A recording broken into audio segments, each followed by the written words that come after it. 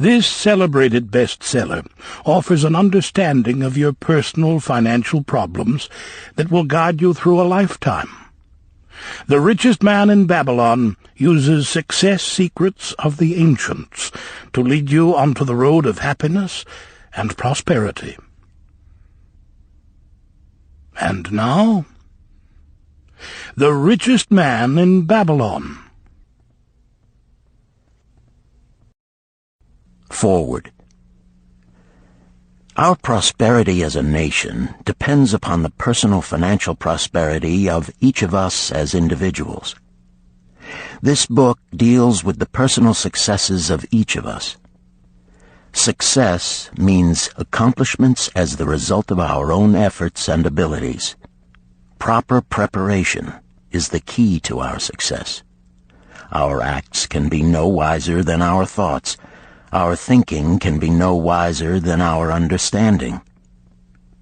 This book of cures for lean purses has been termed a guide to financial understanding. That indeed is its purpose, to offer those who are ambitious for financial success an insight which will aid them to acquire money, to keep money, and to make their surpluses earn more money. In the pages which follow, we are taken back to Babylon, the cradle in which was nurtured the basic principles of finance now recognized and used the world over.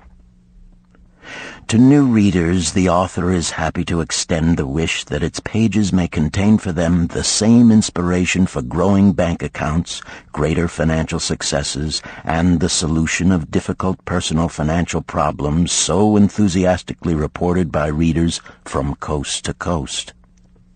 To the business executives who have distributed these tales in such generous quantities to friends, relatives, employees, and associates, the author takes this opportunity to express his gratitude.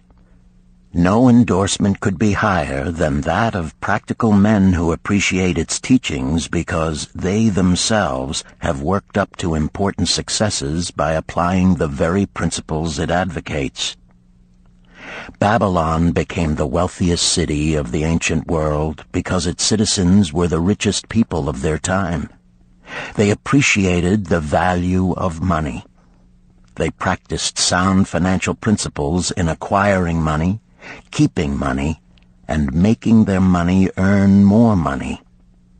They provided for themselves what we all desire: incomes for the future.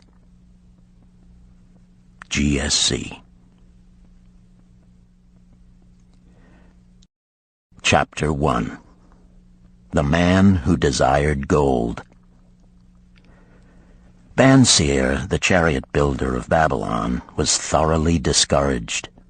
From his seat upon the low wall surrounding his property, he gazed sadly at his simple home and the open workshop in which stood a partially completed chariot. His wife frequently appeared at the open door. Her furtive glances in his direction reminded him that the meal bag was almost empty and he should be at work finishing the chariot, hammering and hewing, polishing and painting, stretching taut the leather over the wheel rims, preparing it for delivery so he could collect from his wealthy customer. Nevertheless, his fat, muscular body sat stolidly upon the wall. His slow mind was struggling patiently with a problem for which he could find no answer. The hot tropical sun, so typical of this valley of the Euphrates, beat down upon him mercilessly. Beads of perspiration formed upon his brow and trickled down unnoticed to lose themselves in the hairy jungle on his chest. Beyond his home towered the high terraced walls surrounding the king's palace. Nearby, cleaving the blue heavens, was the painted tower of the Temple of Bel. In the shadow of such grandeur was his simple home and many others far less neat and well cared for. Babylon was like this, a mixture of grandeur and squalor, of dazzling wealth and direst poverty, crowded together without plan or system within the protecting walls of the city. Behind him, had he cared to turn and look, The noisy chariots of the rich jostled and crowded aside the sandaled tradesmen as well as the barefooted beggars. Even the rich were forced to turn into the gutters to clear the way for the long lines of slave water carriers on the king's business, each bearing a heavy goatskin of water to be poured upon the hanging gardens. Bansir was too engrossed in his own problem to hear or heed the confused hubbub of the busy city. It was the unexpected twanging of the strings from a familiar lyre that aroused him from his reverie. He turned and looked into the sensitive, smiling face of his best friend, Kabai, the musician. "May the gods bless thee with great liberality, my good friend," began Kabai with an elaborate salute. "Yet it does appear they have already been so generous thou needst not to labor. I rejoice with thee in thy good fortune. More, I would even share it with thee.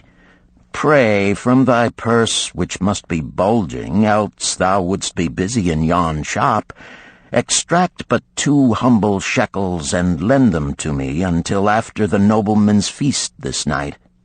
Thou wilt not miss them ere they are returned." "If I did have 2 shekels," Bansir responded gloomily, "to no one could I lend them. Not even to you, my best of friends, for they would be my fortune, my entire fortune." No one lends his entire fortune, not even to his best friend.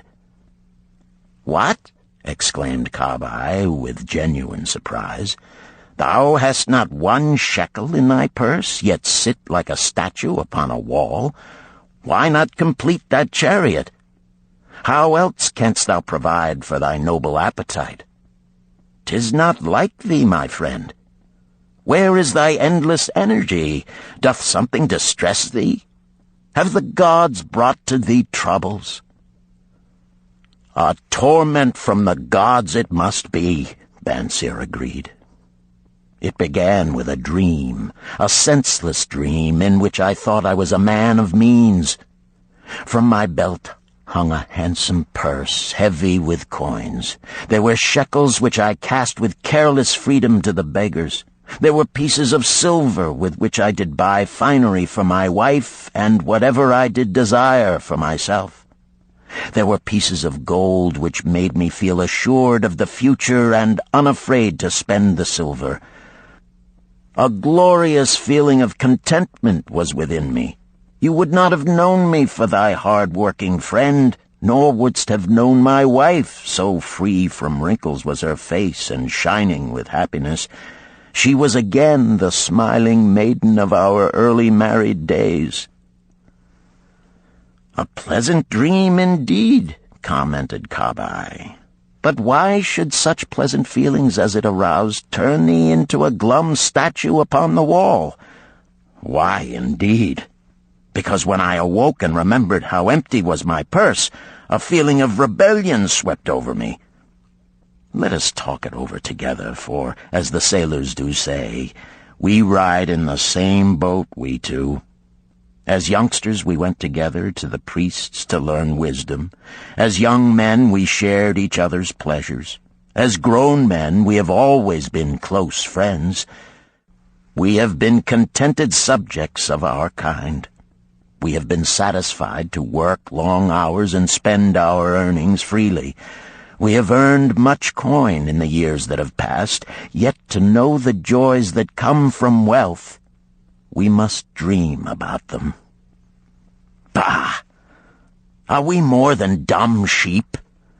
We live in the richest city in all the world. The travelers do say none equals it in wealth. About us is much display of wealth, but of it we ourselves have not. After half a lifetime of hard labor, thou, my best of friends, hast an empty purse, and sayest to me, may I borrow such a trifle as 2 shekels until after the nobleman's feast this night? Then what do I reply? Do I say, here is my purse, its contents will I gladly share? No, I admit that my purse is as empty as thine. What is the matter? Why cannot we acquire silver and gold, more than enough for food and robes? Consider also our sons, Bansir continued. Are they not following in the footsteps of their fathers? Need they and their families, and their sons' families, live all their lives in the midst of such treasures of gold, and yet, like us, be content to banquet upon sour goat's milk and porridge? Never in all the years of our friendship didst thou talk like this before, Bansir. Kabai was puzzled. Never in all those years did I think like this before. From early dawn until darkness stopped me, I have labored to build the finest chariots any man could make, soft-heartedly hoping some day the gods would recognize my worthy deeds and bestow upon me great prosperity. This they have never done. At last I realize this they will never do. Therefore my heart is sad. I wish to be a man of means. I wish to own lands and cattle, to have fine robes and coins in my purse.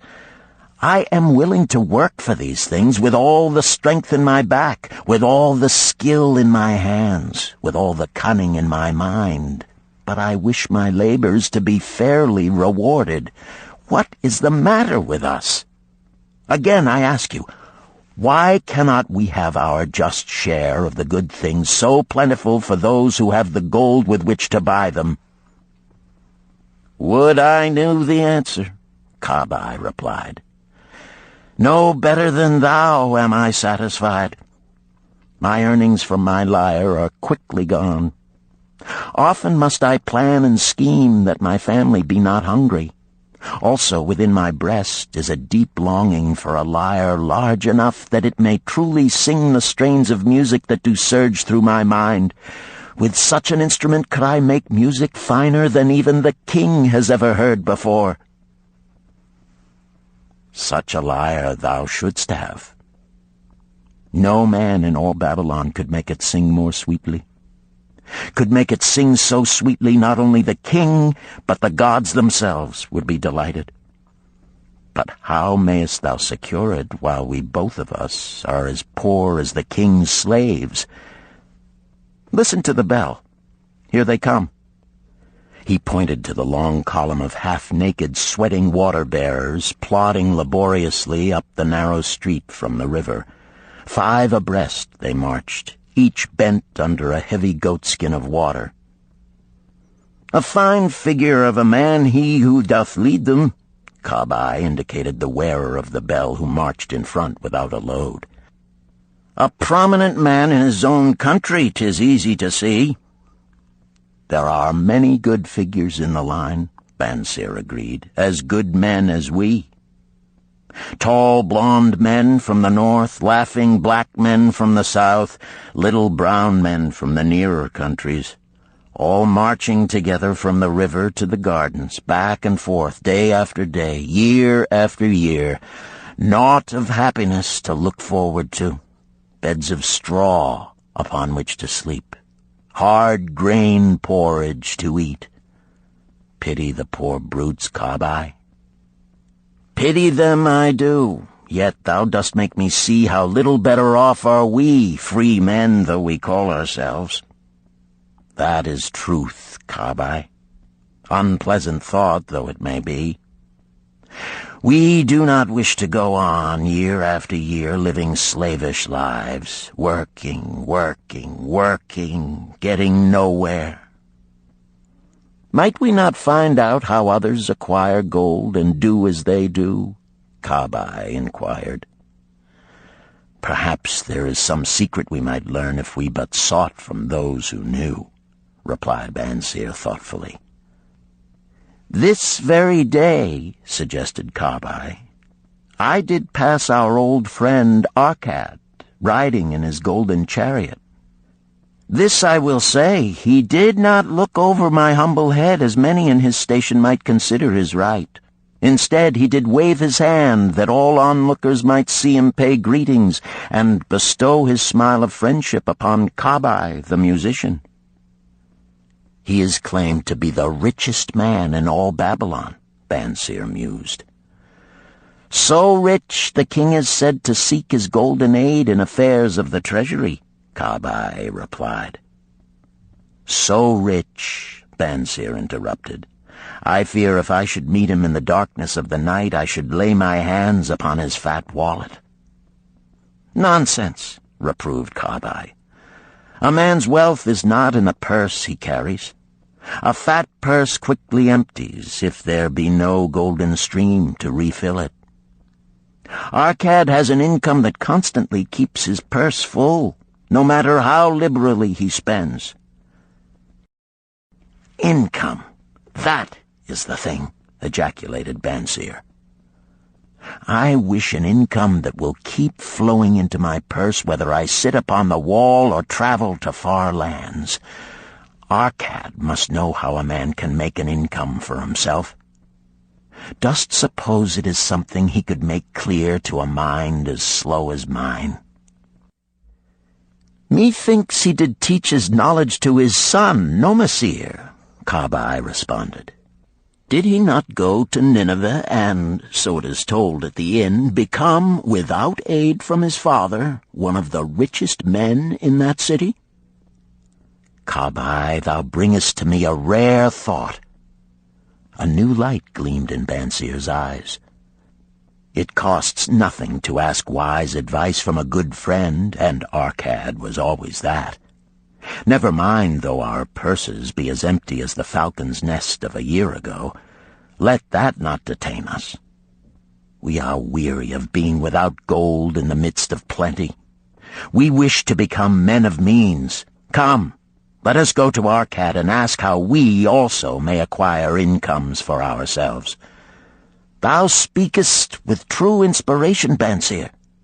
Thou bringest to my mind a new understanding. Thou makest me to realize the reason why we have never found any measure of wealth. We never sought it. Thou hast labored patiently to build the staunchest chariots in Babylon. To that purpose was devoted your best endeavors. Therefore, at it thou didst succeed. I strove to become a skillful lyre player, and at it I did succeed. In those things toward which we exerted our best endeavors, we succeeded. The gods were content to let us continue thus. Now at last we see a light, bright like that from the rising sun. It biddeth us to learn more, that we may prosper more. With a new understanding, we shall find honorable ways to accomplish our desires. Let us go to Arkad this very day, Bansir urged. Also, let us ask other friends of our boyhood days who have fared no better than ourselves to join us, that they too may share in his wisdom. Thou wert ever thus thoughtful to thy friends, Bansir. Therefore hast thou many friends. It shall be as thou sayest. We go this day and take them with us.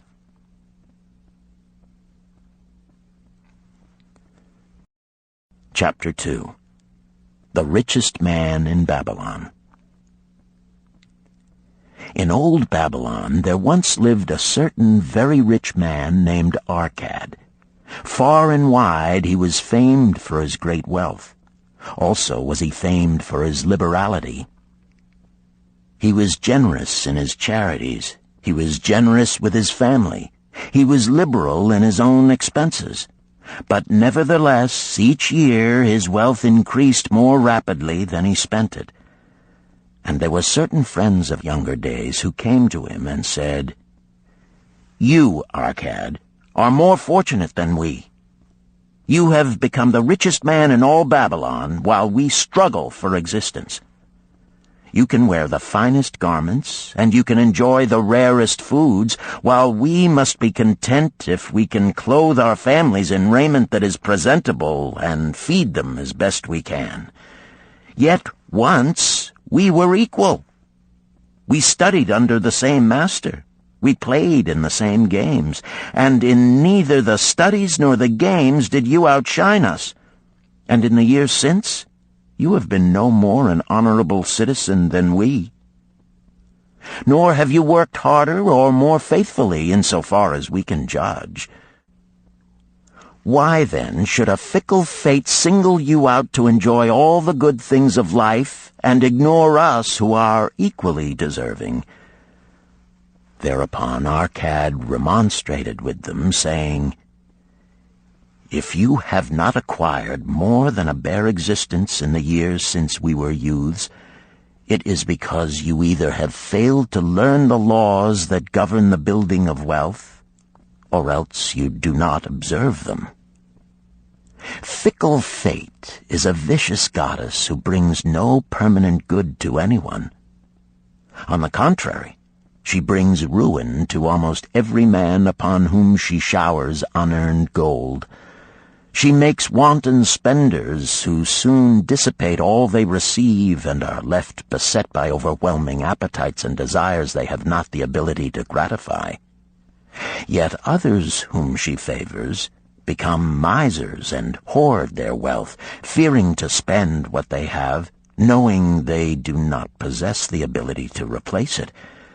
They further are beset by fear of robbers and doom themselves to lives of emptiness and secret misery. Others there probably are who can take unearned gold and add to it and continue to be happy and contented citizens, but so few are they, I know of them but by hearsay. Think you of the men who have inherited sudden wealth, and see if these things are not so. His friends admitted that of the men they knew who had inherited wealth, these words were true, and they besought him to explain to them how he had become possessed of so much prosperity, so he continued. In my youth, I looked about me and saw all the good things there were to bring happiness and contentment, and I realized that wealth increased the potency of all these. Wealth is a power. With wealth, many things are possible. One may ornament the home with the richest of furnishings. One may sail the distant seas. One may feast on the delicacies of far lands. One may buy the ornaments of the gold worker and the stone polisher. One may even build mighty temples for the gods. One may do all these things and many others in which there is delight for the senses and gratification for the soul. And when I realized all this, I decided to myself that I would claim my share of the good things of life. I would not be one of those who stand afar off, enviously watching others enjoy. I would not be content to clothe myself in the cheapest raiment that looked respectable. I would not be satisfied with the lot of a poor man. On the contrary, I would make myself a guest at this banquet of good things.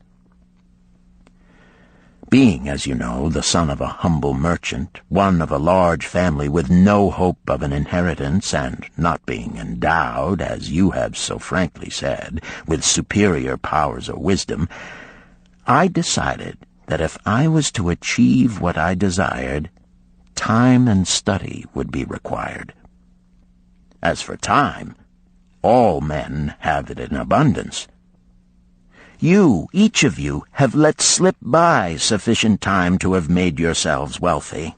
Yet you admit you have nothing to show except your good families, of which you can be justly proud. As for study, did not our wise teacher teach us that learning was of two kinds? The one kind being the things we learned and knew, and the other being the training that taught us how to find out what we did not know. Therefore did I decide to find out how one might accumulate wealth, and, when I had found out, to make this my task and do it well. For is it not wise that we should enjoy while we dwell in the brightness of the sunshine? For sorrows enough shall descend upon us when we depart for the darkness of the world of spirit. I found employment as a scribe in the hall of records, and long hours each day I labored upon the clay tablets. Week after week, and month after month I labored, yet for my earnings I had naught to show. Food and clothing and penance to the gods, and other things of which I could remember not what, absorbed all my earnings, but my determination did not leave me. And one day Algamish, the moneylender, came to the house of the city master and ordered a copy of the 9th law, and he said to me, I must have this in 2 days, and if the task is done by that time, 2 coppers will I give to thee. So I labored hard, but the law was long, and when Algamish returned, the task was unfinished. He was angry, and had I been his slave, he would have beaten me. But knowing the city master would not permit him to injure me, I was unafraid. So I said to him, Algamish, you are a very rich man. Tell me how I may also become rich, and all night I will carve upon the clay, and when the sun rises, it shall be completed. He smiled at me and replied, You are a forward knave, but we will call it a bargain.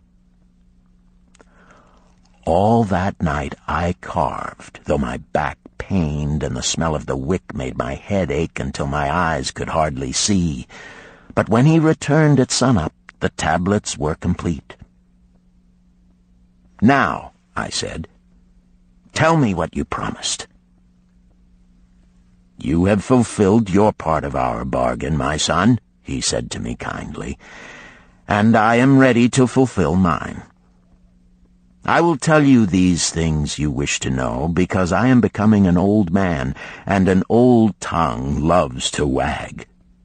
And when youth comes to age for advice, he receives the wisdom of years. But too often does youth think that age knows only the wisdom of days that are gone, and therefore profits not.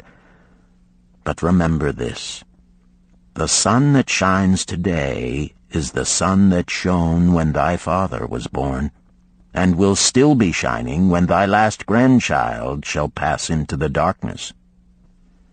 The thoughts of youth, he continued, are bright lights that shine forth like the meteors that oft make brilliant the sky. But the wisdom of age is like the fixed stars that shine so unchanged that the sailor may depend upon them to steer his course. Mark you well my words, for if you do not, you will fail to grasp the truth that I will tell you, and you will think that your night's work has been in vain. Then he looked at me shrewdly from under his shaggy brows and said in a low, forceful tone, I've found the road to wealth when I decided that a part of all I earned was mine to keep. And so will you. Then he continued to look at me with a glance that I could feel pierce me, but said no more. Is that all? I asked. That was sufficient to change the heart of a sheep-herder into the heart of a money-lender, he replied. But all I earn is mine to keep, is it not? I demanded. Far from it, he replied. Do you not pay the garment maker? Do you not pay the sandal maker? Do you not pay for the things you eat? Can you live in Babylon without spending? What have you to show for your earnings of the past month? What for the past year? Fool! You pay to everyone but yourself. Dullard! You labor for others. As well be a slave and work for what your master gives you to eat and wear. If you did keep for yourself 1/10 of all you earn, how much would you have in 10 years? My knowledge of the numbers did not forsake me, and I answered, "As much as I earn in 1 year." "You speak but half the truth," he retorted. "Every gold piece you save is a slave to work for you. Every copper it earns is its child that also can earn for you. If you would become wealthy, then what you save must earn, and its children must earn, that all may help to give to you the abundance you crave. You think I cheat you for your long night's work," he continued. "But I am paying you 1,000 times over if you have the intelligence to grasp the truth I offer you. A part of all you earn is yours to keep. It should not be less than 1/10, no matter how little you earn. It can be as much more as you can afford. Pay yourself first. Do not buy from the clothes maker and the sandal maker more than you can pay out of the rest and still have enough for food and charity and penance to the gods. Wealth, like a tree, grows from a tiny seed. The first copper you save is the seed from which your tree of wealth shall grow. The sooner you plant that seed, the sooner shall the tree grow. And the more faithfully you nourish and water that tree with consistent savings, the sooner may you bask in contentment beneath its shade." So saying, he took his tablets and went away. I thought much about what he had said to me, and it seemed reasonable, so I decided that I would try it. Each time I was paid, I took 1 from each 10 pieces of copper and hid it away. And strange as it may seem, I was no shorter of funds than before. I noticed little difference as I managed to get along without it. But often I was tempted, as my hoard began to grow, to spend it for some of the good things the merchants displayed, brought by camels and ships from the land of the Phoenicians. But I wisely refrained. A 12th month after Algamish had gone, he again returned and said to me, "Son, have you paid to yourself not less than 1/10 of all you have earned for the past year?" I answered proudly, "Yes, master, I have." "That is good," he answered, beaming upon me. "And what have you done with it?" "I have given it to Asmer, the brickmaker, who told me he was traveling over the far seas, and in Tyre he would buy from me the rare jewels of the Phoenicians. When he returns, we shall sell these at high prices and divide the earnings." "Every fool must learn," he growled. "But why trust the knowledge of a brickmaker about jewels? Would you go to the breadmaker to inquire about the stars?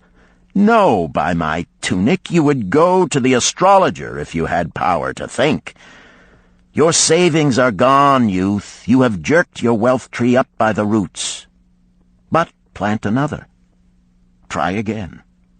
And next time, if you would have advice about jewels, go to the jewel merchant. If you would know the truth about sheep, go to the herdsman. Advice is one thing that is freely given away, but watch that you take only what is worth having. He who takes advice about his savings from one who is inexperienced in such matters shall pay with his savings for proving the falsity of their opinions." Saying this, he went away. And it was as he said, for the Phoenicians are scoundrels and sold to Asmer worthless bits of glass that looked like gems.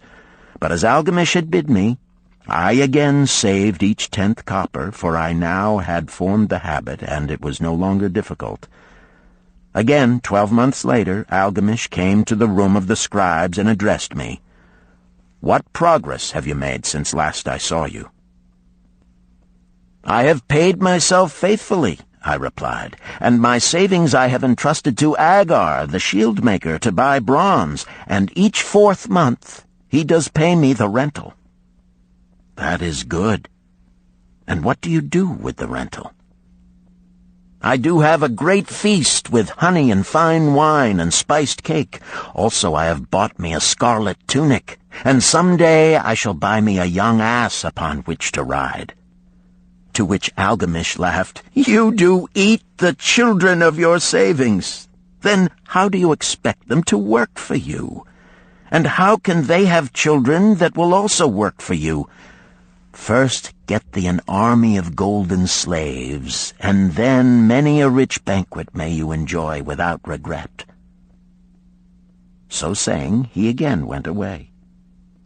Nor did I again see him for 2 years, when he once more returned, and his face was full of deep lines, and his eyes drooped, for he was becoming a very old man. And he said to me, "Arcad, hast thou yet achieved the wealth thou dreamed of?" And I answered, "Not yet all that I desire, but some I have, and it earns more, and its earnings earn more." "And do you still take the advice of brickmakers?" "About brickmaking they give me good advice," I retorted. "Arcad," he continued, "you have learned your lessons well. You first learned to live upon less than you could earn.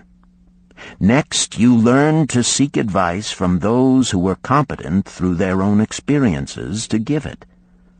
And lastly, you have learned to make gold work for you. You have taught yourself how to acquire money, how to keep it, and how to use it.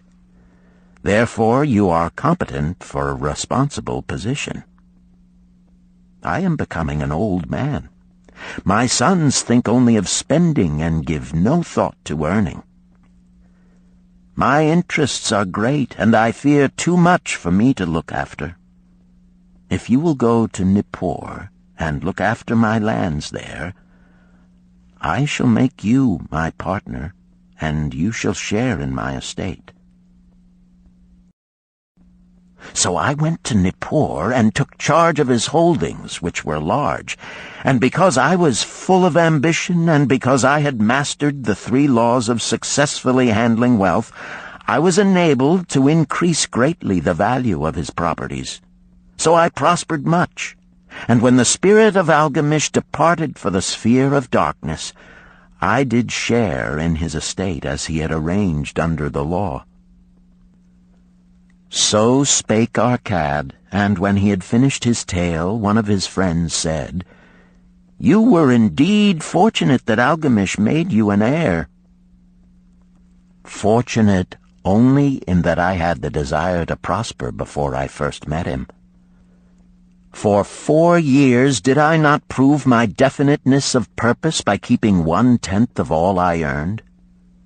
Would you call a fisherman lucky who for years so studied the habits of the fish that with each changing wind he could cast his nets about them?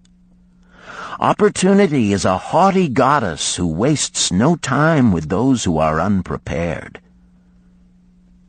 You had strong willpower to keep on after you lost your first year's savings. You are unusual in that way," spoke up another. "Willpower," retorted Arcad. "What nonsense! Do you think willpower gives a man the strength to lift a burden the camel cannot carry, or to draw a load the oxen cannot budge? Willpower is but the unflinching purpose to carry a task you set for yourself to fulfillment. If I set for myself a task, be it ever so trifling, I shall see it through. How else shall I have confidence in myself to do important things? Should I say to myself, for 100 days as I walk across the bridge into the city, I will pick from the road a pebble and cast it into the stream? I would do it. If on the 7th day I passed by without remembering, I would not say to myself, tomorrow I will cast 2 pebbles which will do as well. Instead, I would retrace my steps and cast the pebble. Nor on the 20th day would I say to myself, Arcad, this is useless. What does it avail you to cast a pebble every day? Throw in a handful and be done with it. No, I would not say that, nor do it. When I set a task for myself, I complete it. Therefore, I am careful not to start difficult and impractical tasks, because I love leisure." And then another friend spoke up and said, "If what you tell is true, and it does seem, as you have said, reasonable, then being so simple, if all men did it, there would not be enough wealth to go around." "Wealth grows wherever men exert energy," Arcad replied. "If a rich man builds him a new palace, is the gold he pays out gone? No, the brickmaker has part of it, and the laborer has part of it, and the artist has part of it, and everyone who labors upon the house has part of it. Yet, when the palace is completed, is it not worth all it cost? And is the ground upon which it stands not worth more because it is there? And is the ground that adjoins it not worth more because it is there? Wealth grows in magic ways. No man can prophesy the limit of it. Have not the Phoenicians built great cities on barren coasts with the wealth that comes from their ships of commerce on the seas? "What then do you advise us to do that we also may become rich?" asked still another of his friends. "The years have passed, and we are no longer young men, and we have nothing put by." "I advise that you take the wisdom of Algamish and say to yourselves, 'A part of all I earn is mine to keep.' Say it in the morning when you first arise, say it at noon, say it at night. Say it each hour of every day. Say it to yourself until the words stand out like letters of fire across the sky. Impress yourself with the idea. Fill yourself with the thought. Then take whatever portion seems wise. Let it be not less than 1/10, and lay it by. Arrange your other expenditures to do this if necessary, but lay by that portion first. Soon you will realize what a rich feeling it is to own a treasure upon which you alone have claim. As it grows, it will stimulate you. A new joy of life will thrill you. Greater efforts will come to you to earn more.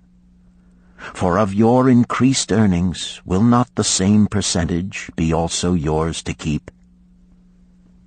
Then learn to make your treasure work for you. Make it your slave. Make its children and its children's children work for you. Ensure an income for thy future. Look thou at the aged, and forget not that in the days to come thou also will be numbered among them. Therefore invest thy treasure with greatest caution that it be not lost. Usurious rates of return are deceitful sirens that sing but to lure the unwary upon the rocks of loss and remorse. Provide also that thy family may not want should the gods call thee to their realms. For such protection it is always possible to make provision with small payments at regular intervals. Therefore the provident man delays not in expectation of a large sum becoming available for such a wise purpose. Counsel with wise men.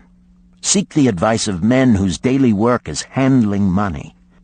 Let them save you from such an error as I myself made in entrusting my money to the judgment of Asmer, the brickmaker. A small return and a safe one is far more desirable than risk. Enjoy life while you are here. Do not overstrain or try to save too much.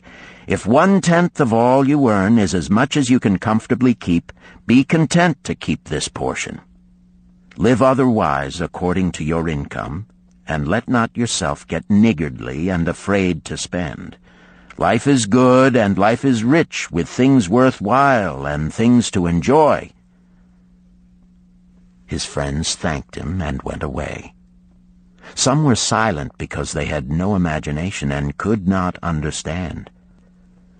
Some were sarcastic because they thought that one so rich should divide with old friends not so fortunate. But some had in their eyes a new light. They realized that Algamish had come back each time to the room of the scribes because he was watching a man work his way out of darkness into light. When that man had found the light, a place awaited him. No one could fill that place until he had for himself worked out his own understanding, until he was ready for opportunity. These latter were the ones who, in the following years, frequently revisited Arcad, who received them gladly. He counseled with them and gave them freely of his wisdom, as men of broad experience are always glad to do, and he assisted them in so investing their savings that it would bring in a good interest with safety and would neither be lost nor entangled in investments that paid no dividends. The turning point in these men's lives came upon that day when they realized the truth that had come from Algamish to Arcad, and from Arcad to them. A part of all you earn is yours to keep.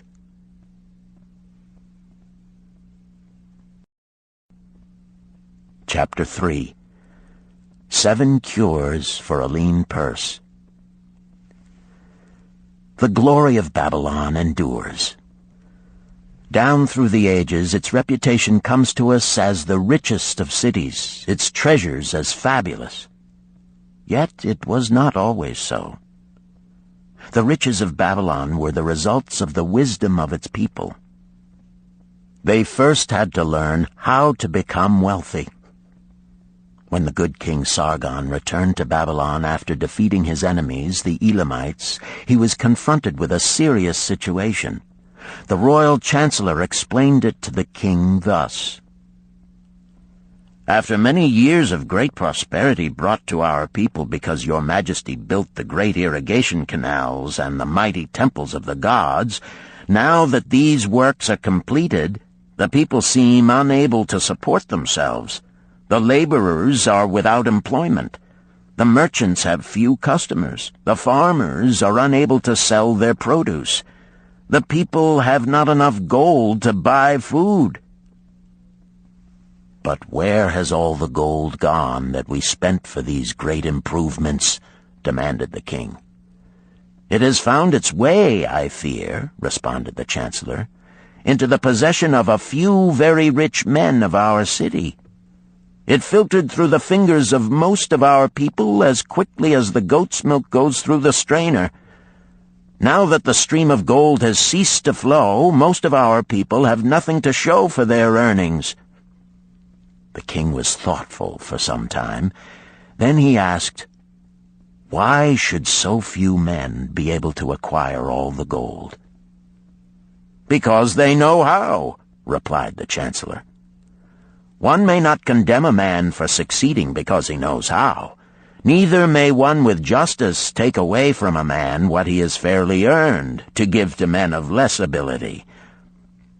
"But why," demanded the king, "should not all the people learn how to accumulate gold and therefore become themselves rich and prosperous?" "Quite possible, Your Excellency. But who can teach them? Certainly not the priests, because they know naught of money-making."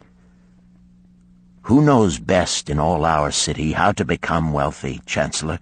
asked the king. "Thy question answers itself, Your Majesty. Who has amassed the greatest wealth in Babylon?" "Well said, my able Chancellor. It is Arcad. He is the richest man in Babylon. Bring him before me on the morrow." Upon the following day, as the king had decreed, Arcad appeared before him, straight and sprightly, despite his 80 years and 10. "Arcad," spoke the king, "is it true thou art the richest man in Babylon?" "So it is reported, Your Majesty, and no man disputes it." "How becamest thou so wealthy?" "By taking advantage of opportunities available to all citizens of our good city." thou hadst nothing to start with? Only a great desire for wealth. Besides this, nothing.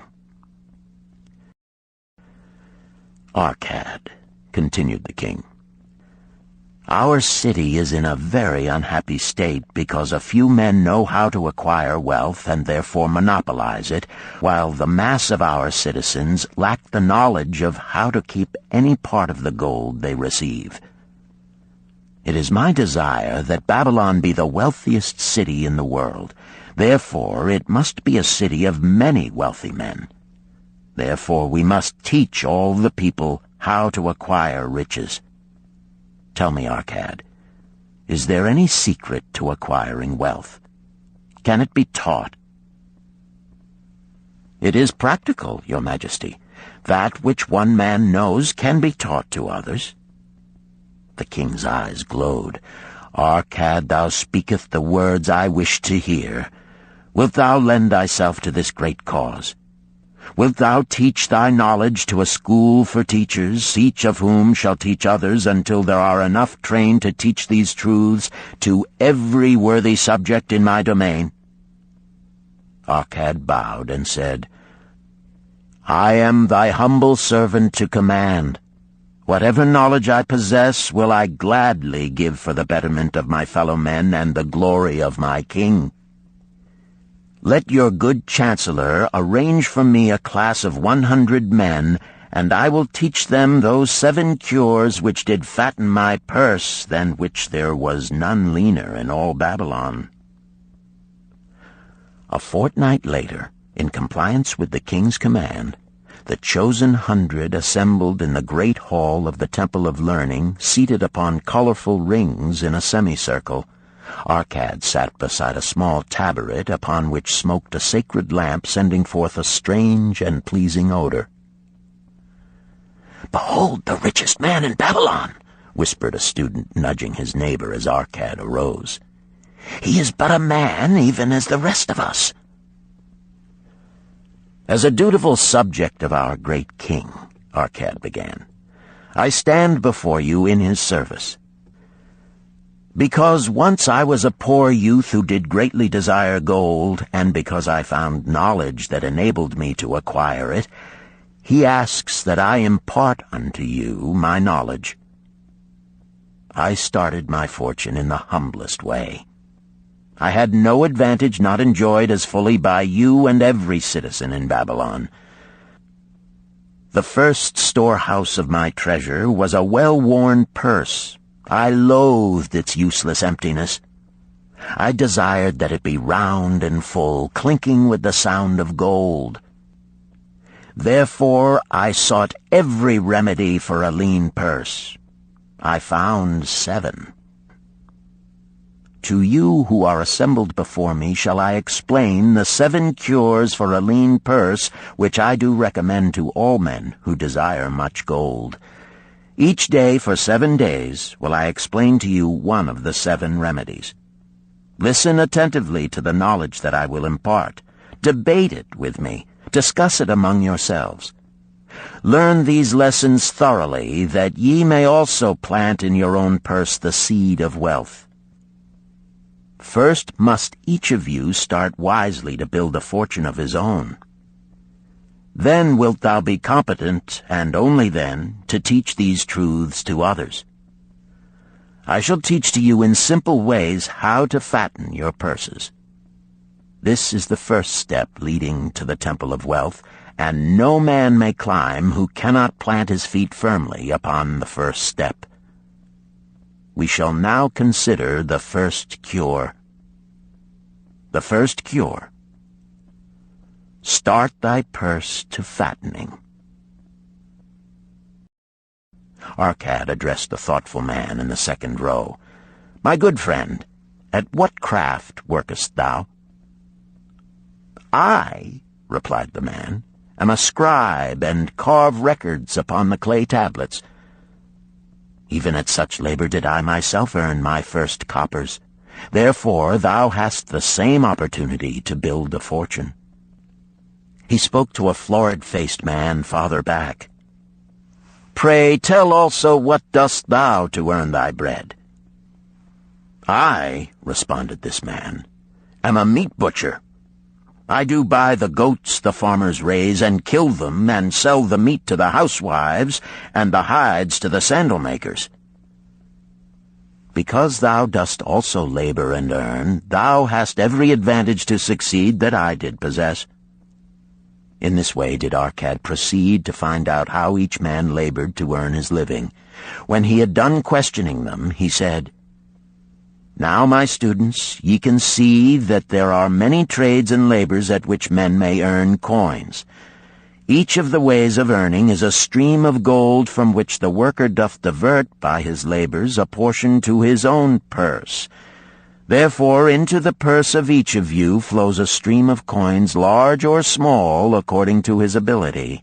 Is it not so?" Thereupon they agreed that it was so. "Then," continued Arcad, "if each of you desireth to build for himself a fortune, is it not wise to start by utilizing that source of wealth which he already has established?" To this they agreed. Then Arcad turned to a humble man who had declared himself an egg merchant. "If thou select one of thy baskets, and put into it each morning 10 eggs, and take out from it each evening 9 eggs, what will eventually happen?" "It will become in time overflowing." "Why?" "Because each day I put in 1 more egg than I take out." Arcad turned to the class with a smile.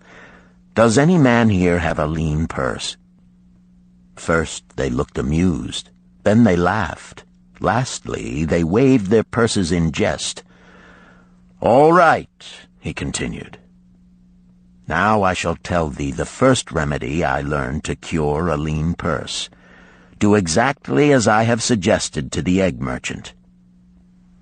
For every 10 coins thou placest within thy purse, take out for use but 9.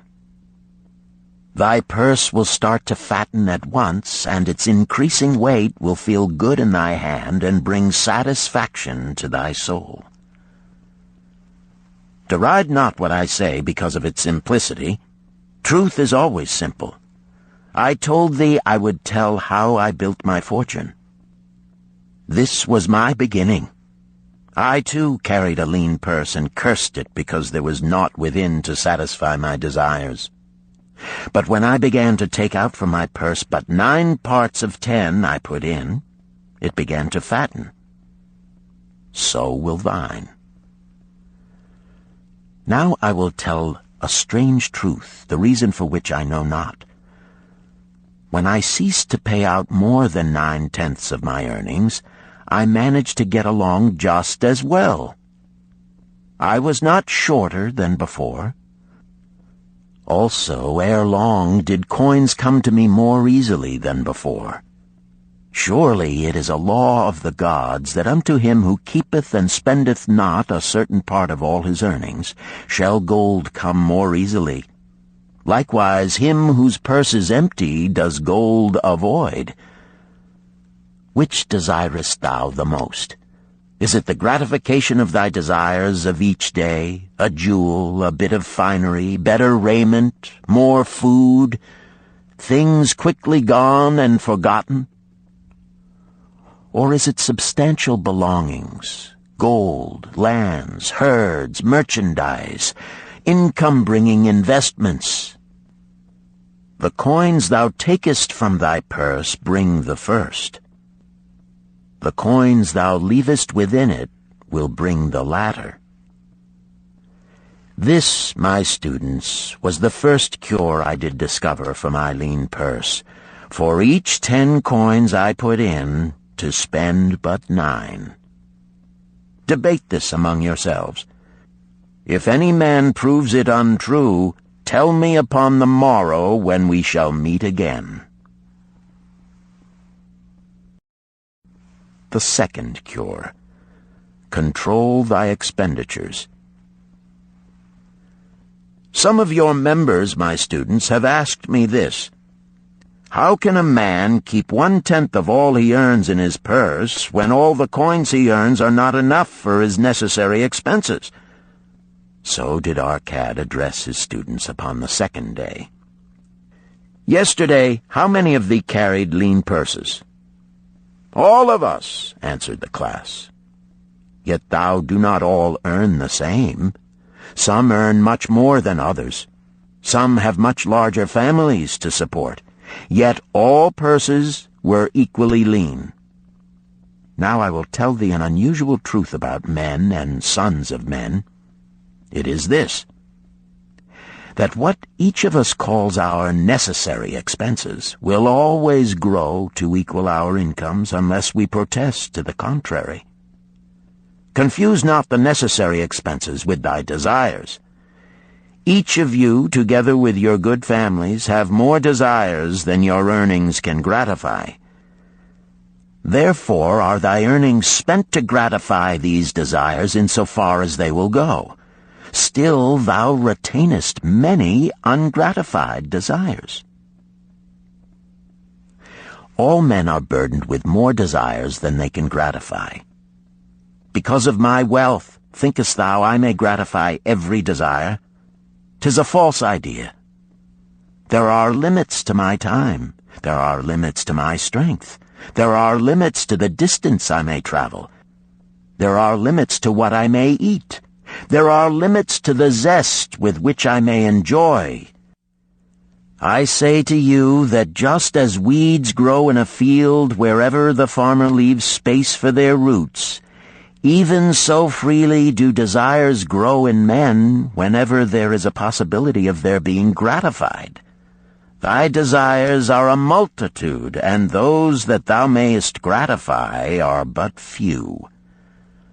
Study thoughtfully thy accustomed habits of living. Herein may be most often found certain accepted expenses that may wisely be reduced or eliminated. Let thy motto be 100% of appreciated value demanded for each coin spent. Therefore, engrave upon the clay each thing for which thou desireth to spend. Select those that are necessary and others that are possible through the expenditure of 9/10 of thy income. Cross out the rest and consider them but a part of that great multitude of desires that must go unsatisfied, and regret them not. Budget then thy necessary expenses. Touch not the 1/10 that is fattening thy purse. Let this be thy great desire that is being fulfilled. Keep working with thy budget. Keep adjusting it to help thee. Make it thy first assistant in defending thy fattening purse. Hereupon one of the students, wearing a robe of red and gold, arose and said, "I am a free man. I believe that it is my right to enjoy the good things of life.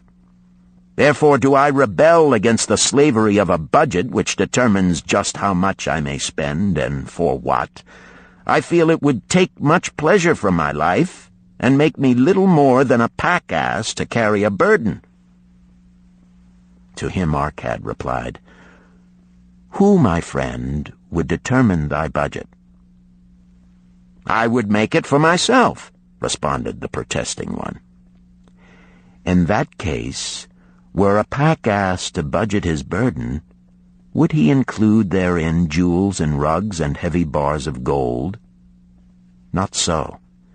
He would include hay and grain and a bag of water for the desert trail. The purpose of a budget is to help thy purse to fatten. It is to assist thee to have thy necessities and, insofar as attainable, thy other desires. It is to enable thee to realize thy most cherished desires by defending them from thy casual wishes. Like a bright light in a dark cave, thy budget shows up the leaks from thy purse and enables thee to stop them and control thy expenditures for definite and gratifying purposes. This, then, is the second cure for a lean purse. Budget thy expenses, that thou mayest have coins to pay for thy necessities, to pay for thy enjoyments, and to gratify thy worthwhile desires without spending more than 9/10 of thy earnings. The third cure: make thy gold multiply. Behold, thy lean purse is fattening. Thou hast disciplined thyself to leave therein 1/10 of all thou earnest. Thou hast controlled thy expenditures to protect thy growing treasure. Next, we will consider means to put thy treasure to labor and to increase. Gold in a purse is gratifying to own, and satisfieth a miserly soul, but earns nothing. The gold we may retain from our earnings is but the start. The earnings it will make shall build our fortunes. So spoke our cat upon the third day to his class. How, therefore, may we put our gold to work? My first investment was unfortunate, for I lost all. Its tale I will relate later. My first profitable investment was a loan I made to a man named Agar, a shield maker. Once each year did he buy large shipments of bronze brought from across the sea to use in his trade. Lacking sufficient capital to pay the merchants, he would borrow from those who had extra coins. He was an honorable man. His borrowing he would repay, together with a liberal rental as he sold his shields. Each time I loaned to him, I loaned back also the rental he had paid to me. Therefore not only did my capital increase, but its earnings likewise increased. Most gratifying was it to have these sums returned to my purse. I tell you, my students, a man's wealth is not in the coins he carries in his purse. It is the income he buildeth, the golden stream that continually floweth into his purse and keepeth it always bulging. That is what every man desireth. That is what thou, each one of thee, desireth. An income that continueth to come whether thou work or travel. Great income I have acquired, so great that I am called a very rich man. My loans to Agar were my first training in profitable investment. Gaining wisdom from this experience, I extended my loans and investments as my capital increased. From a few sources at first, from many sources later, flowed into my purse a golden stream of wealth available for such wise uses as I should decide. Behold, from my humble earnings, I had begotten a horde of golden slaves, each laboring and earning more gold. As they labored for me, so their children also labored, and their children's children, until great was the income from their combined efforts. Gold increaseth rapidly when making reasonable earnings, as thou wilt see from the following. A farmer, when his first son was born, took 10 pieces of silver to a moneylender and asked him to keep it on rental for his son until he became 20 years of age. This the moneylender did, and agreed the rental should be 1/4 of its value each 4 years. The farmer asked, because this sum he had set aside as belonging to his son, that the rental be added to the principal. When the boy had reached the age of 20 years, the farmer again went to the moneylender to inquire about the silver. The moneylender explained that because this sum had been increased by compound interest, the original 10 pieces of silver had now grown to 30½ pieces. The farmer was well pleased, and because the son did not need the coins, he left them with the moneylender. When the son became 50 years of age, the father meantime having passed to the other world, the moneylender paid the son in settlement 167 pieces of silver. Thus, in 50 years, had the investment multiplied itself at rental almost 17 times. This, then, is the third cure for a lean purse. to put each coin to laboring, that it may reproduce its kind, even as the flocks of the field, and help bring to thee income, a stream of wealth that shall flow constantly into thy purse. The fourth cure. Guard thy treasures from loss. Misfortune loves a shining mark. Gold in a man's purse must be guarded with firmness, else it be lost. Thus it is wise that we must first secure small amounts and learn to protect them before the gods entrust us with larger. So spoke our cad upon the fourth day to his class. Every owner of gold is tempted by opportunities whereby it would seem that he could make large sums by its investment in most plausible projects. Often friends and relatives are eagerly entering such investment and urge him to follow. The first sound principle of investment is security for thy principal. Is it wise to be intrigued by larger earnings when thy principal may be lost? I say not. The penalty of risk is probable loss. Study carefully, before parting with thy treasure, each assurance that it may be safely reclaimed. Be not misled by thine own romantic desires to make wealth rapidly. Before thou loan it to any man, assure thyself of his ability to repay and his reputation for doing so, that thou mayest not unwittingly be making him a present of thy hard-earned treasure. Before thou entrust it as an investment in any field, acquaint thyself with the dangers which may beset it. My own first investment was a tragedy to me at the time. The guarded savings of a year I did entrust to a brickmaker named Asmer, who was traveling over the far seas, and in Tyre agreed to buy for me the rare jewels of the Phoenicians. These we would sell upon his return and divide the profits. The Phoenicians were scoundrels and sold him bits of glass. My treasure was lost. Today, my training would show to me at once the folly of entrusting a brickmaker to buy jewels. Therefore do I advise thee from the wisdom of my experiences, be not too confident of thine own wisdom in entrusting thy treasures to the possible pitfalls of investments. Better by far to consult the wisdom of those experienced in handling money for profit. Such advice is freely given for the asking, and may readily possess a value equal in gold to the sum thou considerest investing. In truth, such is its actual value if it save thee from loss. This, then, is the fourth cure for a lean purse, and of great importance if it prevent thy purse from being emptied once it has become well filled.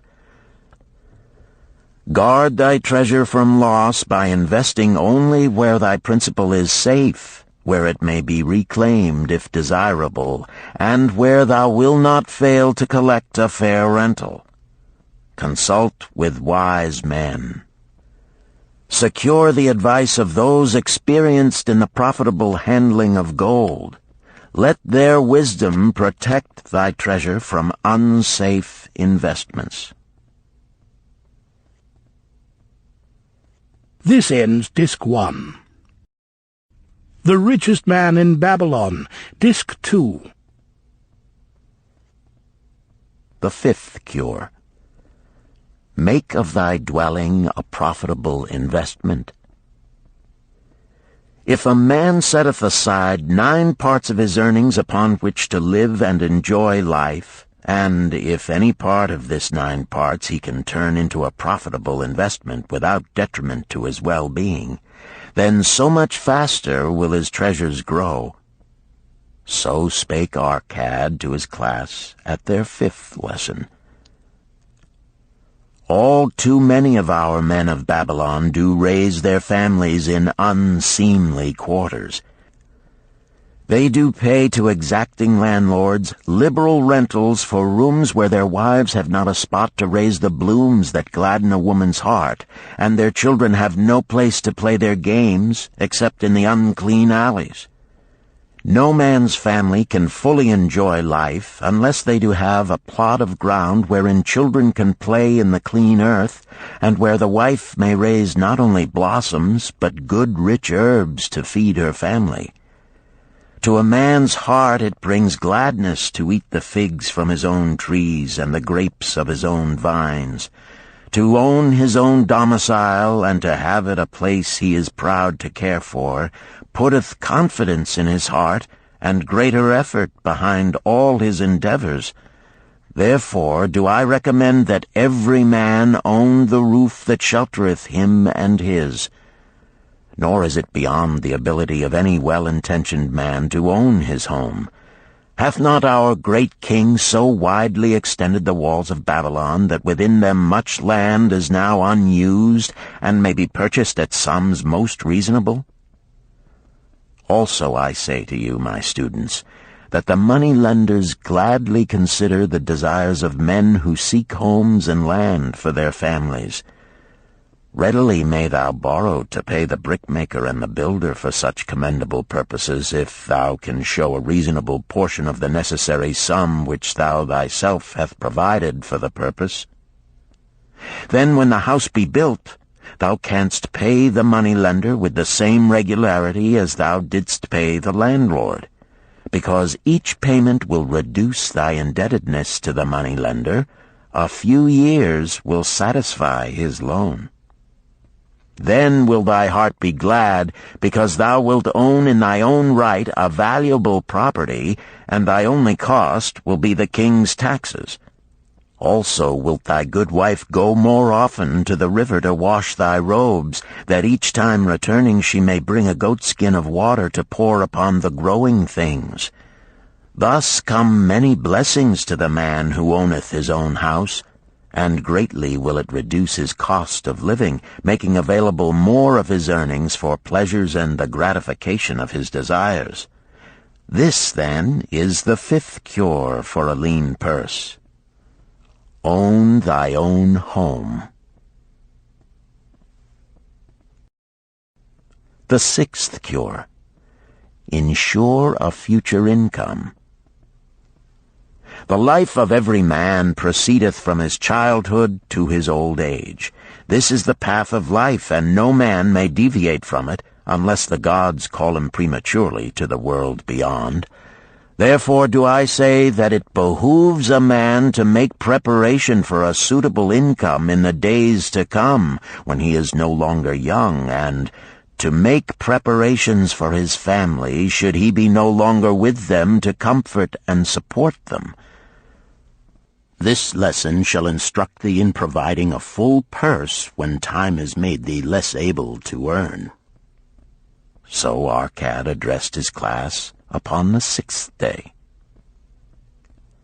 The man who, because of his understanding of the laws of wealth, acquireth a growing surplus, should give thought to those future days. He should plan certain investments or provisions that may endure safely for many years, yet will be available when the time arrives which he has so wisely anticipated. There are diverse ways by which a man may provide with safety for his future. He may provide a hiding place and there bury a secret treasure. Yet no matter with what skill it be hidden, it may nevertheless become the loot of thieves. For this reason I recommend not this plan. A man may buy houses or lands for this purpose. If wisely chosen as to their usefulness and value in the future, they are permanent in their value and their earnings, or their sale will provide well for his purpose. A man may loan a small sum to the moneylender and increase it at regular periods. The rental which the moneylender adds to this will largely add to its increase. I do know a sandal-maker named Ansan, who explained to me not long ago that each week for 8 years he had deposited with his moneylender 2 pieces of silver. The moneylender had but recently given him an accounting over which he greatly rejoiced. The total of his small deposits with their rental at the customary rate of 1/4 their value for each 4 years had now become 1,040 pieces of silver.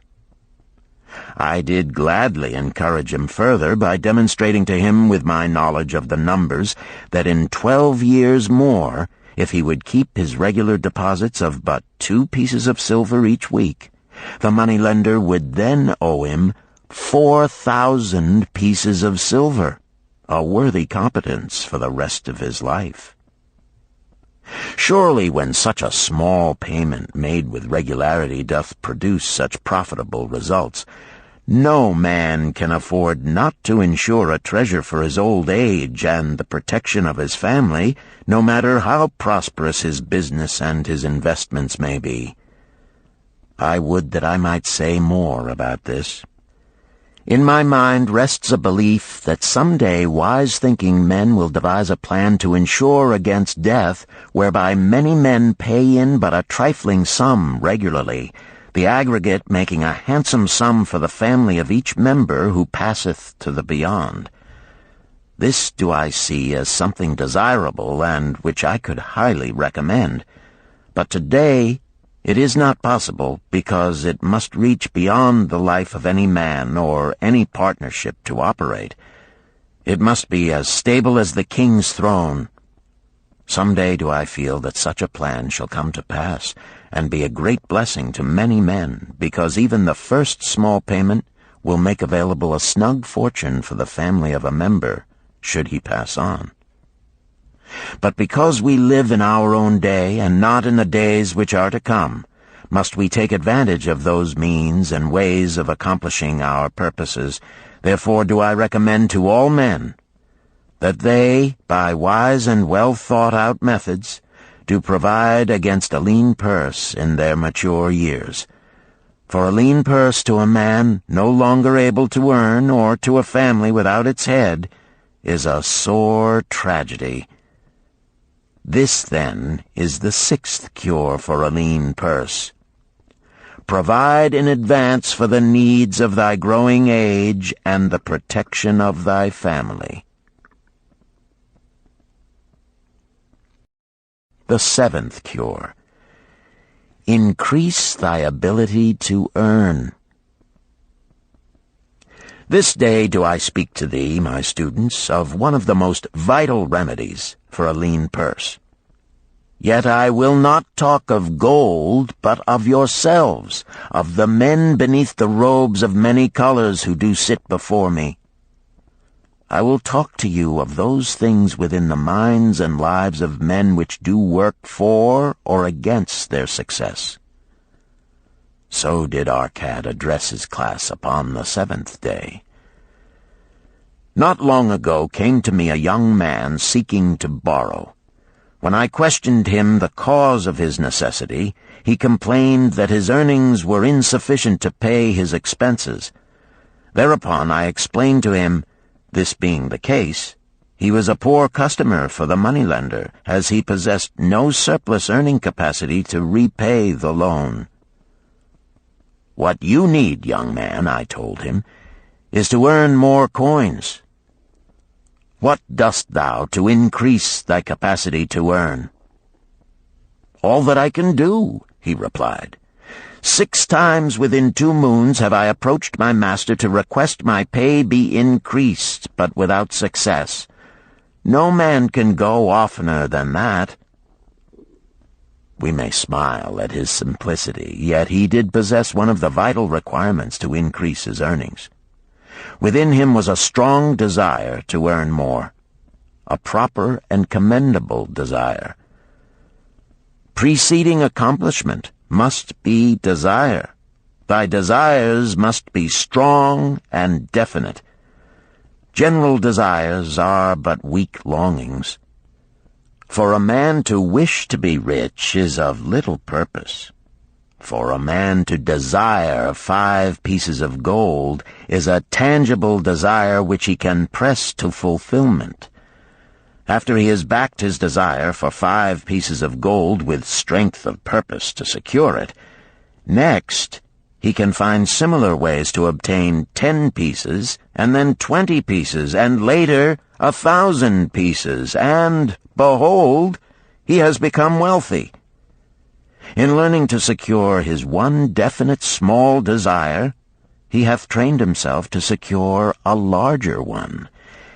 This is the process by which wealth is accumulated, first in small sums, then in larger ones as a man learns and becomes more capable. Desires must be simple and definite. They defeat their own purpose should they be too many, too confusing, or beyond a man's training to accomplish. As a man perfecteth himself in his calling, even so doth his ability to earn increase. In those days when I was a humble scribe carving upon the clay for a few coppers each day, I observed that other workers did more than I, and were paid more. Therefore did I determine that I would be exceeded by none. Nor did it take long for me to discover the reason for their greater success. More interest in my work, more concentration upon my task, more persistence in my effort, and, behold, few men could carve more tablets in a day than I. With reasonable promptness my increased skill was rewarded, nor was it necessary for me to go 6 times to my master to request recognition. The more of wisdom we know, the more we may earn. That man who seeks to learn more of his craft shall be richly rewarded. If he is an artisan, he may seek to learn the methods and the tools of those most skillful in the same line. If he laboreth at the law or at healing, he may consult and exchange knowledge with others of his calling. If he be a merchant, he may continually seek better goods that can be purchased at lower prices. Always do the affairs of men change and improve, because keen-minded men seek greater skill that they may better serve those upon whose patronage they depend. Therefore I urge all men to be in the front rank of progress and not to stand still, lest they be left behind. Many things come to make a man's life rich with gainful experiences. Such things as the following a man must do if he respects himself. He must pay his debts with all the promptness within his power, not purchasing that for which he is unable to pay. He must take care of his family that they may think and speak well of him. He must make a will of record that, in case the gods call him, proper and honorable division of his property be accomplished. He must have compassion upon those who are injured and smitten by misfortune, and aid them within reasonable limits. He must do deeds of thoughtfulness to those dear to him. Thus, the 7th and last remedy for a lean purse is to cultivate thy own powers, to study and become wiser, to become more skillful, to so act as to respect thyself. Thereby shalt thou acquire confidence in thyself to achieve thy carefully considered desires.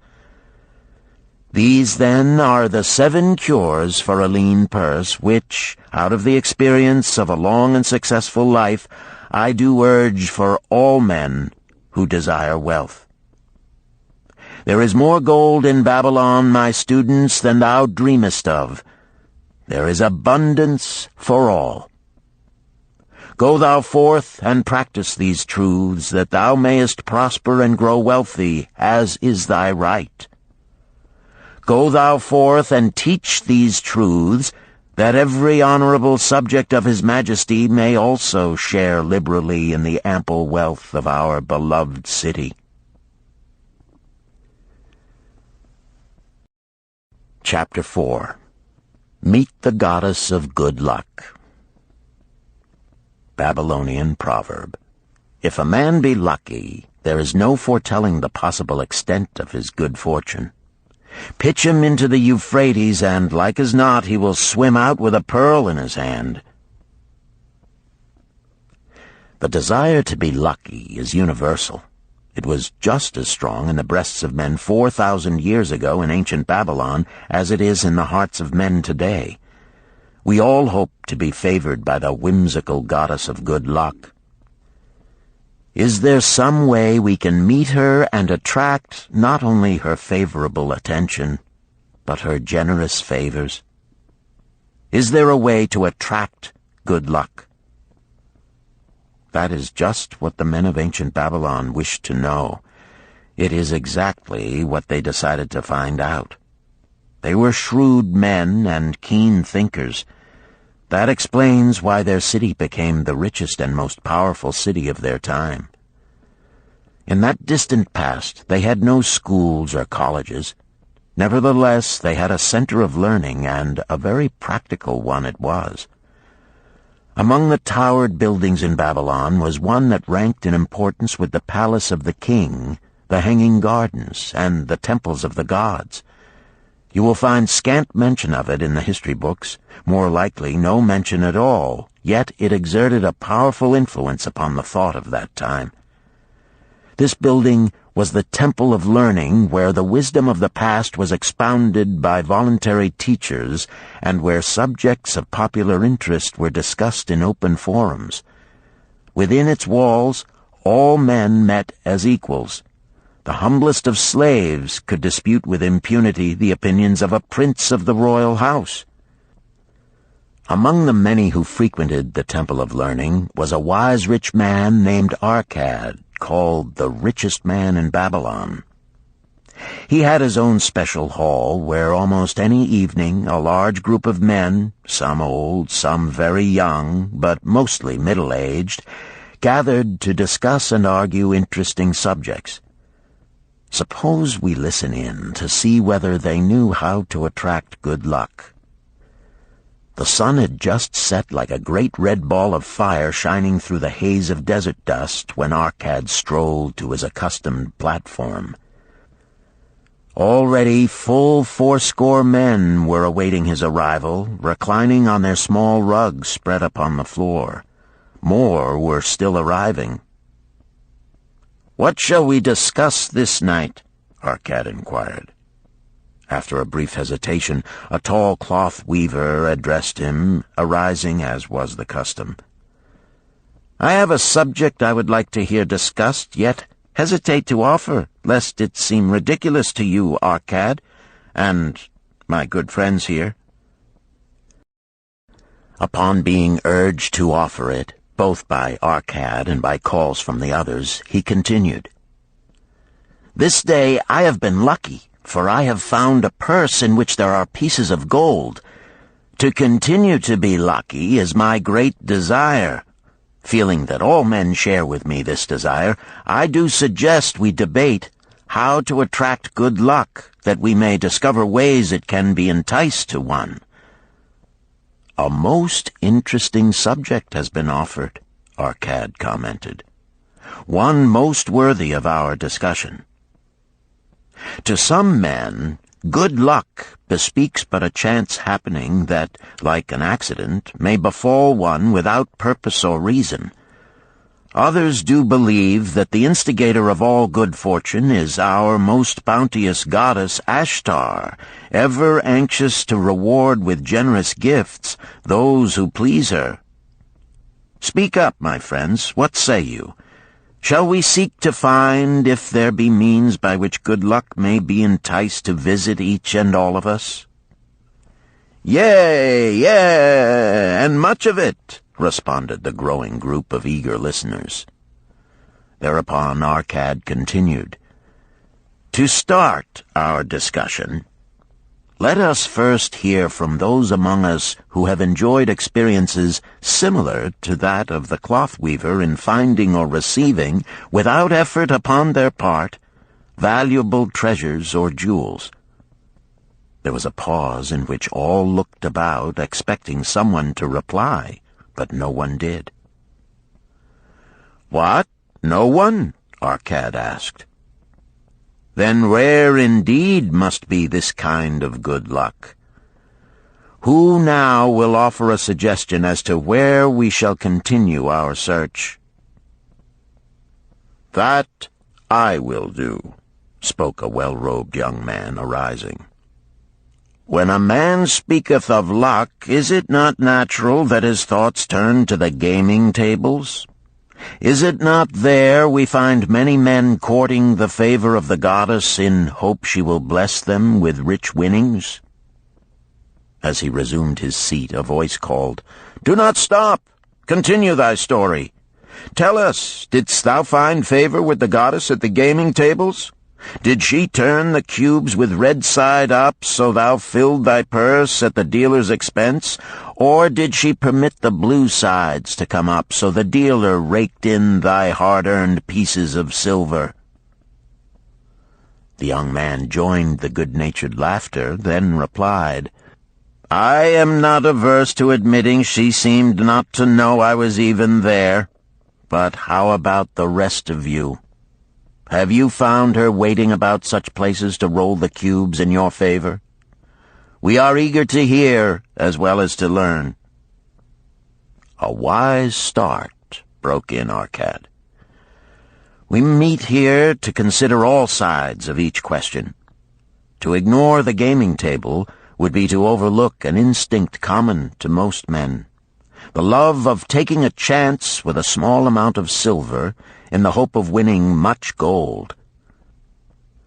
"That doth remind me of the races but yesterday," called out another listener.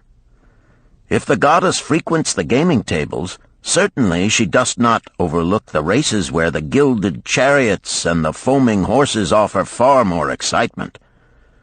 Tell us honestly, Arcad, didst she whisper to you to place your bet upon those gray horses from Nineveh yesterday? I was standing just behind thee, and could scarce believe my ears when I heard thee place thy bet upon the grays. Thou knowest as well as any of us that no team in all Assyria can beat our beloved bays in a fair race. Didst the goddess whisper in thy ear to bet upon the grays because at the last turn the inside black would stumble and so interfere with our bays that the grays would win the race and score an unearned victory?"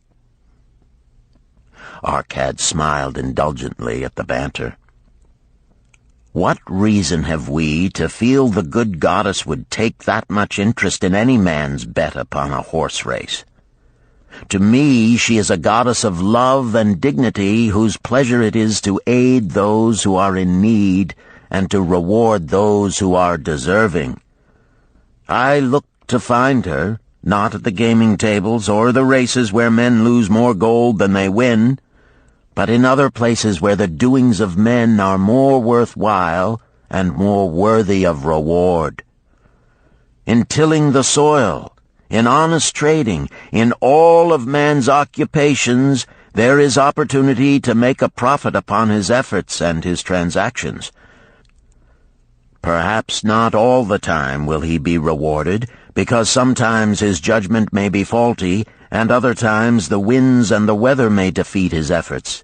Yet, if he persists, he may usually expect to realize his profit. This is so because the chances of profit are always in his favor. But when a man playeth the games, the situation is reversed, for the chances of profit are always against him, and always in favor of the gamekeeper. The game is so arranged that it will always favor the keeper.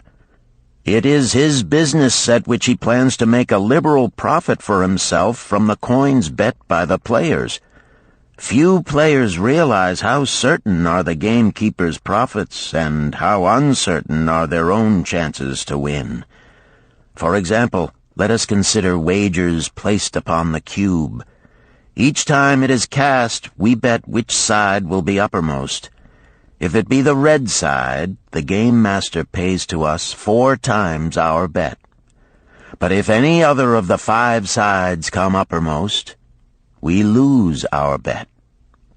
Thus, the figures show that for each cast we have 5 chances to lose, But because the red pays 4 for 1, we have 4 chances to win. In a night's play, the game master can expect to keep for his profit 1/5 of all the coins wagered.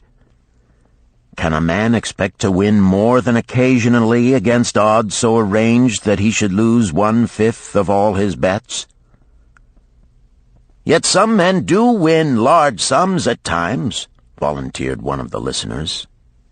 Quite so, they do, Arcad continued.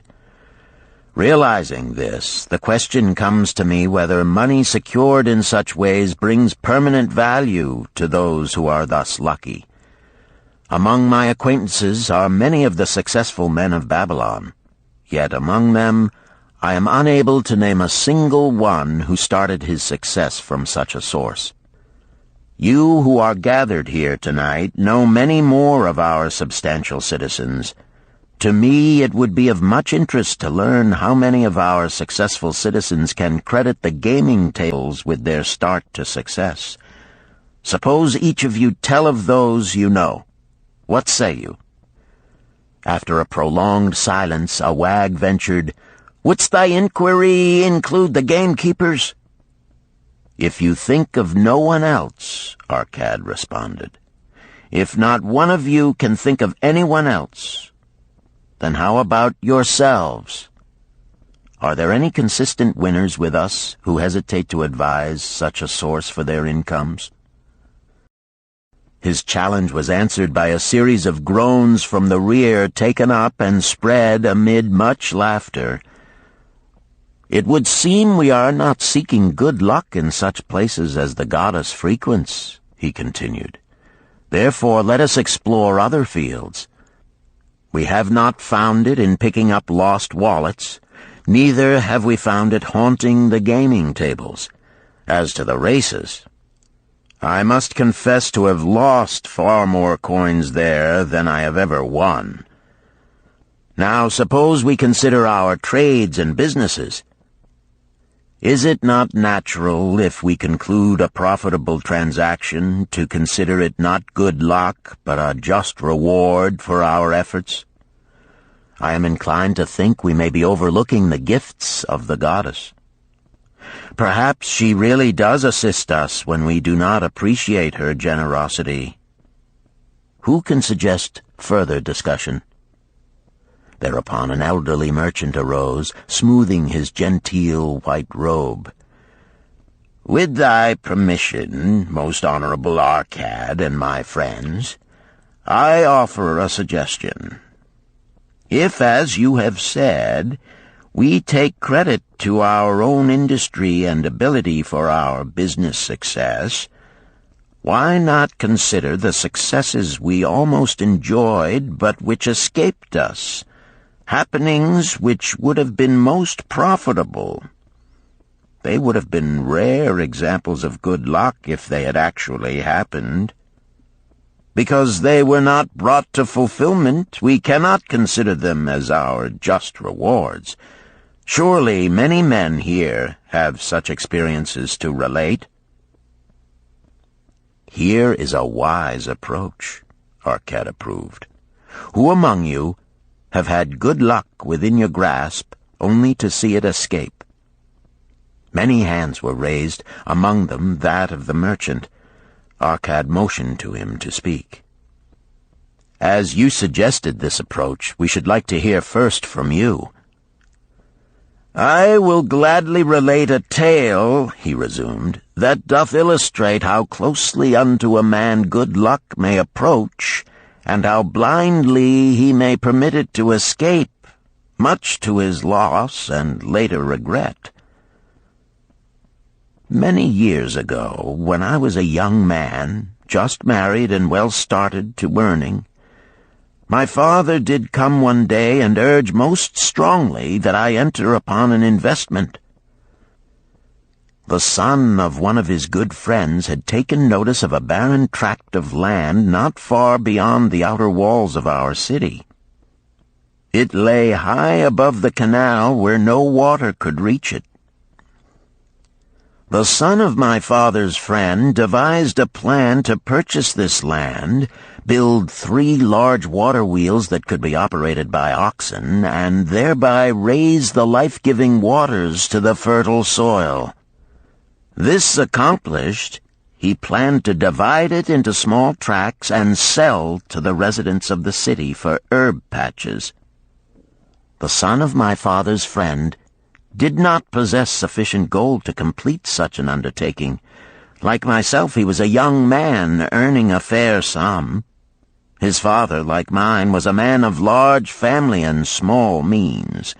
He therefore decided to interest a group of men to enter the enterprise with him. The group was to comprise 12, each of whom must be a money earner and agree to pay 1/10 of his earnings into the enterprise until the land was made ready for sale. All would then share justly in the profits in proportion to their investment. Thou, my son, bespoke my father unto me, art now in thy young manhood. It is my deep desire that thou begin the building of a valuable estate for thyself, that thou mayest become respected among men.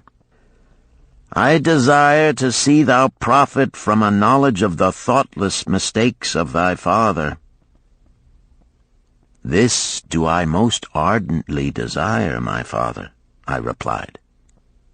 Then this do I advise. Do what I should have done at thy age. From thy earnings keep out 1/10 to put into favorable investments. With this 1/10 of thy earnings, and what it will also earn, thou canst, before thou art my age, accumulate for thyself a valuable estate. Thy words are words of wisdom, my father. Greatly do I desire riches. Yet there are many uses to which my earnings are called. Therefore do I hesitate to do as thou dost advise. I am young. There is plenty of time. So I thought at thy age, yet behold, many years have passed, and I have not yet made the beginning. We live in a different age, my father. I shall avoid thy mistakes. Opportunity stands before thee, my son. It is offering a chance that may lead to wealth. I beg of thee, do not delay. Go upon the morrow to the son of my friend, and bargain with him to pay 10% of thy earnings into this investment. Go promptly upon the morrow. Opportunity waits for no man. Today it is here, soon it is gone, therefore delay not. In spite of the advice of my father, I did hesitate.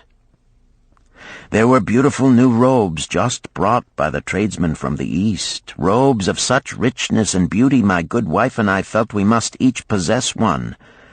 Should I agree to pay 1/10 of my earnings into the enterprise, we must deprive ourselves of these and other pleasures we dearly desired. I delayed making a decision until it was too late, much to my subsequent regret. The enterprise did prove to be more profitable than any man had prophesied. This is my tale, showing how I did permit good luck to escape. In this tale, we see how good luck waits to come to that man who accepts opportunity, commented a swarthy man of the desert. To the building of an estate, there must always be the beginning. That start may be a few pieces of gold or silver which a man diverts from his earnings to his first investment. I, myself, am the owner of many herds. The start of my herds I did begin when I was a mere boy, and did purchase with 1 piece of silver a young calf. This, being the beginning of my wealth, was of great importance to me. To take his first start to building an estate is as good luck as can come to any man. With all men, that first step, which changes them from men who earn from their own labor to men who draw dividends from the earnings of their gold, is important. Some fortunately take it when young and thereby outstrip in financial success those who do take it later, or those unfortunate men, like the father of this merchant, who never take it. Had our friend the merchant taken this step in his early manhood when this opportunity came to him, this day he would be blessed with much more of this world's goods. Should the good luck of our friend the cloth weaver cause him to take such a step at this time, it will indeed be but the beginning of much greater good fortune.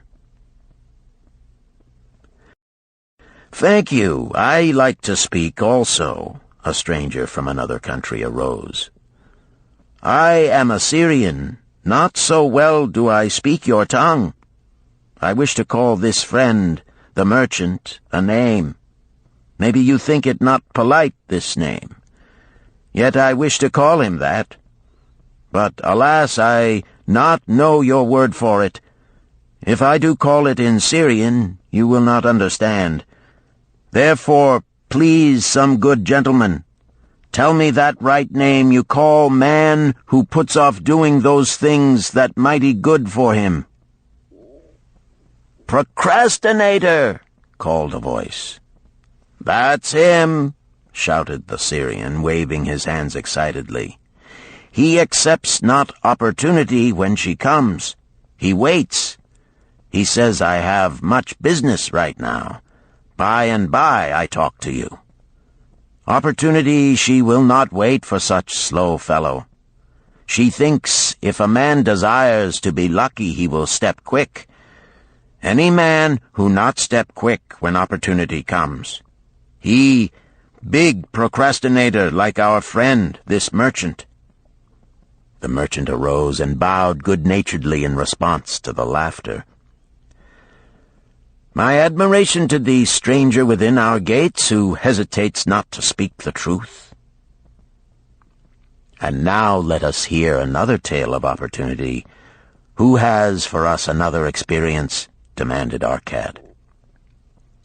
"I have," responded a red-robed man of middle age. "I am a buyer of animals, mostly camels and horses. Sometimes I do also buy the sheep and goats.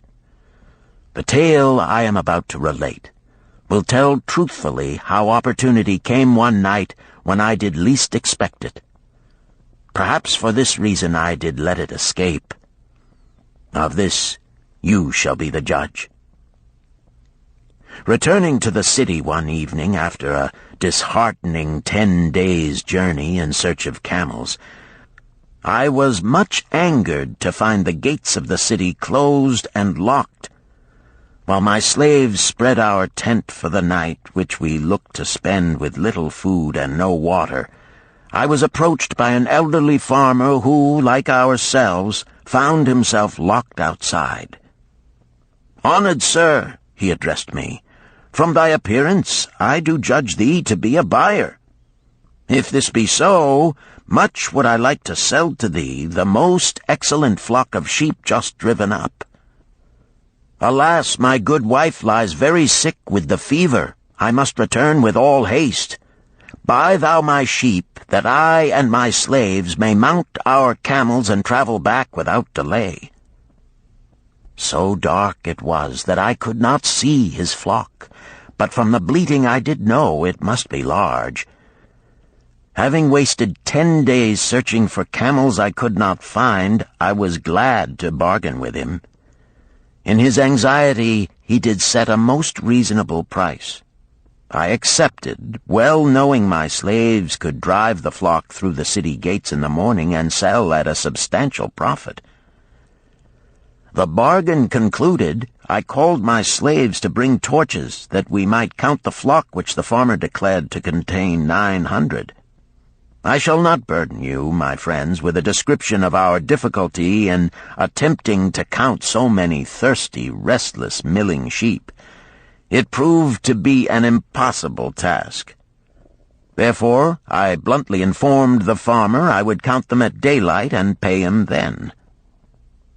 "Please, most honorable sir," he pleaded, Pay me but 2/3 of the price tonight, that I may be on my way. I will leave my most intelligent and educated slave to assist to make the count in the morning. He is trustworthy, and to him thou canst pay the balance." But I was stubborn and refused to make payment that night. Next morning, before I awoke, the city gates opened and 4 buyers rushed out in search of flocks. They were most eager and willing to pay high prices because the city was threatened with siege and food was not plentiful. Nearly 3 times the price at which he had offered the flock to me did the old farmer receive for it. Thus was rare good luck allowed to escape.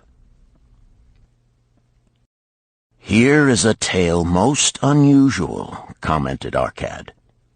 "What wisdom doth it suggest?" "The wisdom of making a payment immediately when we are convinced our bargain is wise," suggested a venerable saddle-maker. "If the bargain be good, then dost thou need protection against thy own weaknesses as much as against any other man. We mortals are changeable. Alas, I must say more apt to change our minds when right than wrong. Wrong, we are stubborn indeed. Right, we are prone to vacillate and let opportunity escape. My first judgment is my best. Yet always have I found it difficult to compel myself to proceed with a good bargain when made. Therefore, as a protection against my own weaknesses, I do make a prompt deposit thereon. This doth save me from later regrets for the good luck that should have been mine." "Thank you. Again I like to speak." The Syrian was upon his feet once more. "These tales much alike. Each time opportunity fly away for same reason. Each time she come to procrastinator, bringing good plan. Each time they hesitate, not say, right now, best time, I do it quick. How can men succeed that way?" "Wise are thy words, my friend," responded the buyer. "Good luck fled from procrastination in both these tales. Yet this is not unusual. The spirit of procrastination is within all men. We desire riches, yet how often, when opportunity doth appear before us, that spirit of procrastination from within doth urge various delays in our acceptance. In listening to it, we do become our own worst enemies. In my younger days, I did not know it by this long word our friend from Syria doth enjoy.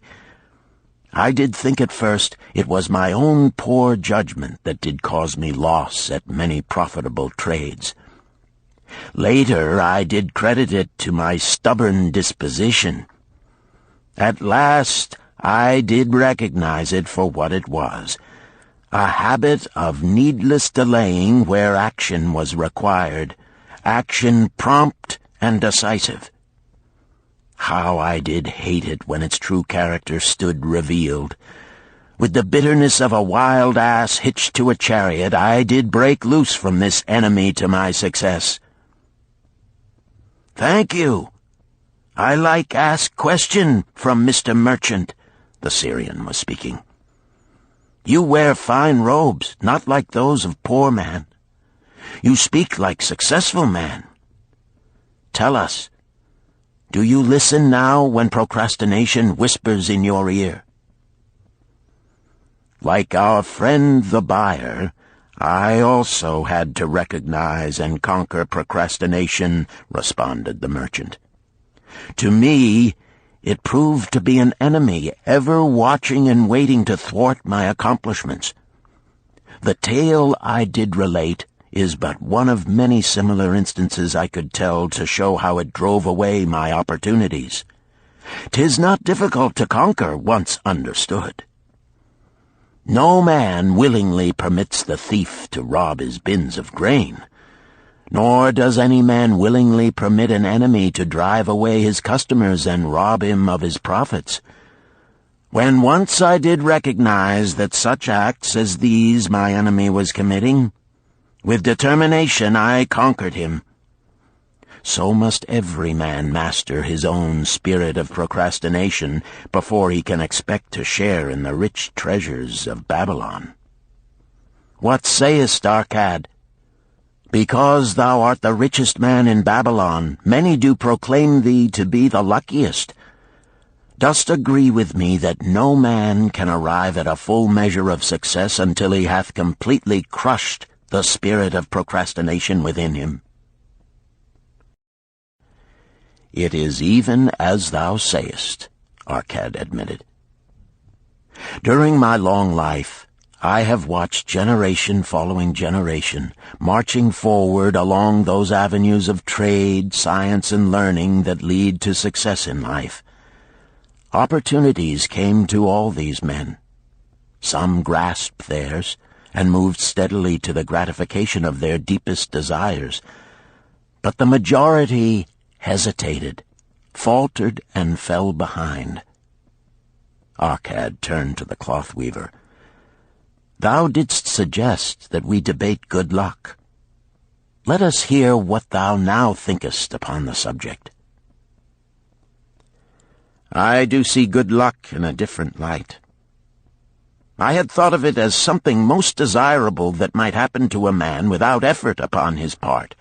Now I do realize such happenings are not the sort of thing one may attract to himself. From our discussion have I learned that to attract good luck to oneself, it is necessary to take advantage of opportunities. Therefore, in the future, I shall endeavor to make the best of such opportunities as do come to me. Thou hast well grasped the truths brought forth in our discussion, Arcad replied. Good luck, we do find, often follows opportunity, but seldom comes otherwise. Our merchant friend would have found great good luck had he accepted the opportunity the good goddess did present to him. Our friend the buyer likewise would have enjoyed good luck had he completed the purchase of the flock and sold at such a handsome profit. We did pursue this discussion to find a means by which good luck could be enticed to us. I feel that we have found the way. Both the tales did illustrate how good luck follows opportunity. Herein lies a truth that many similar tales of good luck, won or lost, could not change. The truth is this: good luck can be enticed by accepting opportunity. Those eager to grasp opportunities for their betterment do attract the interest of the good goddess. She is ever anxious to aid those who please her. Men of action please her best. Action will lead thee forward to the successes thou dost desire. Men of action are favored by the goddess of good luck.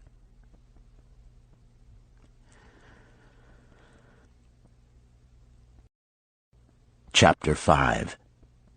The 5 Laws of Gold. A bag heavy with gold, or a clay tablet carved with words of wisdom. If thou hadst thy choice, which wouldst thou choose? By the flickering light from the fire of desert shrubs, the sun-tanned faces of the listeners gleamed with interest. "The gold! The gold!" chorused the 27. Old Calibab smiled knowingly. "Hark!" he resumed, raising his hand. "Hear the wild dogs out there in the night? They howl and wail because they are lean with hunger. Yet feed them, and what do they? Fight and strut. Then fight and strut some more, giving no thought to the morrow that will surely come. Just so it is with the sons of men. Give them a choice of gold and wisdom. What do? Ignore the wisdom and waste the gold. On the morrow they wail because they have no more gold. Gold is reserved for those who know its laws and abide by them." Calabab drew his white robe close about his lean legs, for a cool night wind was blowing. "Because thou hast served me faithfully upon our long journey, because thou cared well for my camels, because thou toiled uncomplainingly across the hot sands of the desert, because thou fought bravely the robbers that sought to despoil my merchandise, I will tell thee this night the tale of the 5 laws of gold, such a tale as thou never hast heard before. Hark ye with deep attention to the words I speak, for if you grasp their meaning and heed them, in the days that come thou shalt have much gold." He paused impressively. Above, in a canopy of blue, the stars shone brightly in the crystal-clear skies of Babylonia. Behind the group loomed their faded tents tightly staked against possible desert storms. Beside the tents were neatly stacked bales of merchandise covered with skins. Nearby, the camel herd sprawled in the sand, some chewing their cuds contentedly, others snoring in hoarse discord. "Thou hast told us many good tales, Calab," spoke up the chief packer. "We look to thy wisdom to guide us upon the morrow when our service with thee shall be at an end. I have but told thee of my adventures in strange and distant lands, but this night I shall tell thee of the wisdom of Arkad, the wise rich man." "Much have we heard of him," acknowledged the chief packer, "for he was the richest man that ever lived in Babylon."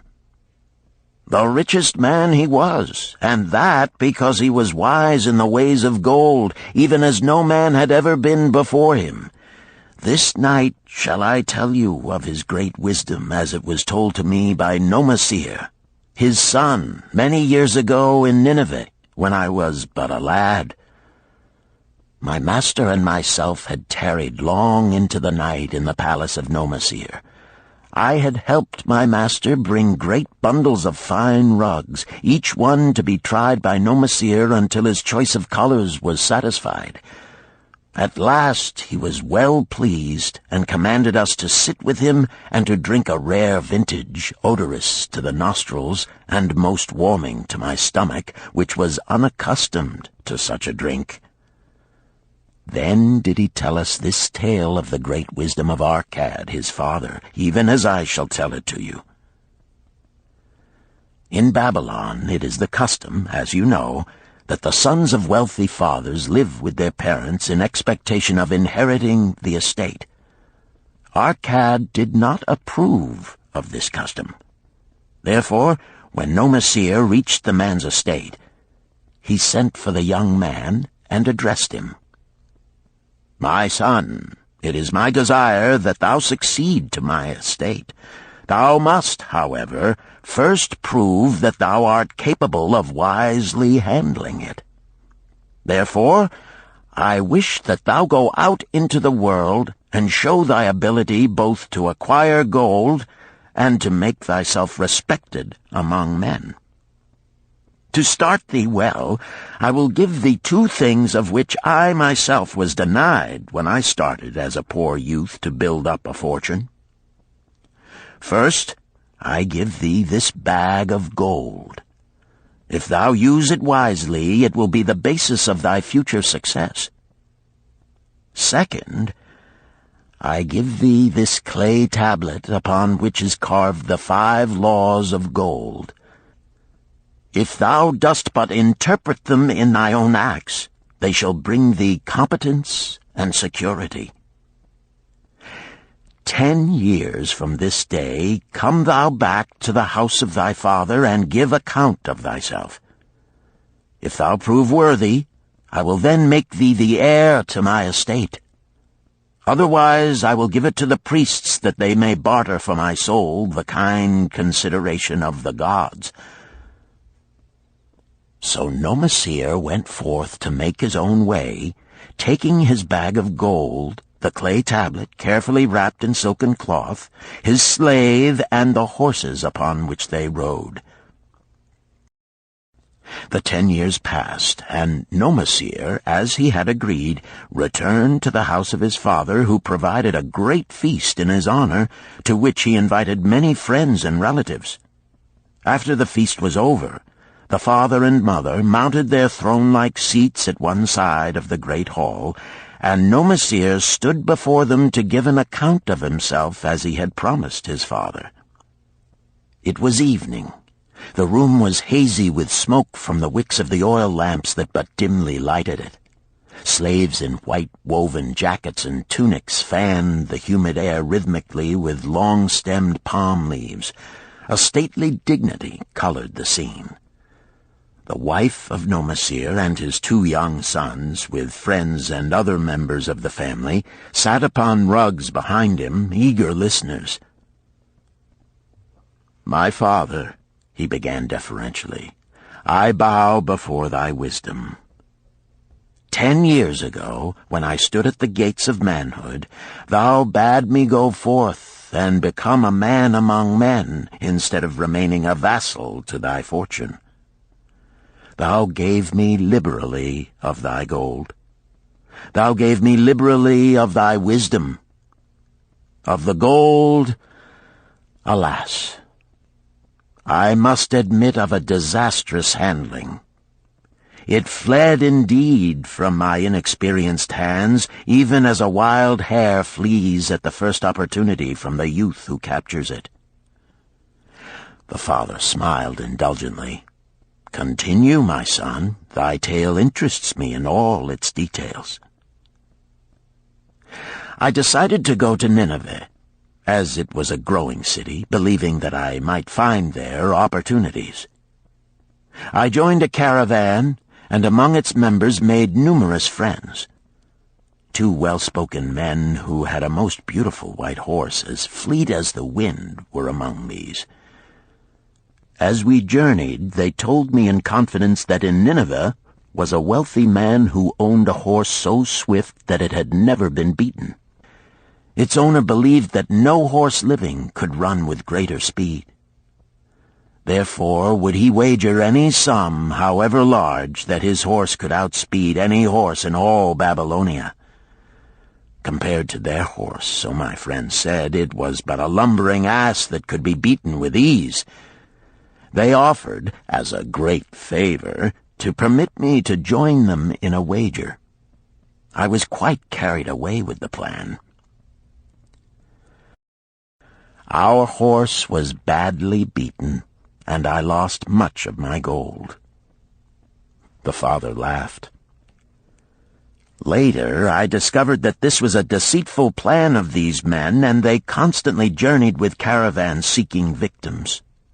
You see, the man in Nineveh was their partner and shared with them the bets he won. This shrewd deceit taught me my first lesson in looking out for myself.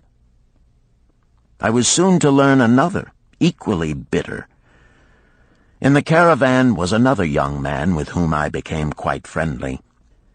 He was the son of wealthy parents and, like myself, journeying to Nineveh to find a suitable location. Not long after our arrival, he told me that a merchant had died, and his shop with its rich merchandise and patronage could be secured at a paltry price. Saying that we would be equal partners, but first he must return to Babylon to secure his gold, he prevailed upon me to purchase the stock with my gold, agreeing that his would be used later to carry on our venture. He long delayed the trip to Babylon, proving in the meantime to be an unwise buyer and a foolish spender. I finally put him out, but not before the business had deteriorated to where we had only unsaleable goods and no gold to buy other goods. I sacrificed what was left to an Israelite for a pitiful sum. Soon there followed, I tell you, my father, bitter days.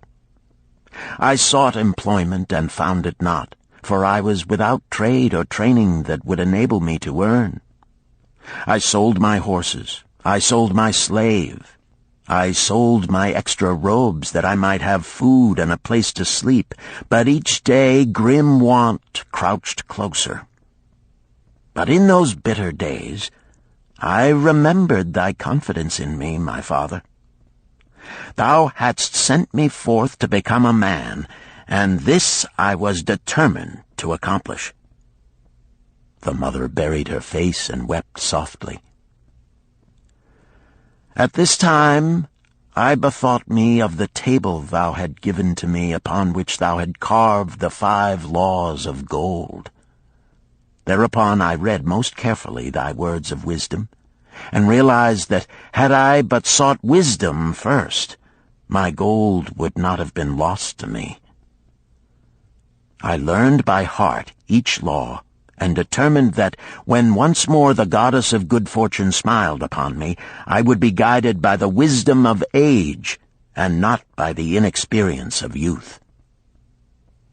For the benefit of you who are seated here this night, I will read the wisdom of my father as engraved upon the clay tablet which he gave to me 10 years ago. The 5 laws of gold. 1. Gold cometh gladly and in increasing quantity to any man who will put by not less than 1/10 of his earnings to create an estate for his future and that of his family. 2. Gold laboreth diligently and contentedly for the wise owner who finds for it profitable employment, multiplying even as the flocks of the field. 3. Gold clingeth to the protection of the cautious owner who invests it under the advice of men wise in its handling. 4. Gold slippeth away from the man who invests it in businesses or purposes with which he is not familiar, or which are not approved by those skilled in its keep. 5. Gold flees the man who would force it to impossible earnings, or who followeth the alluring advice of tricksters and schemers, or who trusts it to his own inexperience and romantic desires in investment. These are the 5 laws of gold as written by my father. I do proclaim them as of greater value than gold itself, as I will show by the continuance of my tale. He again faced his father. I have told thee of the depth of poverty and despair to which my inexperience brought me. However, there is no chain of disasters that will not come to an end. Mine came when I secured employment managing a crew of slaves working upon the new outer wall of the city. Profiting from my knowledge of the first law of gold, I saved a copper from my first earnings, adding to it at every opportunity until I had a piece of silver. It was a slow procedure, for one must live.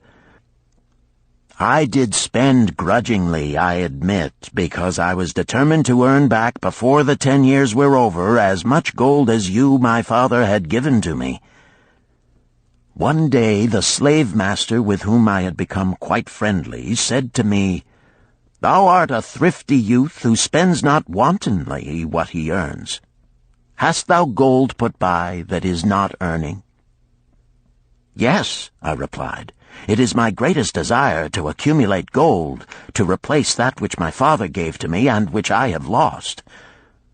'Tis a worthy ambition, I will grant, and do you know that the gold which you have saved can work for you and earn much more gold?" "Alas, my experience has been bitter, for my father's gold has fled from me, and I am in much fear lest my own do the same." "If thou hast confidence in me, I will give thee a lesson in the profitable handling of gold," he replied. "Within a year the outer wall will be complete and ready for the great gates of bronze that will be built at each entrance to protect the city from the king's enemies. In all Nineveh there is not enough metal to make these gates, and the king has not thought to provide it. Here is my plan. A group of us will pool our gold and send a caravan to the mines of copper and tin which are distant, and bring to Nineveh the metal for the gates. When the king says, 'Make the great gates,' we alone can supply the metal, and a rich price he will pay. If the king will not buy from us, we will yet have the metal which can be sold for a fair price." In his offer, I recognized an opportunity to abide by the third law and invest my savings under the guidance of wise men. Nor was I disappointed. Our pool was a success, and my small store of gold was greatly increased by the transaction. In due time I was accepted as a member of this same group in other ventures. They were men wise in the profitable handling of gold. They talked over each plan presented with great care before entering upon it. They would take no chance on losing their principal or tying it up in unprofitable investments from which their gold could not be recovered. Such foolish things as the horse race and the partnership into which I had entered with my inexperience would have had scant consideration with them. They would have immediately pointed out their weaknesses.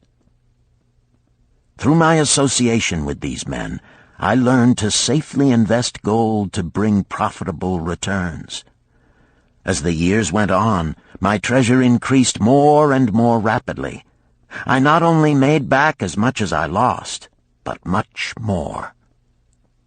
Through my misfortunes, my trials, and my success, I have tested time and again the wisdom of the 5 laws of gold, my father, and have proven them true in every test. To him who is without knowledge of the 5 laws, gold comes not often, and goeth away quickly. But to him who abide by the 5 laws, gold comes and works as his dutiful slave. Nomasir ceased speaking and motioned to a slave in the back of the room. The slave brought forward, one at a time, 3 heavy leather bags. One of these Nomasir took and placed upon the floor before his father, addressing him again. "Thou didst give to me a bag of gold, Babylon gold. Behold, in its place I do return to thee a bag of Nineveh gold of equal weight, an equal exchange, as all will agree. Thou didst give to me a clay tablet inscribed with wisdom. Behold, in its stead I do return 2 bags of gold." So saying, he took from the slave the other 2 bags, and likewise placed them upon the floor before his father. "This I do to prove to thee, my father, of how much greater value I consider thy wisdom than thy gold. Yet who can measure in bags of gold the value of wisdom? Without wisdom, gold is quickly lost by those who have it. But with wisdom, gold can be secured by those who have it not, as these 3 bags of gold do prove. It does indeed give to me the deepest satisfaction, my father, to stand before thee and say that, because of thy wisdom, I have been able to become rich and respected before men." The father placed his hand fondly upon the head of Nomasir. "Thou hast learned well thy lessons, and I am indeed fortunate to have a son to whom I may entrust my wealth." Calibab ceased his tale and looked critically at his listeners. "What means this to thee, this tale of Nomasir?" he continued. "Who among thee can go to thy father or to the father of thy wife and give an account of wise handling of his earnings? What would these venerable men think were you to say, 'I have traveled much and learned much and labored much and earned much, yet alas, of gold I have little. Some I spent wisely, some I spent foolishly, and much I lost in unwise ways'?" Dost still think it but an inconsistency of fate that some men have much gold and others have naught? Then you err. Men have much gold when they know the 5 laws of gold and abide thereby. Because I learned these 5 laws in my youth and abided by them, I have become a wealthy merchant. Not by some strange magic did I accumulate my wealth. Wealth that comes quickly goeth the same way. Wealth that stayeth to give enjoyment and satisfaction to its owner comes gradually, because it is a child born of knowledge and persistent purpose. To earn wealth is but a slight burden upon the thoughtful man. Bearing the burden consistently from year to year accomplishes the final purpose. The 5 laws of gold offer to thee a rich reward for their observance. Each of these 5 laws is rich with meaning, and lest thou overlook this in the briefness of my tale, I will now repeat them. I do know them each by heart, because in my youth I could see their value and would not be content until I knew them word for word. The first law of gold. Gold cometh gladly and in increasing quantity to any man who will put by not less than 1/10 of his earnings to create an estate for his future and that of his family. Any man who will put by 1/10 of his earnings consistently and invest it wisely will surely create a valuable estate that will provide an income for him in the future and further guarantee safety for his family in case the gods call him to the world of darkness. This law always saith that gold cometh gladly to such a man. I can truly certify this in my own life. The more gold I accumulate, the more readily it comes to me, and in increased quantities. The gold which I save earns more, even as yours will, and its earnings earn more, and this is the working out of the first law. The second law of gold.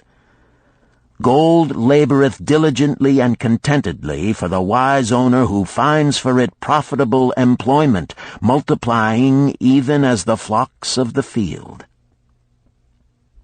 Gold indeed is a willing worker. It is ever eager to multiply when opportunity presents itself. To every man who hath a store of gold set by, opportunity comes for its most profitable use. As the years pass, it multiplies itself in surprising fashion. The third law of gold.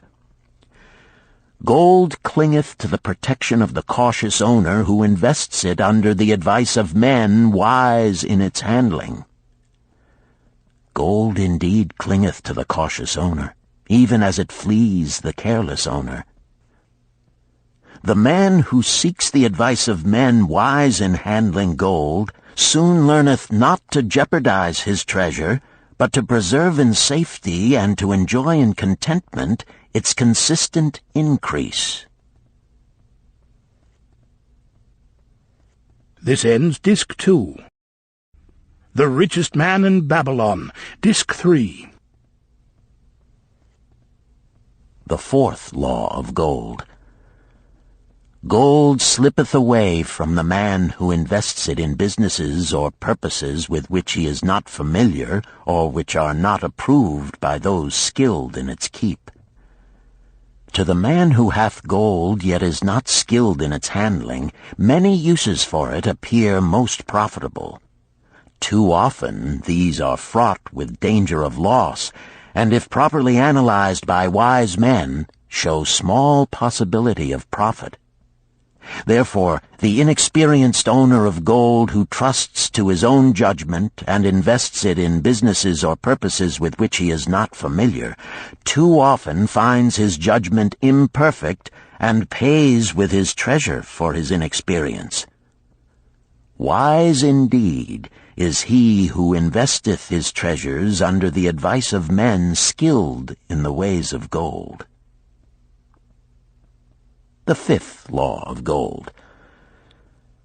Gold flees the man who would force it to impossible earnings, or who followeth the alluring advice of tricksters and schemers, or who trusts it to his own inexperience and romantic desires in investment. Fanciful propositions that thrill like adventure tales always come to the new owner of gold. These appear to endow his treasure with magic powers that will enable it to make impossible earnings. Yet heed ye the wise men, for verily they know the risks that lurk behind every plan to make great wealth suddenly.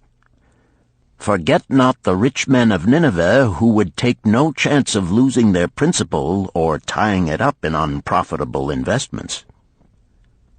This ends my tale of the 5 laws of gold. In telling it to thee, I have told the secrets of my own success. Yet they are not secrets, but truths which every man must first learn and then follow, who wishes to step out of the multitude that, like yon wild dogs, must worry each day for food to eat. Tomorrow we enter Babylon. Look, see the fire that burns eternal above the temple of Bel? We are already in sight of the golden city. Tomorrow each of thee shall have gold, the gold thou hast so well earned by thy faithful services. 10 years from this night, what can you tell about this gold?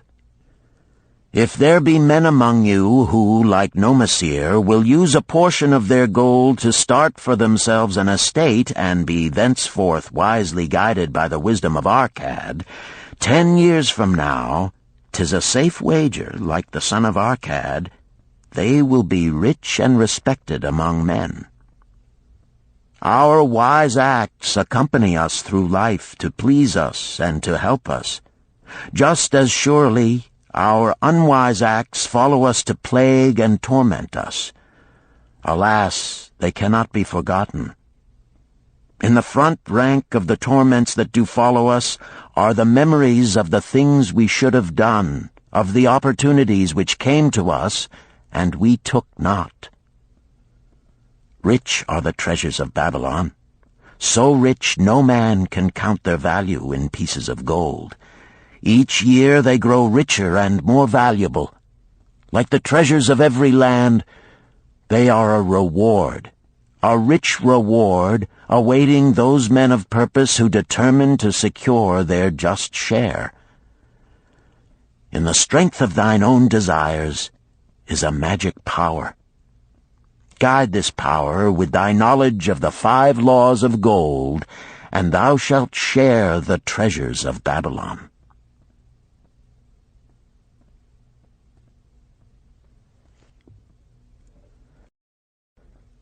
Chapter 6.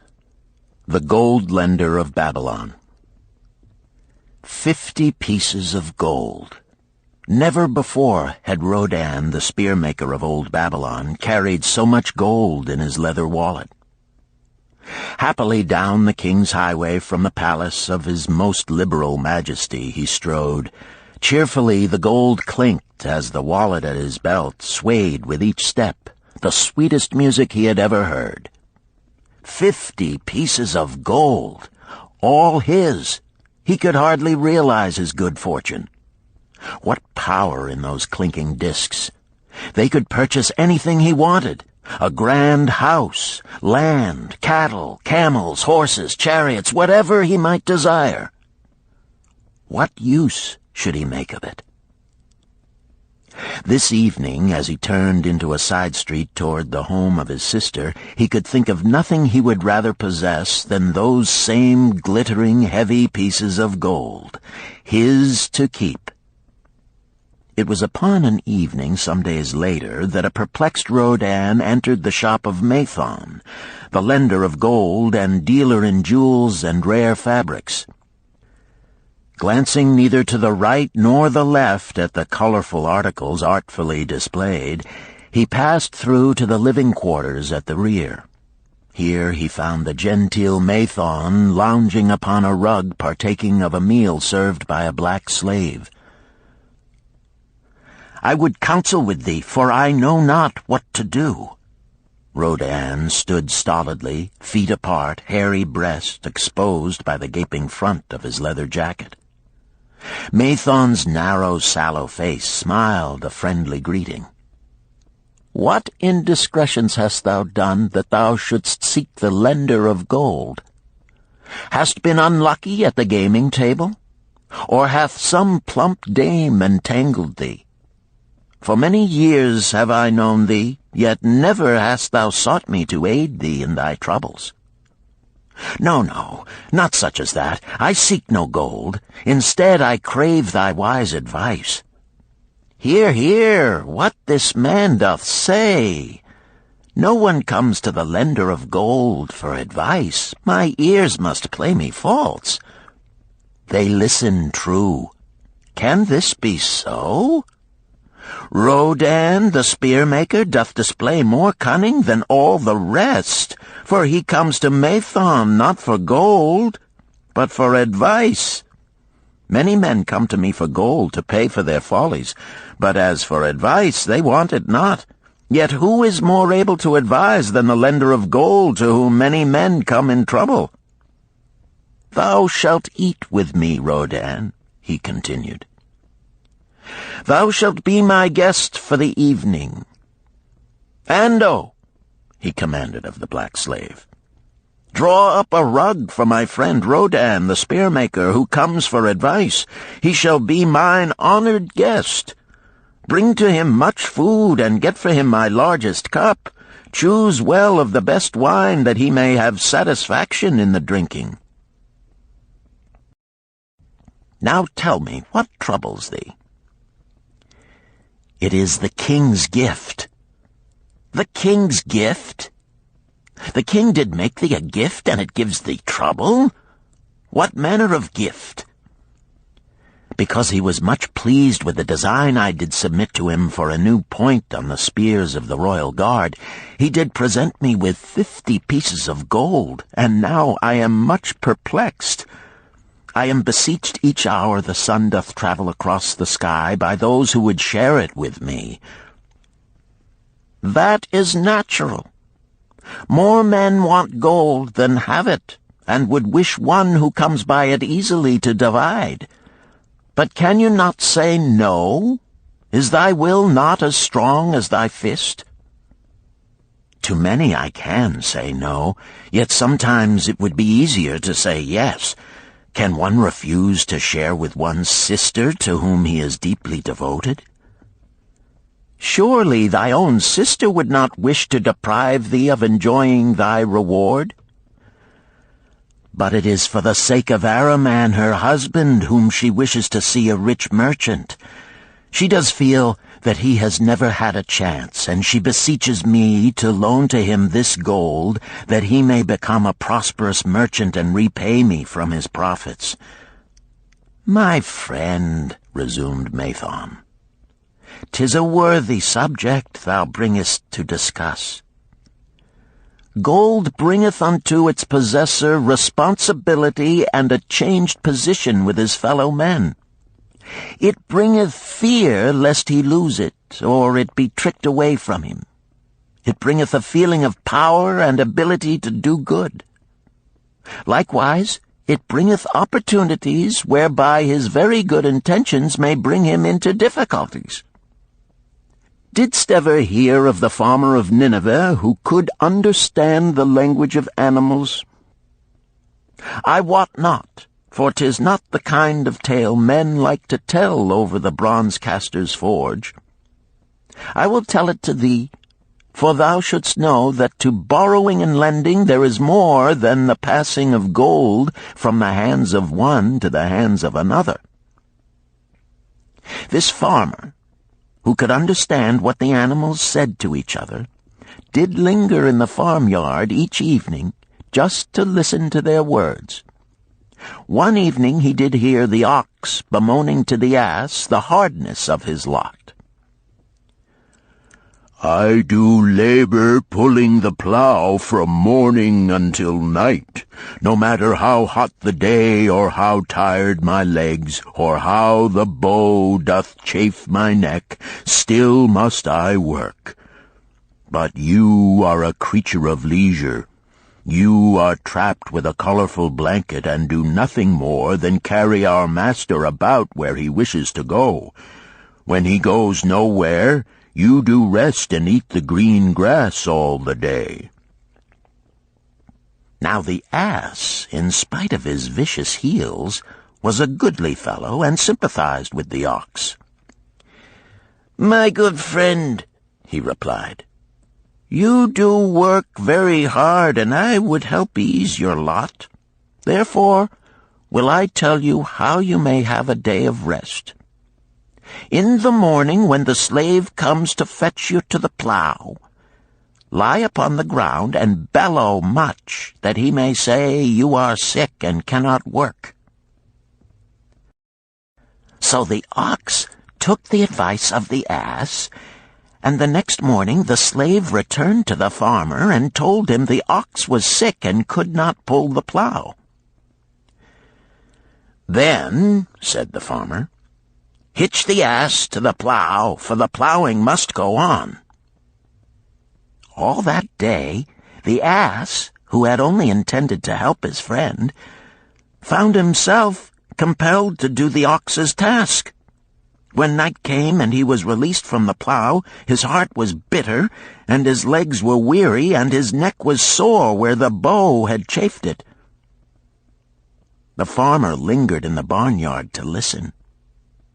The ox began first. "You are my good friend. Because of your wise advice, I have enjoyed a day of rest." "And I," retorted the ass, "am like many another simple-hearted one who starts to help a friend and ends up by doing his task for him. Hereafter you draw your own plow, for I did hear the master tell the slave to send for the butcher were you sick again. I wish he would, for you are a lazy fellow." Thereafter they spoke to each other no more. This ended their friendship. Canst thou tell the moral to this tale, Rodan? "'Tis a good tale," responded Rodan, "but I see not the moral." "I thought not that you would, but it is there, and simple too.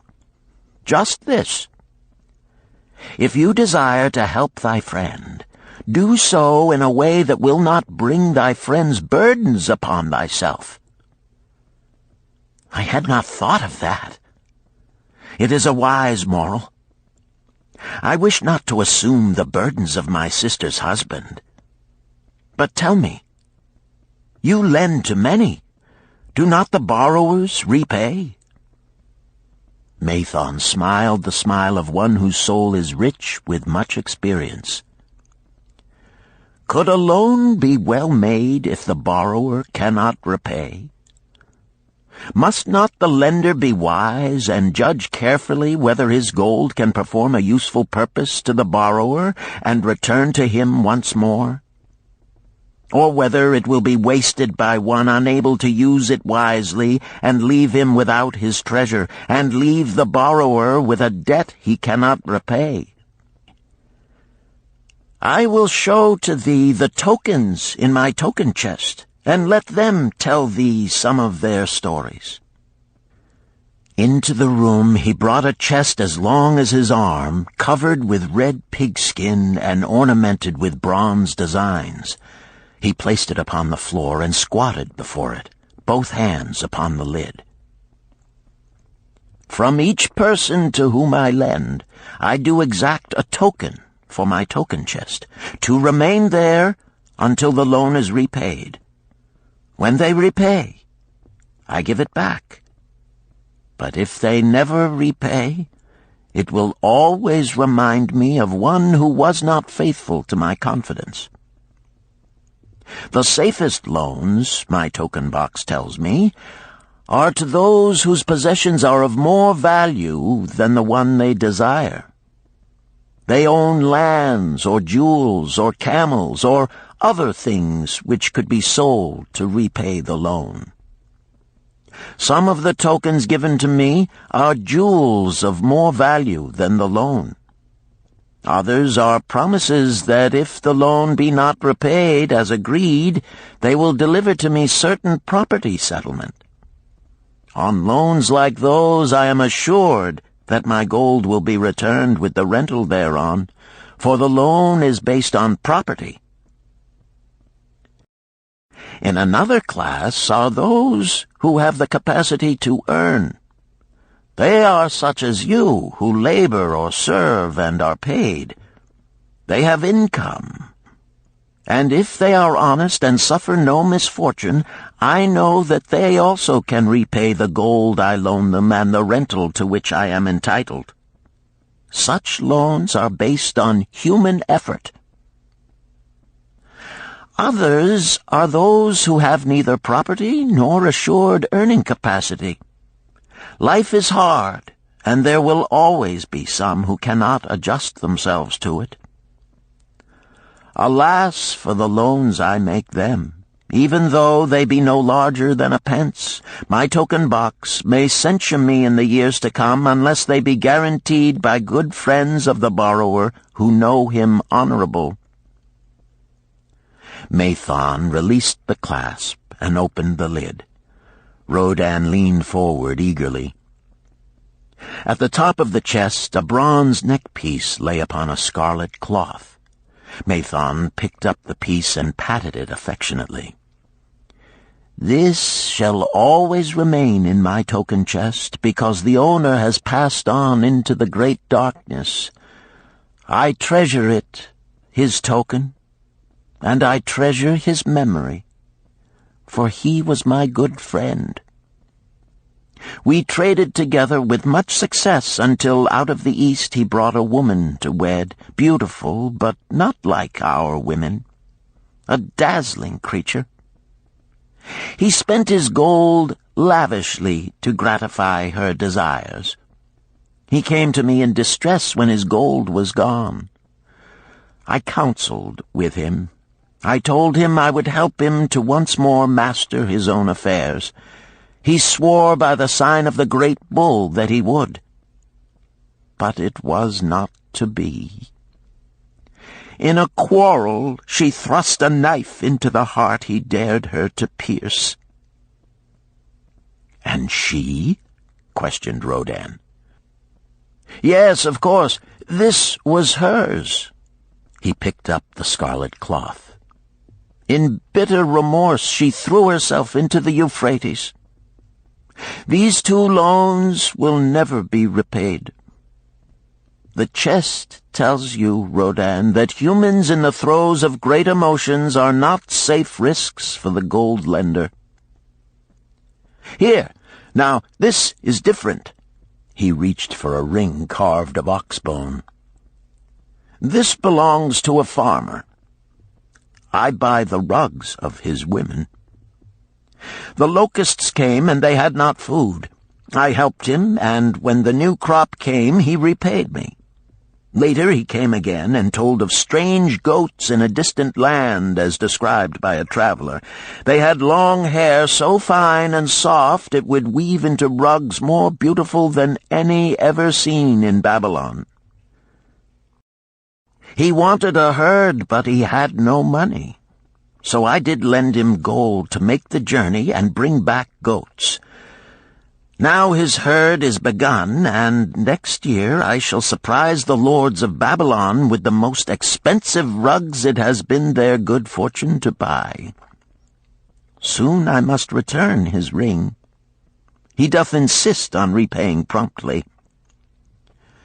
"Some borrowers do that?" queried Rodan. "If they borrow for purposes that bring money back to them, I find it so. But if they borrow because of their indiscretions, I warn thee to be cautious if thou wouldst ever have thy gold back in hand again." "Tell me about this," requested Rodan, picking up a heavy gold bracelet inset with jewels in rare designs. "The women do appeal to my good friend," bantered Mathon. "I am still much younger than you," retorted Rodin. "I grant that, but this time thou doth suspicion romance where it is not. The owner of this is fat and wrinkled, and doth talk so much and say so little, she drives me mad. Once they had much money and were good customers, but ill times came upon them. She has a son of whom she would make a merchant. So she came to me and borrowed gold that he might become a partner of a caravan owner who travels with his camels, bartering in one city what he buys in another. This man proved a rascal, for he left the poor boy in a distant city without money and without friends, pulling out early while the youth slept. Perhaps when this youth has grown to manhood he will repay. Until then I get no rental for the loan, only much talk. But I do admit the jewels are worthy of the loan."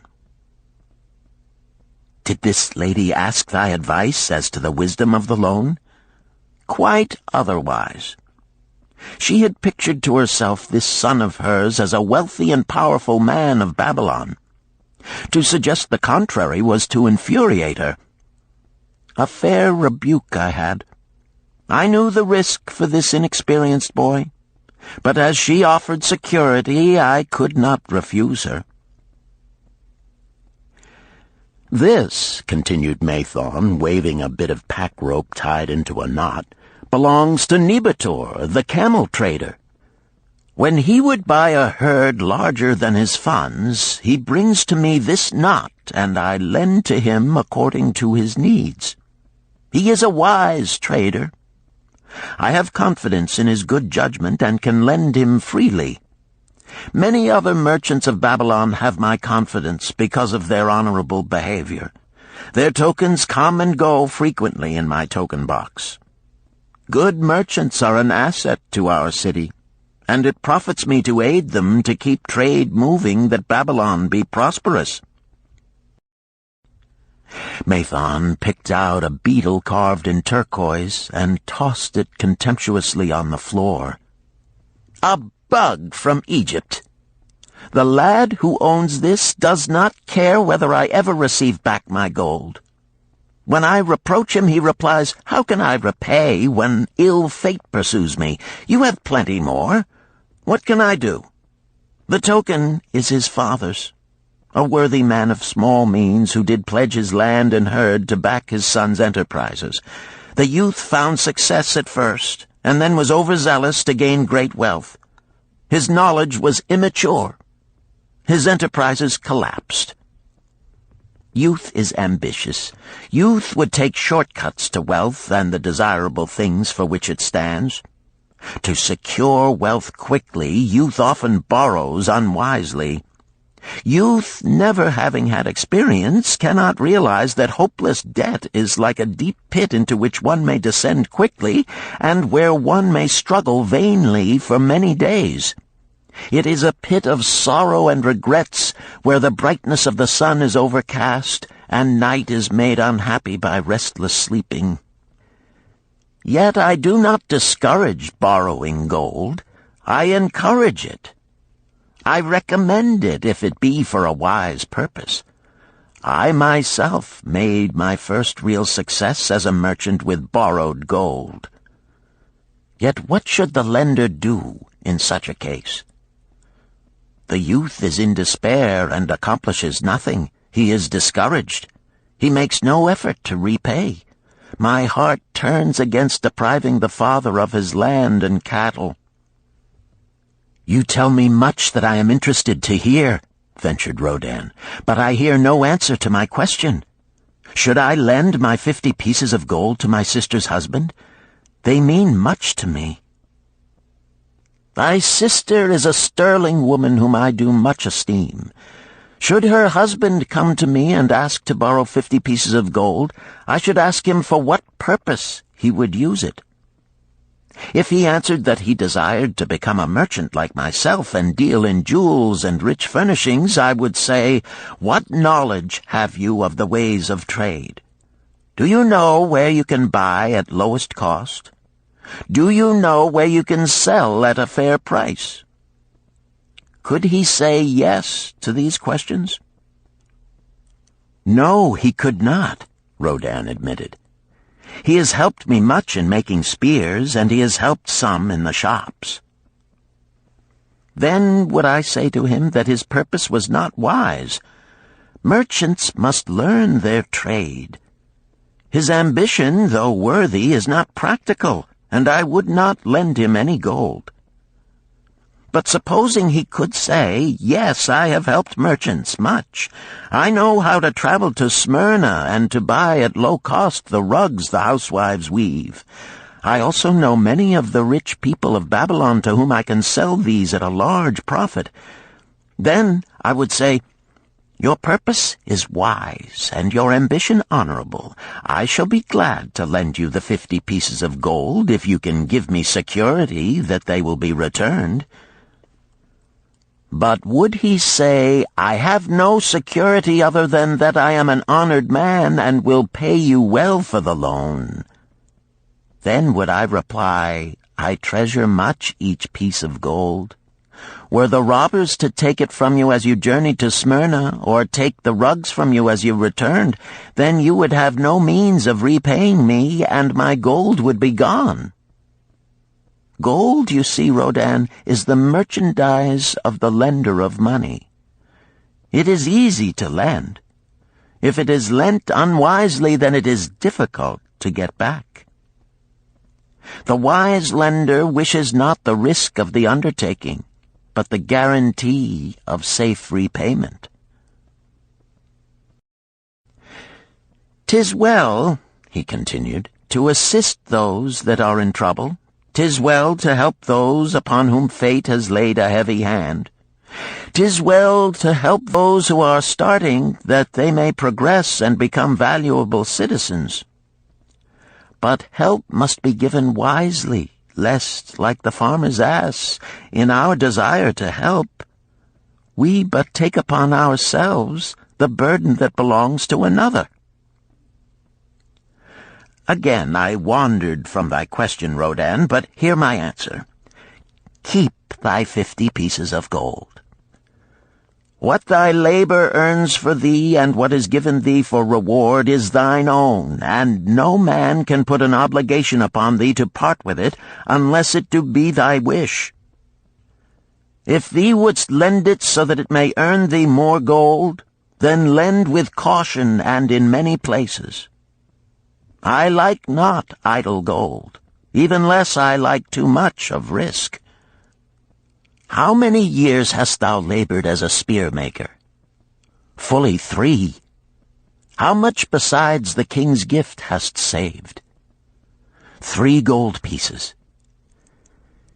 Each year that thou hast labored, thou hast denied thyself good things to save from thine earnings 1 piece of gold? 'Tis as you say. Then mightest save in 50 years of labor 50 pieces of gold by thy self-denial? A lifetime of labor it would be.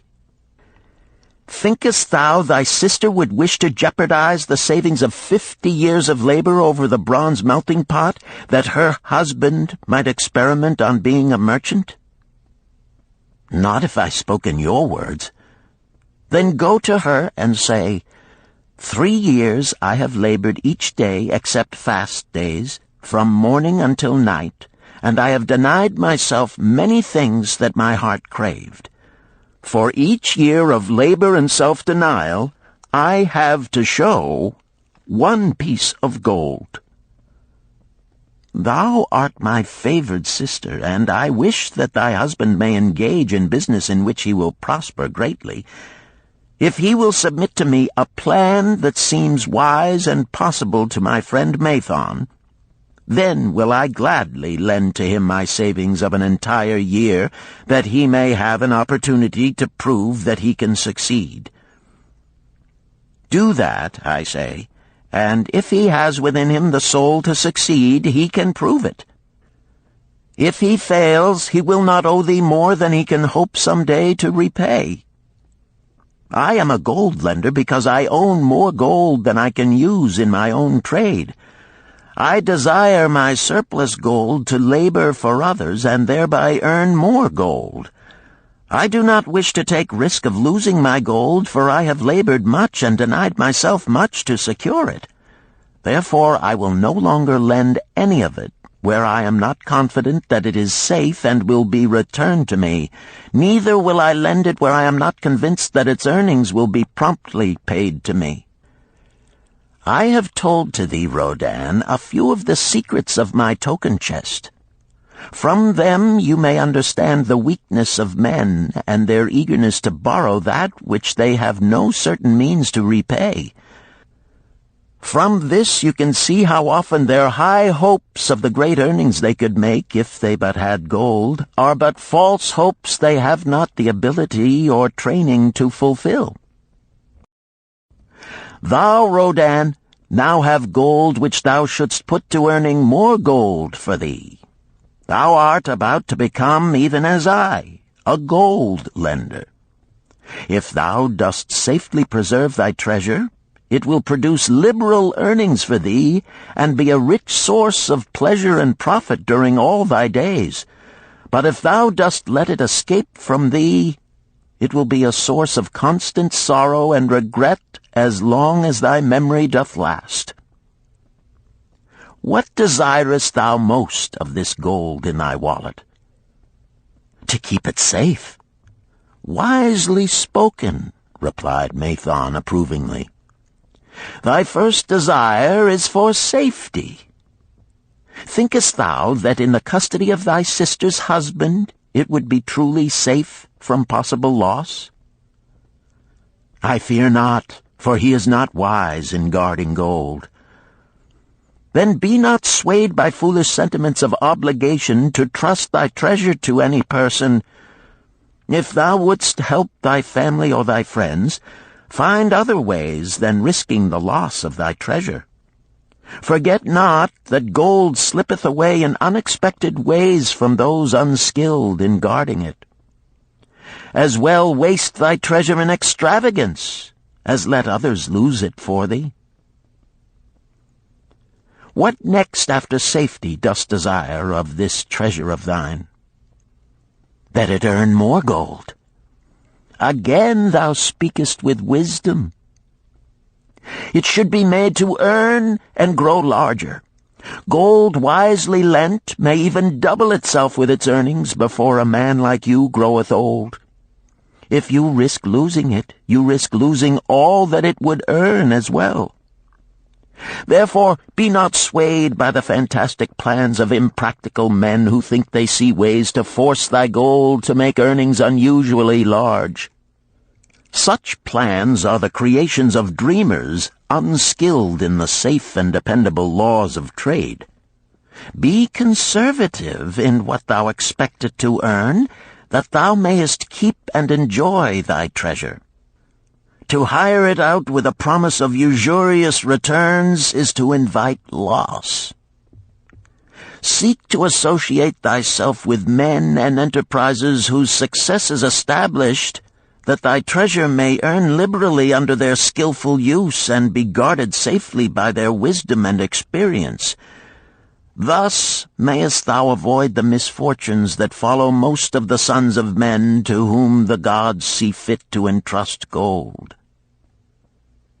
When Rodin would thank him for his wise advice, he would not listen, saying, "The king's gift shall teach thee much wisdom. If wouldst keep thy 50 pieces of gold, thou must be discreet indeed. Many uses will tempt thee. Much advice will be spoken to thee. Numerous opportunities to make large profits will be offered thee. The stories from my token box should warn thee, before thou let any piece of gold leave thy pouch, to be sure that thou hast a safe way to pull it back again. Should my further advice appeal to thee, return again. It is gladly given. Ere thou goest, read this which I have carved beneath the lid of my token box. It applies equally to the borrower and the lender." Better a little caution than a great regret.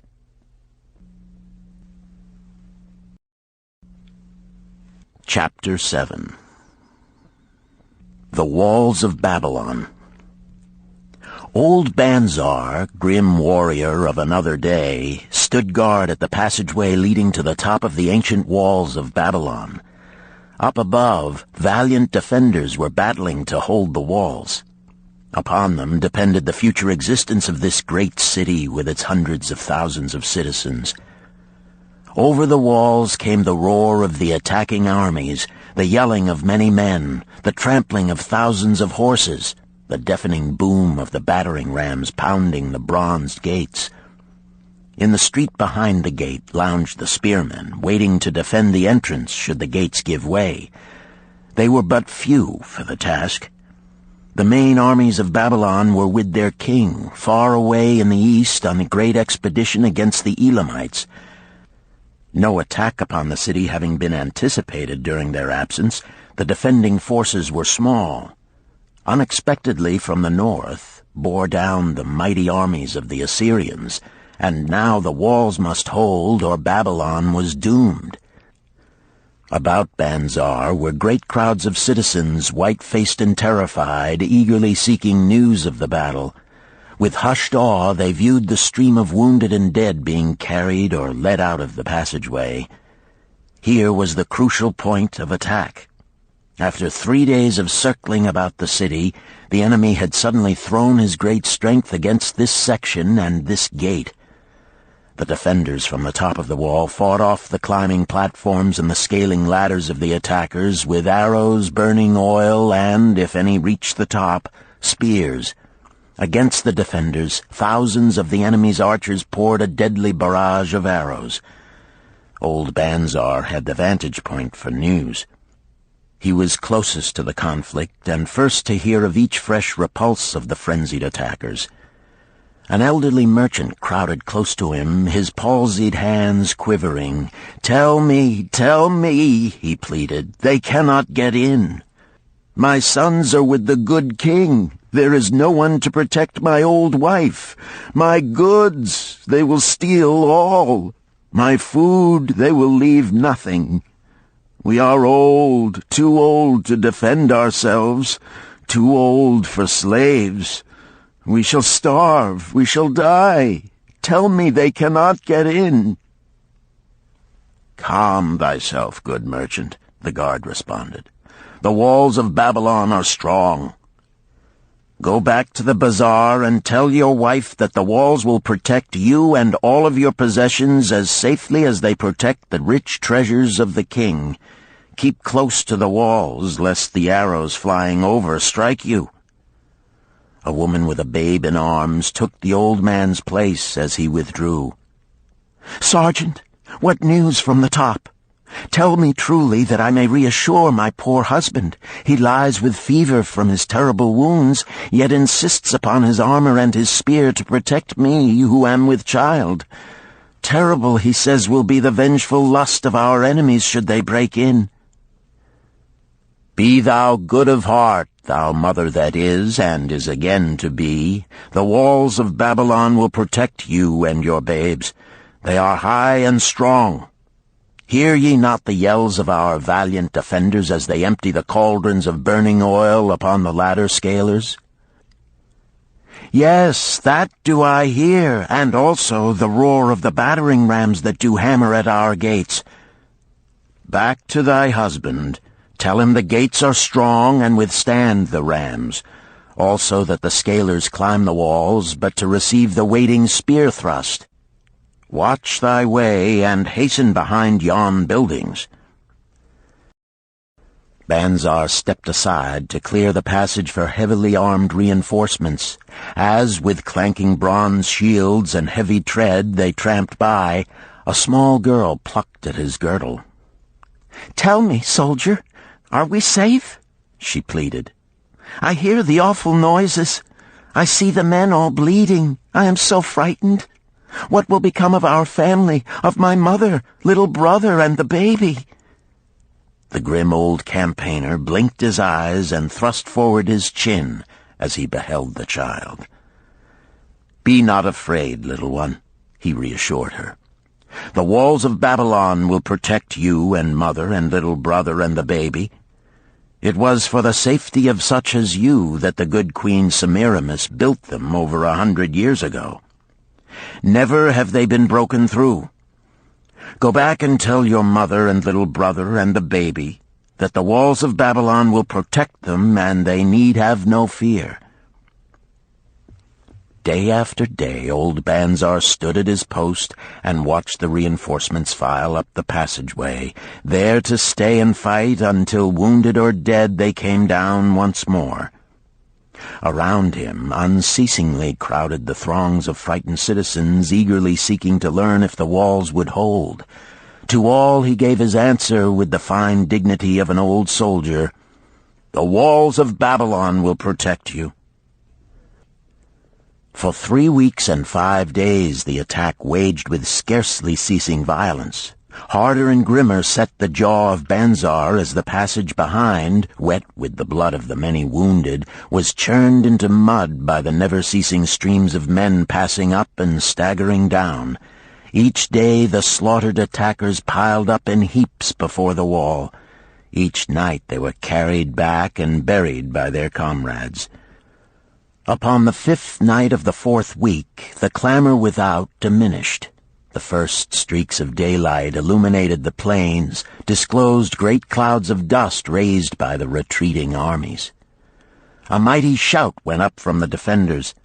There was no mistaking its meaning. It was repeated by the waiting troops behind the walls. It was echoed by the citizens upon the streets. It swept over the city with the violence of a storm. People rushed from the houses. The streets were jammed with a throbbing mob. The pent-up fear of weeks found an outlet in the wild chorus of joy. From the top of the high tower of the Temple of Bel burst forth the flames of victory. Skyward floated the column of blue smoke to carry the message far and wide. The walls of Babylon had once again repulsed a mighty and vicious foe determined to loot her rich treasures and to ravish and enslave her citizens. Babylon endured century after century because it was fully protected. It could not afford to be otherwise. The walls of Babylon were an outstanding example of man's need and desire for protection. This desire is inherent in the human race. It is just as strong today as it ever was, but we have developed broader and better plans to accomplish the same purpose. In this day, behind the impregnable walls of insurance, savings accounts, and dependable investments, we can guard ourselves against the unexpected tragedies that may enter any door and seat themselves before any fireside. We cannot afford to be without adequate protection.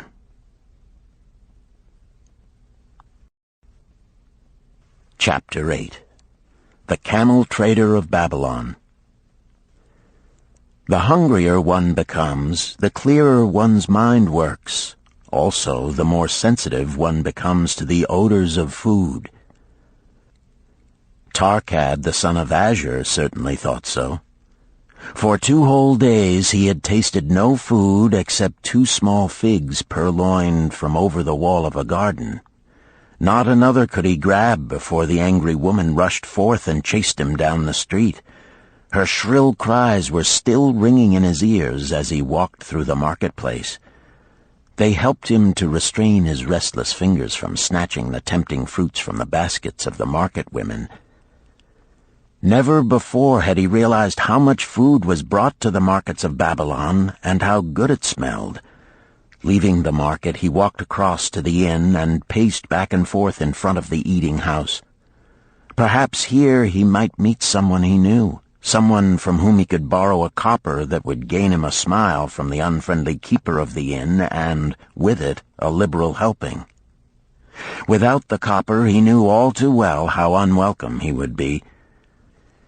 In his abstraction, he unexpectedly found himself face to face with the one man he wished most to avoid, the tall, bony figure of Dabasir, the camel trader. Of all the friends and others from whom he had borrowed small sums, Dabasir made him feel the most uncomfortable because of his failure to keep his promises to repay promptly. Dabasir's face lighted up at the sight of him. "Ha! 'Tis Tarkad, just the one I have been seeking, that he might repay the 2 pieces of copper which I lent him a moon ago. Also the piece of silver which I lent to him before that. We are well met. I can make good use of the coins this very day. What say, boy, what say?" Tarkad stuttered, and his face flushed. He had naught in his empty stomach to nerve him to argue with the outspoken Dabasir. "I am sorry, very sorry," he mumbled weakly. "But this day I have neither the copper nor the silver with which I could repay." "Then get it," Dabasir insisted. "Surely thou canst get hold of a few coppers and a piece of silver to repay the generosity of an old friend of thy father, who aided thee whence thou wast in need." "'Tis because ill fortune does pursue me that I cannot pay." "Ill fortune? Wouldst blame the gods for thine own weakness? Ill fortune pursues every man who thinks more of borrowing than of repaying. Come with me, boy, while I eat. I am hungry, and I would tell thee a tale." Tarkad flinched from the brutal frankness of Dabasir, but here at least was an invitation to enter the coveted doorway of the eating-house. Dabasir pushed him to a far corner of the room where they seated themselves upon small rugs. When Koskor, the proprietor, appeared smiling, Dabasir addressed him with his usual freedom. "Fat lizard of the desert, bring to me a leg of the goat, very brown, with much juice, and bread and all of the vegetables, for I am hungry and want much food. Do not forget my friend here.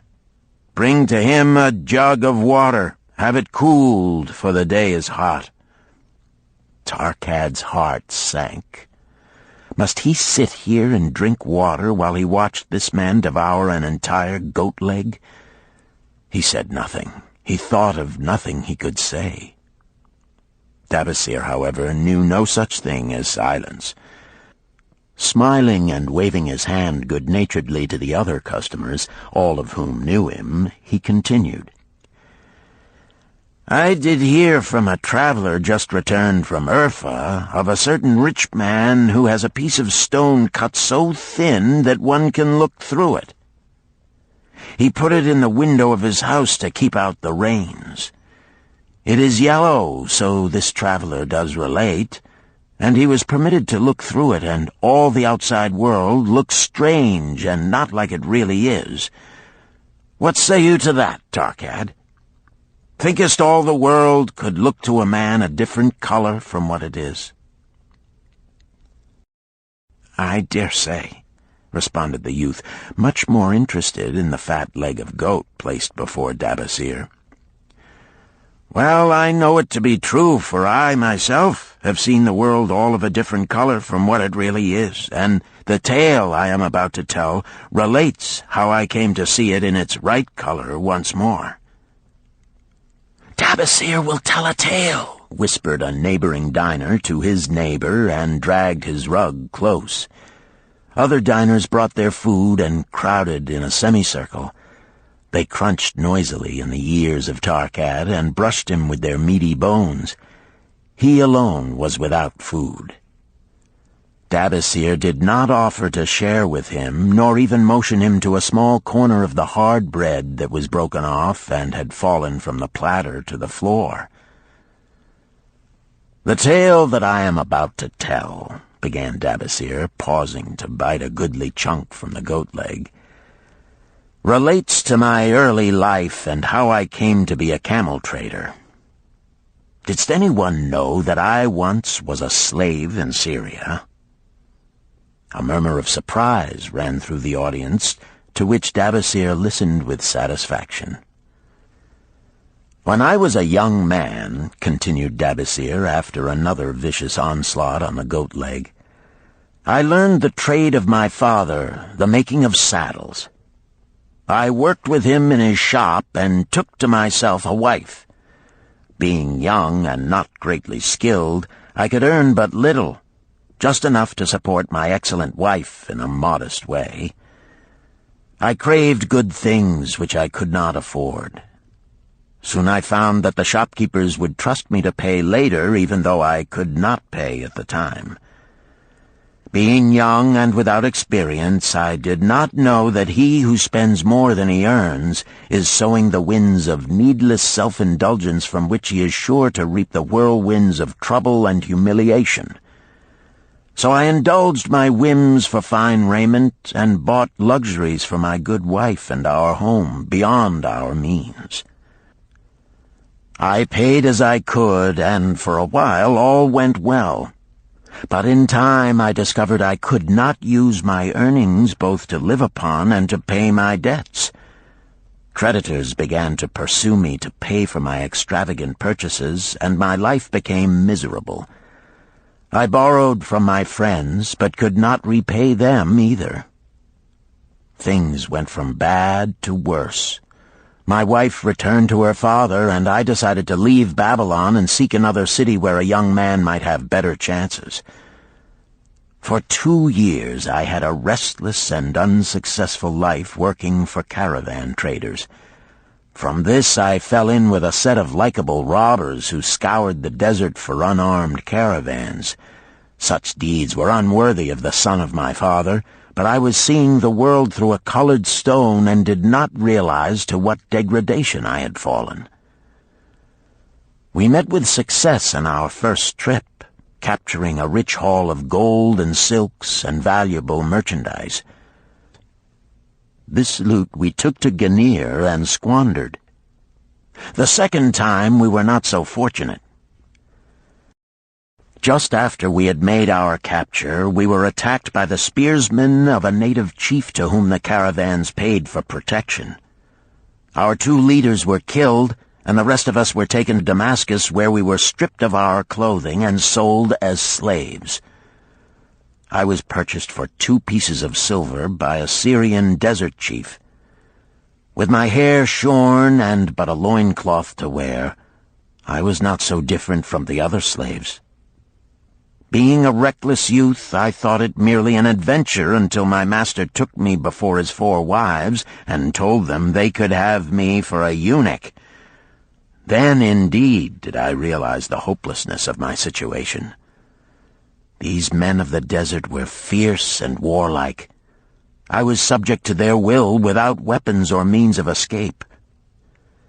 Fearful I stood as those 4 women looked me over.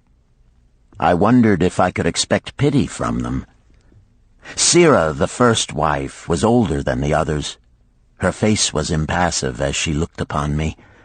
I turned from her with little consolation. The next was a contemptuous beauty who gazed at me as indifferently as if I had been a worm of the earth. The 2 younger ones tittered as though it were all an exciting joke.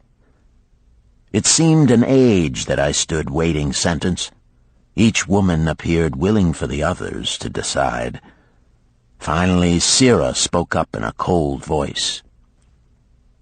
"Of eunuchs we have plenty, but of camel-tenders we have few, and they are a worthless lot. Even this day I would visit my mother who is sick with the fever, and there is no slave I would trust to lead my camel. Ask this slave if he can lead a camel." My master thereupon questioned me, "What know you of camels?" Striving to conceal my eagerness, I replied, "I can make them kneel, I can load them, I can lead them on long trips without tiring. If need be, I can repair their trappings." "The slave speaks forward enough," observed my master. "If thou so desire, Sirah, take this man for thy camel-tender." So I was turned over to Sirah, and that day I led her camel upon a long journey to her sick mother. I took the occasion to thank her for her intercession, and also to tell her that I was not a slave by birth, but the son of a freeman, an honorable saddle-maker of Babylon. I also told her much of my story. Her comments were disconcerting to me, and I pondered much afterward on what she said. How can you call yourself a free man when your weakness has brought you to this? If a man has in himself the soul of a slave, will he not become one, no matter what his birth, even as water seeks its level? If a man has within him the soul of a free man, will he not become respected and honored in his own city in spite of his misfortune? For over a year I was a slave and lived with the slaves, but I could not become as one of them.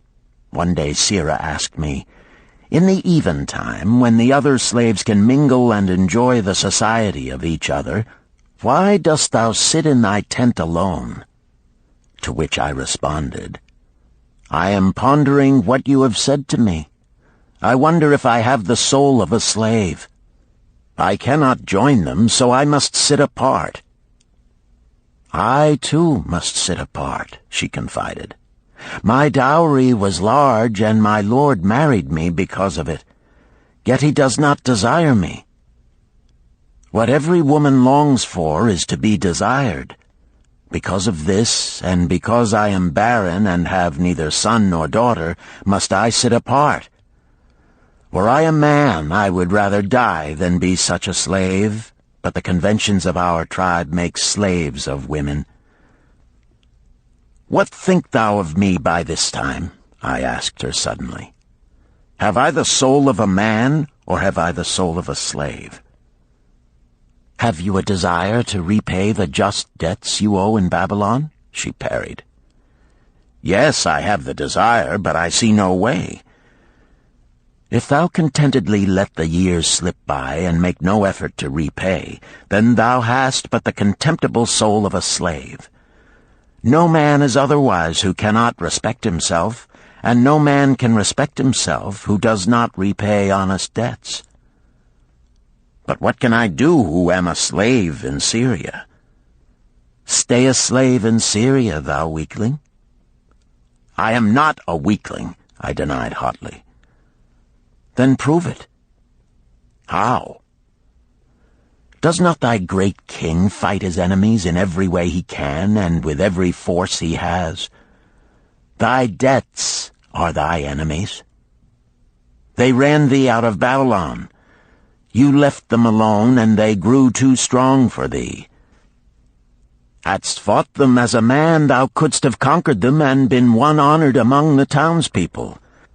But thou had not the soul to fight them, and behold, thy pride hast gone down until thou art a slave in Syria."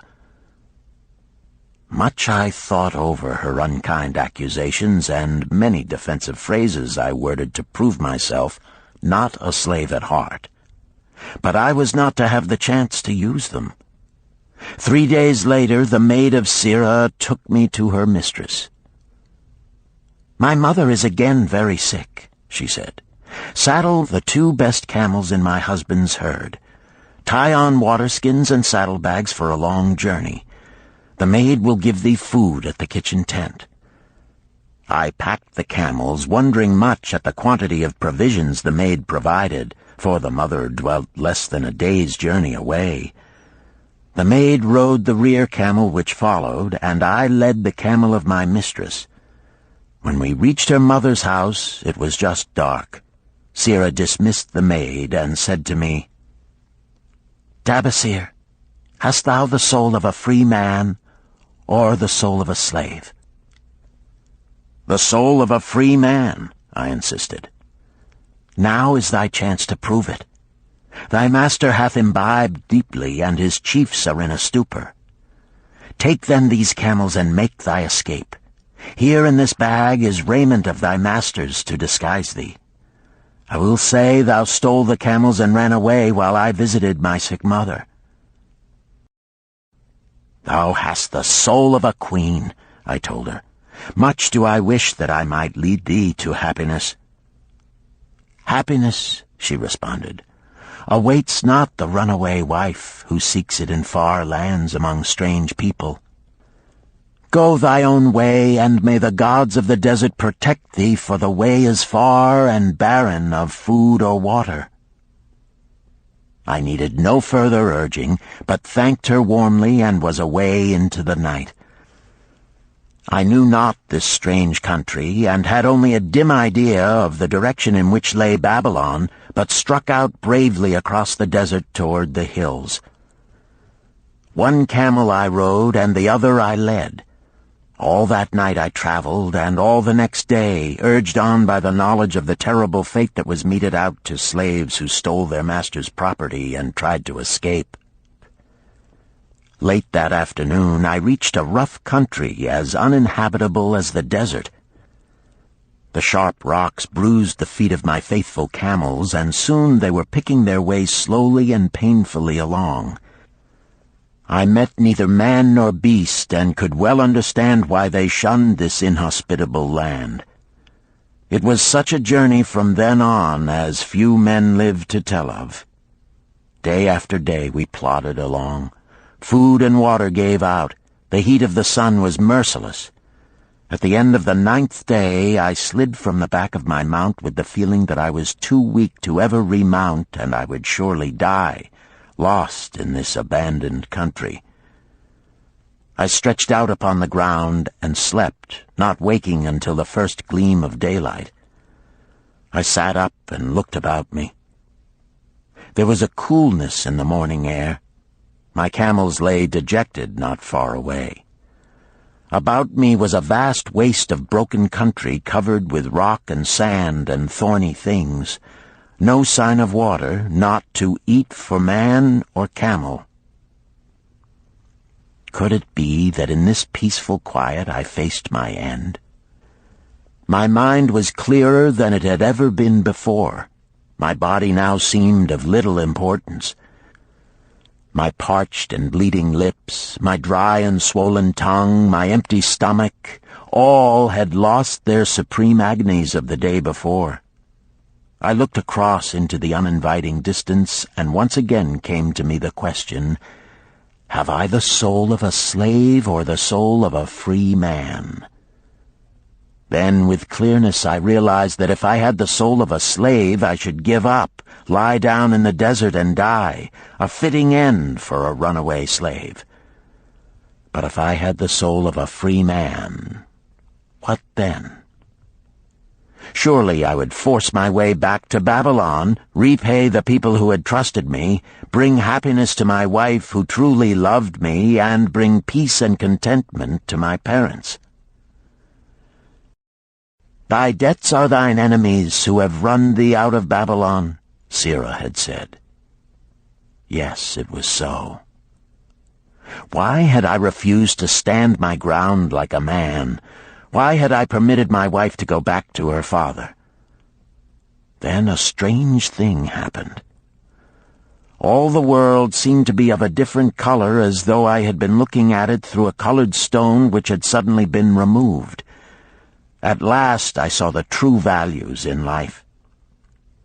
Die in the desert, not I. With a new vision I saw the things that I must do.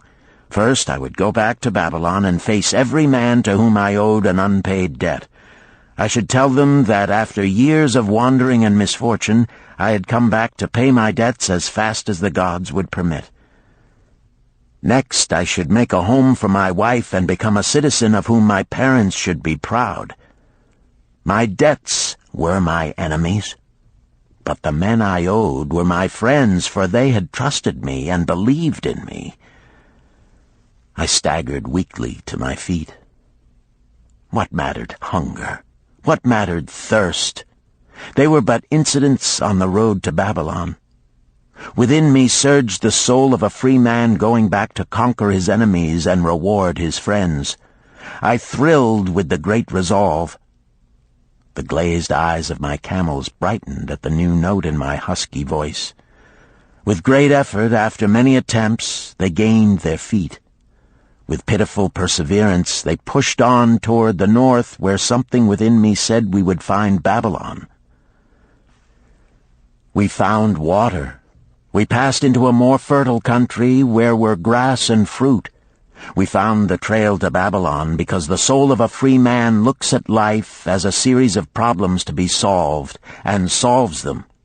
while the soul of a slave whines, "What can I do who am but a slave?"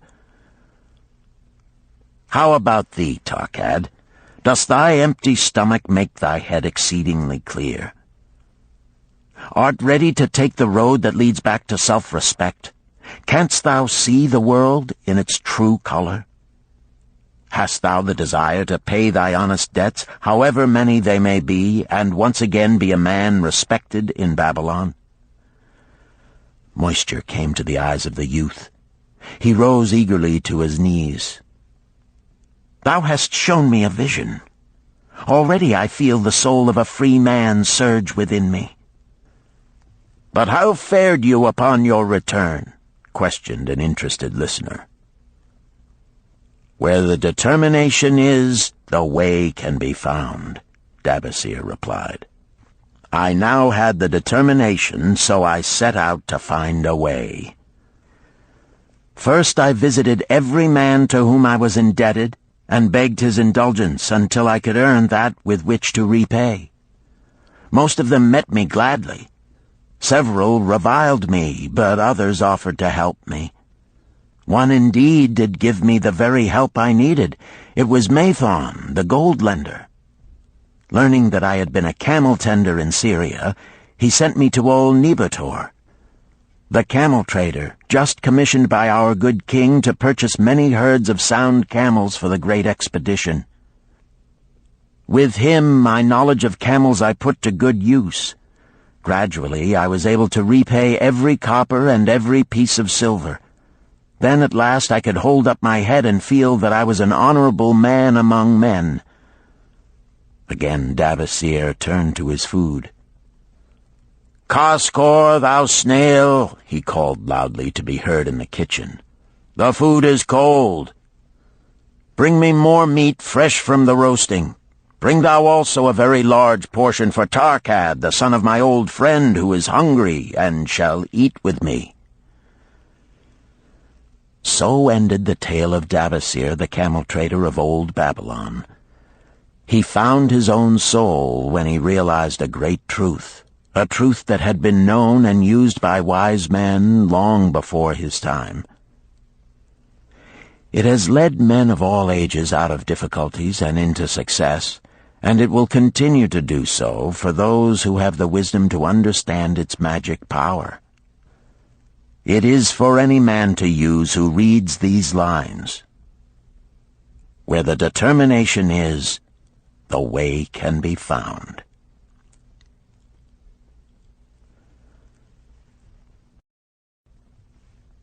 Chapter 9. The Clay Tablets from Babylon. St. Swithin's College, Nottingham University, Newark-on-Trent, Nottingham. October 21st, 1934. Professor Franklin Caldwell, care of British Scientific Expedition, Hilla, Mesopotamia. My dear Professor, the 5 clay tablets from your recent excavation in the ruins of Babylon arrived on the same boat with your letter. I have been fascinated no end and have spent many pleasant hours translating their inscriptions. I should have answered your letter at once, but delayed until I could complete the translations which are attached. The tablets arrived without damage thanks to your careful use of preservatives and excellent packing. You will be as astonished as we in the laboratory at the story they relate. One expects the dim and distant past to speak of romance and adventure. Arabian Nights sort of things, you know.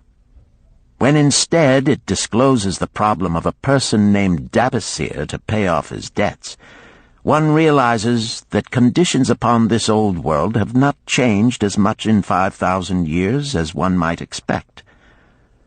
It's odd, you know, but these old inscriptions rather rag me, as the students say.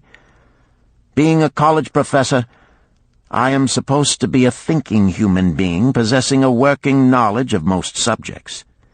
Yet here comes this old chap out of the dust-covered ruins of Babylon to offer a way I had never heard of to pay off my debts and at the same time acquire gold to jingle in my wallet. Pleasant thought, I say, and interesting to prove whether it will work as well nowadays as it did in old Babylon. Mrs. Shrewsbury and myself are planning to try out his plan upon our own affairs, which could be much improved. Wishing you the best of luck in your worthy undertaking and waiting eagerly another opportunity to assist, I am, yours sincerely, Alfred H. Shrewsbury, Department of Archaeology. Tablet 1. Now, when the moon becometh full, I, Dabasir, who am but recently returned from slavery in Syria, with the determination to pay my many just debts and become a man of means worthy of respect in my native city of Babylon, do here engrave upon the clay a permanent record of my affairs to guide and assist me in carrying through my high desires. Under the wise advice of my good friend Mathon, the gold lender, I am determined to follow an exact plan that he doth say will lead any honorable man out of debt into means and self-respect. This plan includeth 3 purposes which are my hope and desire. First, the plan doth provide for my future prosperity. Therefore, 1/10 of all I earn shall be set aside as my own to keep. For Mathon speaketh wisely when he saith, That man who keepeth in his purse both gold and silver that he need not spend is good to his family and loyal to his king. The man who hath but a few coppers in his purse is indifferent to his family and indifferent to his king. But the man who hath naught in his purse is unkind to his family and disloyal to his king, for his own heart is bitter.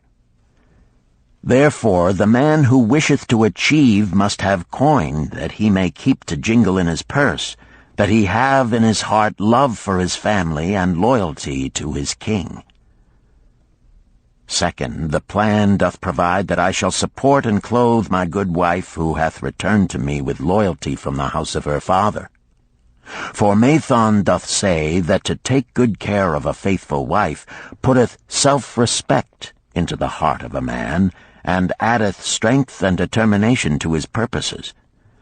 Therefore 7/10 of all I earn shall be used to provide a home, clothes to wear, and food to eat, with a bit extra to spend, that our lives be not lacking in pleasure and enjoyment.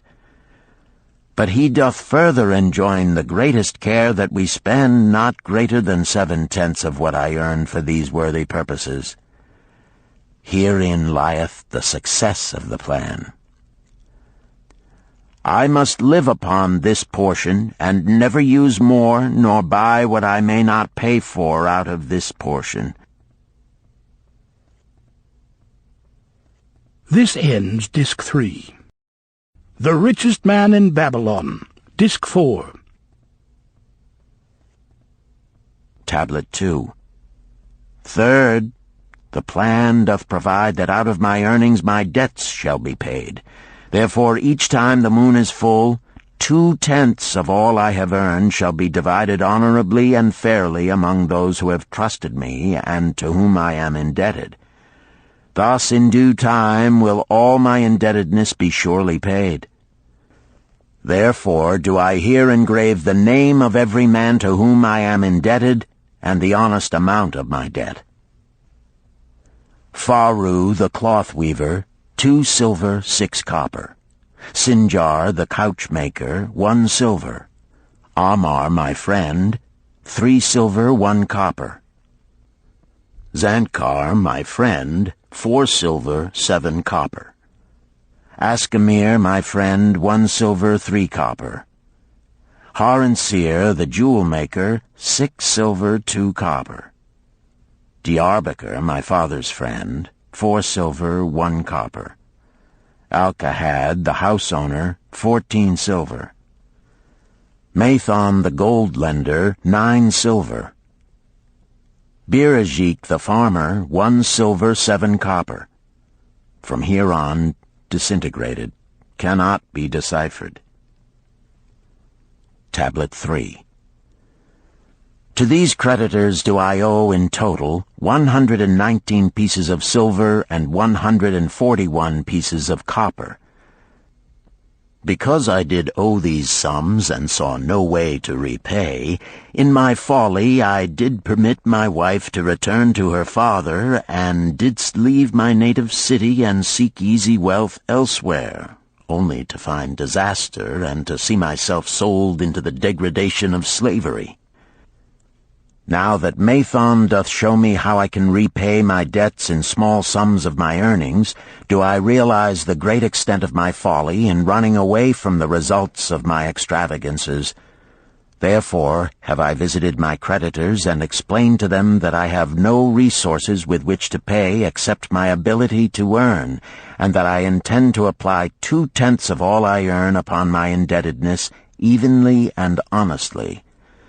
This much can I pay, but no more. Therefore, if they be patient, in time my obligations will be paid in full. Amar, whom I thought my best friend, reviled me bitterly, and I left him in humiliation. Birajik, the farmer, pleaded that I pay him first, as he didst badly need help. Alcahad, the house owner, was indeed disagreeable, and insisted that he would make me trouble unless I did soon settle in full with him. All the rest willingly accepted my proposal. Therefore am I more determined than ever to carry through, being convinced that it is easier to pay one's just debts than to avoid them. Even though I cannot meet the needs and demands of a few of my creditors, I will deal impartially with all. Tablet 4. Again the moon shines full. I have worked hard with a free mind. My good wife hath supported my intentions to pay my creditors. Because of our wise determination, I have earned during the past moon, buying camels of sound wind and good legs for Nebertor, the sum of 19 pieces of silver. This I have divided according to the plan. 1/10 have I set aside to keep as my own, 7/10 have I divided with my good wife to pay for our living, 2/10 have I divided among my creditors as evenly as could be done in coppers. I did not see Amar, but left it with his wife. Birajik was so pleased that he would kiss my hand. Old Alcahad alone was grouchy and said I must pay faster. To which I replied that if I were permitted to be well fed and not worried, that alone would enable me to pay faster. All the others thanked me and spoke well of my efforts.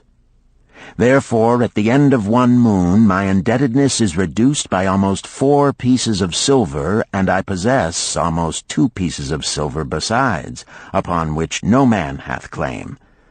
My heart is lighter than it hath been for a long time. Again the moon shines full. I have worked hard, but with poor success. Few camels have I been able to buy. Only 11 pieces of silver have I earned. Nevertheless, my good wife and I have stood by the plan, even though we have bought no new raiment and eaten little but herbs. Again I paid ourselves 1/10 of the 11 pieces, while we lived upon 7/10. I was surprised when Amar commended my payment, even though small. So did Birajik.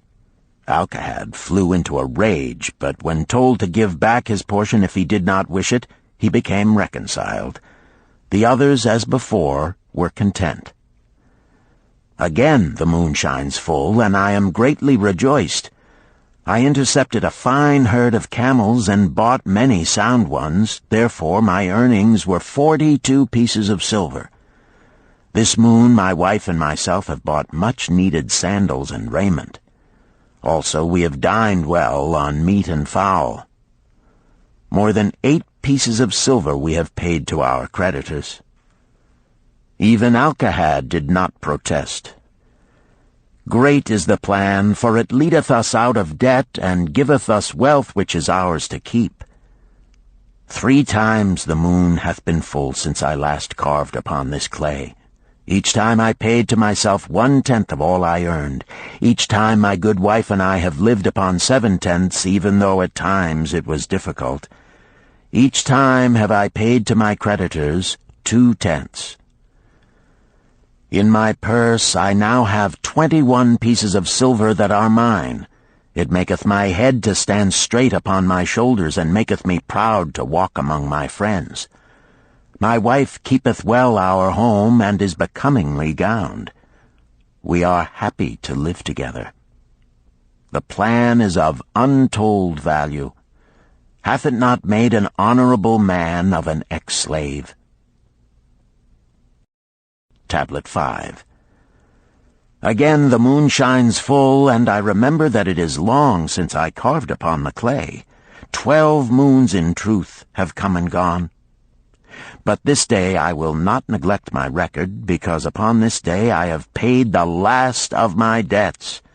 This is the day upon which my good wife and my thankful self celebrate with great feasting that our determination hath been achieved. Many things occurred upon my final visit to my creditors that I shall long remember. Amar begged my forgiveness for his unkind words, and said that I was one of all others he most desired for a friend. Old Alcahad is not so bad after all, for he said, "Thou wert once a piece of soft clay to be pressed and molded by any hand that touched thee. But now thou art a piece of bronze, capable of holding an edge. If thou needst silver or gold at any time, come to me." Nor is he the only one who holdeth me in high regard. Many others speak deferentially to me. My good wife looketh upon me with a light in her eyes that doth make a man have confidence in himself. Yet it is the plan that hath made my success. It hath enabled me to pay all my debts and to jingle both gold and silver in my purse. I do commend it to all who wish to get ahead. For truly, if it will enable an ex-slave to pay his debts and have gold in his purse, will it not aid any man to find independence? Nor am I, myself, finished with it, for I am convinced that if I follow it further, it will make me rich among men. St. Swithin's College, Nottingham University, Newark-on-Trent, Nottingham, November 7th, 1936. Professor Franklin Caldwell, care of British Scientific Expedition, Hilla, Mesopotamia. My dear Professor, if in your further digging into those ruins of Babylon you encounter the ghost of a former resident, an old camel-trader named Dabasir, do me a favor. Tell him that his scribbling upon those clay tablets so long ago has earned for him the lifelong gratitude of a couple of college folks back here in England. You will possibly remember my writing a year ago that Mrs. Shrewsbury and myself intended to try his plan for getting out of debt and at the same time having gold to jingle. You may have guessed, even though we tried to keep it from our friends, our desperate straits. We were frightfully humiliated for years by a lot of old debts, and worried sick for fear some of the tradespeople might start a scandal that would force me out of the college. We paid and paid, every shilling we could squeeze out of income, but it was hardly enough to hold things even. Besides, we were forced to do all our buying where we could get further credit regardless of higher costs. It developed into one of those vicious circles that grow worse instead of better. Our struggles were getting hopeless.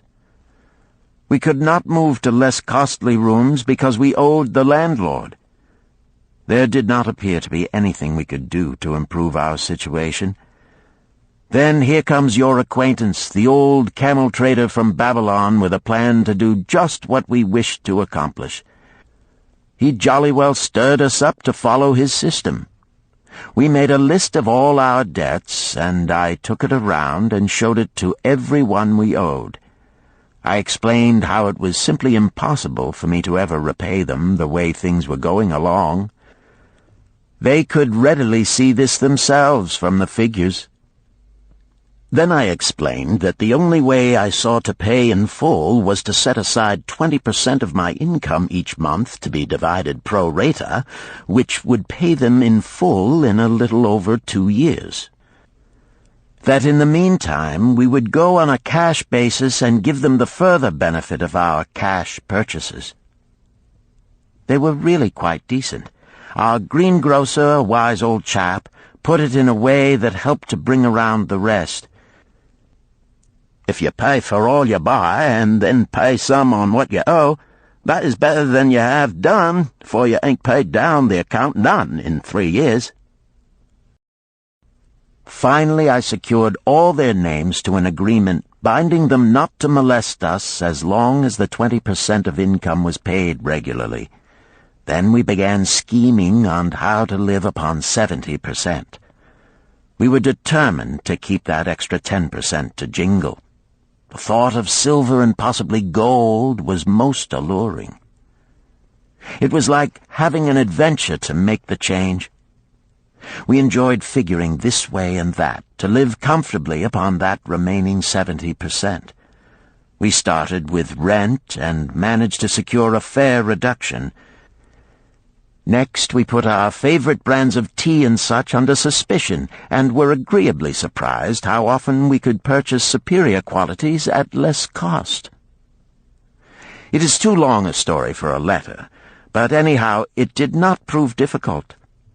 We managed, and right cheerfully at that. What a relief it proved to have our affairs in such a shape we were no longer persecuted by past due accounts. I must not neglect, however, to tell you about that extra 10% we were supposed to jingle. Well, we did jingle it for some time. Now, don't laugh too soon. You see, that is the sporty part. It is the real fun to start accumulating money that you do not want to spend. There is more pleasure in running up such a surplus than there could be in spending it. After we had jingled to our heart's content, we found a more profitable use for it. We took up an investment upon which we could pay that 10% each month. This is proving to be the most satisfying part of our regeneration. It is the first thing we pay out of my check. There is a most gratifying sense of security to know our investment is growing steadily. By the time my teaching days are over, it should be a snug sum, large enough so the income will take care of us from then on. All this out of my same old check. Difficult to believe, yet absolutely true. All our debts being gradually paid, and at the same time our investment increasing. Besides, we get along financially even better than before. Who would believe there could be such a difference in results between following a financial plan and just drifting along? At the end of the next year, when all our old bills shall have been paid, we will have more to pay upon our investment besides some extra for travel. We are determined never again to permit our living expenses to exceed 70% of our income. Now you can understand why we would like to extend our personal thanks to that old chap whose plan saved us from our hell on earth. He knew. He had been through it all. He wanted others to benefit from his own bitter experiences. That is why he spent tedious hours carving his message upon the clay. He had a real message for fellow sufferers, a message so important that after 5,000 years it has risen out of the ruins of Babylon just as true and just as vital as the day it was buried. Yours sincerely, Alfred H. Shrewsbury, Department of Archaeology. Chapter 10. The Luckiest Man in Babylon. At the head of his caravan proudly rode Shahrunada, the merchant prince of Babylon. He liked fine cloth and wore rich and becoming robes. He liked fine animals and sat easily upon his spirited Arabian stallion. To look at him, one would hardly have guessed his advanced years. Certainly they would not have suspected that he was inwardly troubled. The journey from Damascus is long, and the hardships of the desert many. These he minded not. The Arab tribes are fierce and eager to loot rich caravans. These he feared not, for his many fleet-mounted guards were a safe protection. About the youth at his side, whom he was bringing from Damascus, was he disturbed. This was Hayden Gula, the grandson of his partner of other years, Arid Gula, to whom he felt he owed a debt of gratitude which could never be repaid. He would like to do something for this grandson, but the more he considered this, the more difficult it seemed because of the youth himself. Eyeing the young man's rings and earrings, he thought to himself, "He thinks jewels are for men. Still, he has his grandfather's strong face. But his grandfather wore no such gaudy robes. Yet I sought him to come, hoping I might help him get a start for himself and get away from the wreck his father has made of their inheritance." Hayden Gula broke in upon his thoughts. "Why dost thou work so hard, riding always with thy caravan upon its long journeys? Dost thou never take time to enjoy life?" Shahrunada smiled. "To enjoy life?" he repeated. "What wouldst thou do to enjoy life if thou wert Shahrunada?" "If I had wealth equal to thine, I would live like a prince. Never across the hot desert would I ride. I would spend the shekels as fast as they came to my purse. I would wear the richest of robes and the rarest of jewels. That would be a life to my liking, a life worth living." Both men laughed. "Thy grandfather wore no jewels," Shahrunada spoke before he thought, then continued jokingly, "Wouldst thou leave no time for work?" "Work was made for slaves," Hayden Gula responded. Shahrunada bit his lip but made no reply, riding in silence until the trail led them to the slope. Here he reined his mount, and pointing to the green valley far away, "See, there is the valley. Look far down, and thou canst faintly see the walls of Babylon. The tower is the Temple of Bel.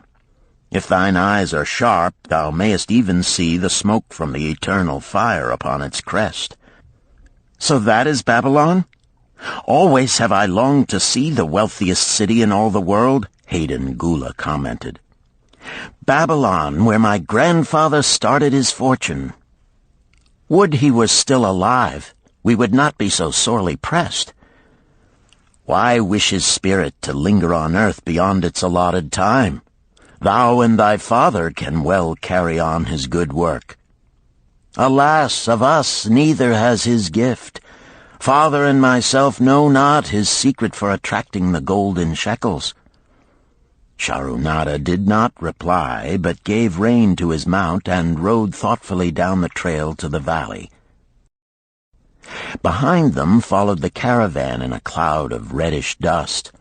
Some time later they reached the King's Highway and turned south through the irrigated farms. 3 old men plowing a field caught Shahrunada's attention. They seemed strangely familiar.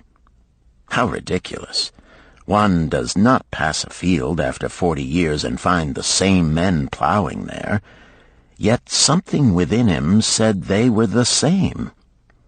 One, with an uncertain grip, held the plow. The others laboriously plodded beside the oxen, ineffectually beating them with their barrel staves to keep them pulling. 40 years ago, he had envied these men. How gladly he would have exchanged places. But what a difference now! With pride he looked back at his trailing caravan, well-chosen camels and donkeys loaded high with valuable goods from Damascus. All this was but one of his possessions. He pointed to the plowers, saying, "Still plowing the same field where they were 40 years ago. They look it, but why thinkest thou they are the same?" "I saw them there," Shahrunada replied. Recollections were racing rapidly through his mind. Why could he not bury the past and live in the present? Then he saw, as in a picture, the smiling face of Arid Gula. The barrier between himself and the cynical youth beside him dissolved. But how could he help such a superior youth with his spendthrift ideas and bejeweled hands? Work he could offer in plenty to willing workers, but not for men who considered themselves too good for work. Yet he owed it to Arid Gula to do something, not a half-hearted attempt. He and Arid Gula had never done things that way. They were not that sort of men. A plan came almost in a flash. There were objections. He must consider his own family and his own standing. It would be cruel. It would hurt. Being a man of quick decisions, he waived objections and decided to act. "Wouldst thou be interested in hearing how thy worthy grandfather and myself joined in the partnership which proved so profitable?" he questioned. "Why not just tell me how thou madest the golden shekels? That is all I need to know," the young man parried. Sharunada ignored the reply and continued, "We start with those men plowing. I was no older than thou. As the column of men in which I marched approached, good old Megiddo, the farmer, scoffed at the slipshod way in which they plowed. Megiddo was chained next to me. 'Look at the lazy fellows,' he protested. 'The plow holder makes no effort to plow deep, nor do the beaters keep the oxen in the furrow. How can they expect to raise a good crop with poor plowing?' "Didst thou say Megiddo was chained to thee?" Hayden Gula asked in surprise. "Yes, with bronze collars about our necks and a length of heavy chain between us. Next to him was Zabado, the sheep thief. I had known him in Harun. At the end was a man we called Pirate because he told us not his name. We judged him as a sailor as he had entwined serpents tattooed upon his chest in sailor fashion. The column was made up thus, so the men could walk in fours." "Thou wert chained as a slave?" Hayden Gula asked incredulously. "Did not thy grandfather tell thee I was once a slave? He often spoke of thee, but never hinted of this. He was a man thou couldst trust with innermost secrets. Thou, too, are a man I may trust, am I not right?" Sharunada looked him squarely in the eye. "Thou mayest rely upon my silence, but I am amazed. Tell me, how didst thou come to be a slave?" Sharunada shrugged his shoulders. "Any man may find himself a slave. It was a gaming house and barley beer that brought me disaster. I was the victim of my brother's indiscretions. In a brawl he killed his friend. I was bonded to the widow by my father, desperate to keep my brother from being prosecuted under the law. When my father could not raise the silver to free me, she in anger sold me to the slave dealer." "What a shame and injustice," Hayden Gula protested. "But tell me, how didst thou regain freedom?" "We shall come to that, but not yet. Let us continue my tale. As we passed, the plowers jeered at us. One did doff his ragged hat and bow low, calling out, 'Welcome to Babylon, guests of the king! He waits for thee on the city walls where the banquet is spread, mud bricks and onion soup.' With that, they laughed uproariously. Pirate flew into a rage and cursed them roundly. "What do those men mean by the king awaiting us on the walls?" I asked him. "To the city walls ye march to carry bricks until the back breaks. Maybe they beat thee to death before it breaks. They won't beat me. I'll kill 'em." Then Megiddo spoke up. "It doesn't make sense to me to talk of masters beating willing, hard-working slaves to death. Masters like good slaves and treat them well." "Who wants to work hard?" commented Zabato. "Those plowers are wise fellows. They're not breaking their backs, just letting on as if they be." "Thou can't get ahead by shirking," Megiddo protested. "If thou plow a hectare, that's a good day's work, and any master knows it. But when thou plow only a half, that's shirking. I don't shirk. I like to work, and I like to do good work, for work is the best friend I've ever known. It has brought me all the good things I've had, my farm and cows and crops, everything." "Yea, and where be these things now?" scoffed Zabato. "I figure it pays better to be smart and get by without working. You watch Zabato. If we're sold to the walls, he'll be carrying the water bag or some easy job, when thou, who like to work, will be breaking thy back carrying bricks." He laughed his silly laugh. Terror gripped me that night. I could not sleep. I crowded close to the guard rope, and when the others slept, I attracted the attention of Godoso, who was doing the first guard watch. He was one of those brigand Arabs, the sort of rogue who, if he robbed thee of thy purse, would think he must also cut thy throat. "Tell me, Godoso," I whispered, "when we get to Babylon, will we be sold to the walls?" "Why want to know?" he questioned cautiously. "Canst thou not understand?" I pleaded. "I am young. I want to live. I don't want to be worked or beaten to death on the walls. Is there any chance for me to get a good master?" He whispered back, "I tell something. Thou good fellow, give Godoso no trouble. Most times we go first to slave market. Listen now. When buyers come, tell 'em you good worker, like to work hard for good master, make 'em want to buy. You not make 'em buy, next day you carry brick. Mighty hard work." After he walked away, I lay in the warm sand looking up at the stars and thinking about work. What Megiddo had said about it being his best friend made me wonder if it would be my best friend.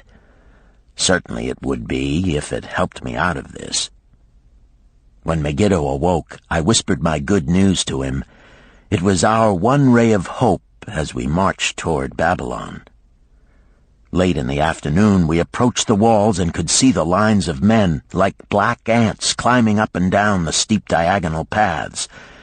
As we drew closer, we were amazed at the thousands of men working. Some were digging in the moat, others mixed the dirt into mud bricks.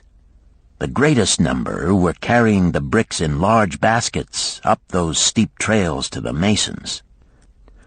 Overseers cursed the laggards and cracked bullock whips over the backs of those who failed to keep in line. Poor, worn-out fellows were seen to stagger and fall beneath their heavy baskets, unable to rise again. If the lash failed to bring them to their feet, they were pushed to the side of the paths and left writhing in agony. Soon they would be dragged down to join other craven bodies beside the roadway to await unsanctified graves. As I beheld the ghastly sight, I shuddered. So this was what awaited my father's son if he failed at the slave market. Godoso had been right. We were taken through the gates of the city to the slave prison, and next morning marched to the pens in the market. Here the rest of the men huddled in fear, and only the whips of our guard could keep them moving so the buyers could examine them. Megiddo and myself eagerly talked to every man who permitted us to address him. The slave dealer brought soldiers from the king's guard who shackled Pirate and brutally beat him when he protested. As they led him away, I felt sorry for him. Megiddo felt that we would soon part. When no buyers were near, he talked to me earnestly to impress upon me how valuable work would be to me in the future. Some men hate it. They make it their enemy. Better to treat it like a friend. Make thyself like it. Don't mind because it is hard. If thou thinkest about what a good house thou build, then who cares if the beams are heavy and it is far from the well to carry the water for the plaster? Promise me, boy, if thou get a master, work for him as hard as thou canst. If he does not appreciate all thou do, never mind. Remember, work well done does good to the man who does it. It makes him a better man. He stopped as a burly farmer came to the enclosure and looked at us critically. Megiddo asked about his farm and crops, soon convincing him that he would be a valuable man. After violent bargaining with the slave dealer, the farmer drew a fat purse from beneath his robe, and soon Megiddo had followed his new master out of sight. A few other men were sold during the morning. At noon, Godoso confided to me that the dealer was disgusted and would not stay over another night, but would take all who remained at sundown to the king's buyer. I was becoming desperate when a fat, good-natured man walked up to the wall and inquired if there was a baker among us. I approached him, saying, "Why should a good baker like thyself seek another baker of inferior ways? Would it not be easier to teach a willing man like myself thy skilled ways? Look at me. I am young, strong, and like to work. Give me a chance, and I will do my best to earn gold and silver for thy purse." He was impressed by my willingness, and began bargaining with the dealer who had never noticed me since he had bought me, but now waxed eloquent on my abilities, good health, and good disposition. I felt like a fat ox being sold to a butcher. At last, much to my joy, the deal was closed. I followed my new master away, thinking I was the luckiest man in Babylon. My new home was much to my liking. Nananeid, my master, taught me how to grind the barley in the stone bowl that stood in the courtyard, how to build the fire in the oven, and then how to grind very fine the sesame flour for the honey cakes. I had a couch in the shed where his grain was stored. The old slave housekeeper, Swasti, fed me well and was pleased at the way I helped her with the heavy tasks. Here was the chance I had longed for to make myself valuable to my master, and, I hoped, to find a way to earn my freedom. I asked Nananeid to show me how to knead the bread and to bake. This he did, much pleased at my willingness. Later, when I could do this well, I asked him to show me how to make the honey cakes, and soon I was doing all the baking. My master was glad to be idle, but Swasti shook her head in disapproval. "No work to do is bad for any man," she declared. I felt it was time for me to think of a way by which I might start to earn coins to buy my freedom. As the baking was finished at noon, I thought Nananeid would approve if I found profitable employment for the afternoons and might share my earnings with me. Then the thought came to me, why not bake more of the honey cakes and peddle them to hungry men upon the streets of the city? I presented my plan to Nananeid this way. If I can use my afternoons after the baking is finished to earn for thee coins, would it be only fair for thee to share my earnings with me that I might have money of my own to spend for those things which every man desires and needs? Fair enough, he admitted. When I told him of my plan to peddle our honey cakes, he was well pleased. Here is what we will do, he suggested. Thou sellest them at 2 for a penny, then half of the pennies will be mine to pay for the flour and the honey and the wood to bake them. Of the rest I shall take half, and thou shalt keep half. I was much pleased by this generous offer that I might keep for myself 1/4 of my sales. That night I worked late to make a tray upon which to display them. Nananeid gave me one of his worn robes that I might look well, and Swasti helped me patch it and wash it clean. The next day I baked an extra supply of honey cakes. They looked brown and tempting upon the tray as I went along the street, loudly calling my wares. At first no one seemed interested, and I became discouraged. I kept on, and later in the afternoon, as men became hungry, the cakes began to sell, and soon my tray was empty. Nananeid was well pleased with my success and gladly paid me my share. I was delighted to own pennies. Megiddo had been right when he said a master appreciated good work from his slaves. That night I was so excited over my success I could hardly sleep, and tried to figure how much I could earn in a year and how many years would be required to buy my freedom. As I went forth with my tray of cakes every day, I soon found regular customers. One of these was none other than thy grandfather, Arid Gula. He was a rug merchant and sold to the housewives, going from one end of the city to the other, accompanied by a donkey loaded high with rugs and a black slave to tend it. He would buy 2 cakes for himself and 2 for his slave, always tarrying to talk with me while they ate them. Thy grandfather said something to me one day that I shall always remember. "I like thy cakes, boy, but better still, I like the fine enterprise with which thou offerest them. Such spirit can carry thee far on the road to success." But how canst thou understand, Hayden Gula, what such words of encouragement could mean to a slave boy, lonesome in a great city, struggling with all he had in him to find a way out of his humiliation? As the months went by, I continued to add pennies to my purse. It began to have a comforting weight upon my belt. Work was proving to be my best friend, just as Megiddo had said. I was happy, but Swasti was worried. "Thy master, I fear to have him spend so much time at the gaming houses," she protested. I was overjoyed one day to meet my friend Megiddo upon the street. He was leading 3 donkeys loaded with vegetables to the market. "I am doing mighty well," he said. "My master does appreciate my good work, for now I am a foreman. See, he does trust the marketing to me. And also he is sending for my family. Work is helping me to recover from my great trouble. Someday it will help me to buy my freedom and once more own a farm of my own." Time went on, and Nananeid became more and more anxious for me to return from selling. He would be waiting when I returned and would eagerly count and divide our money. He would also urge me to seek further markets and increase my sales. Often I went outside the city gates to solicit the overseers of the slaves building the walls. I hated to return to the disagreeable sights, but found the overseers liberal buyers.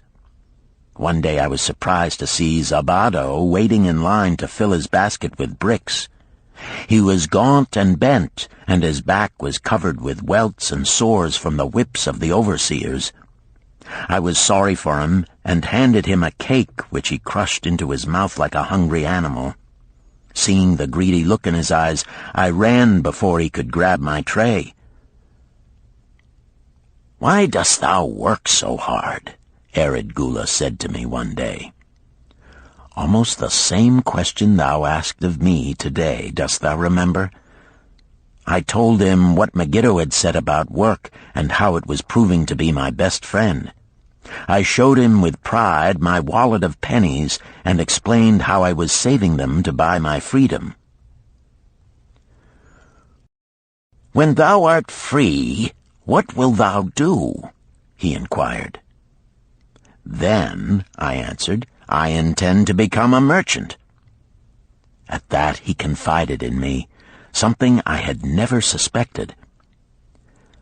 "Thou knowest not that I also am a slave. I am in partnership with my master." "Stop," demanded Hayden Gula. "I will not listen to lies defaming my grandfather. He was no slave." His eyes blazed in anger. Sharunada remained calm. "I honor him for rising above his misfortune and becoming a leading citizen of Damascus.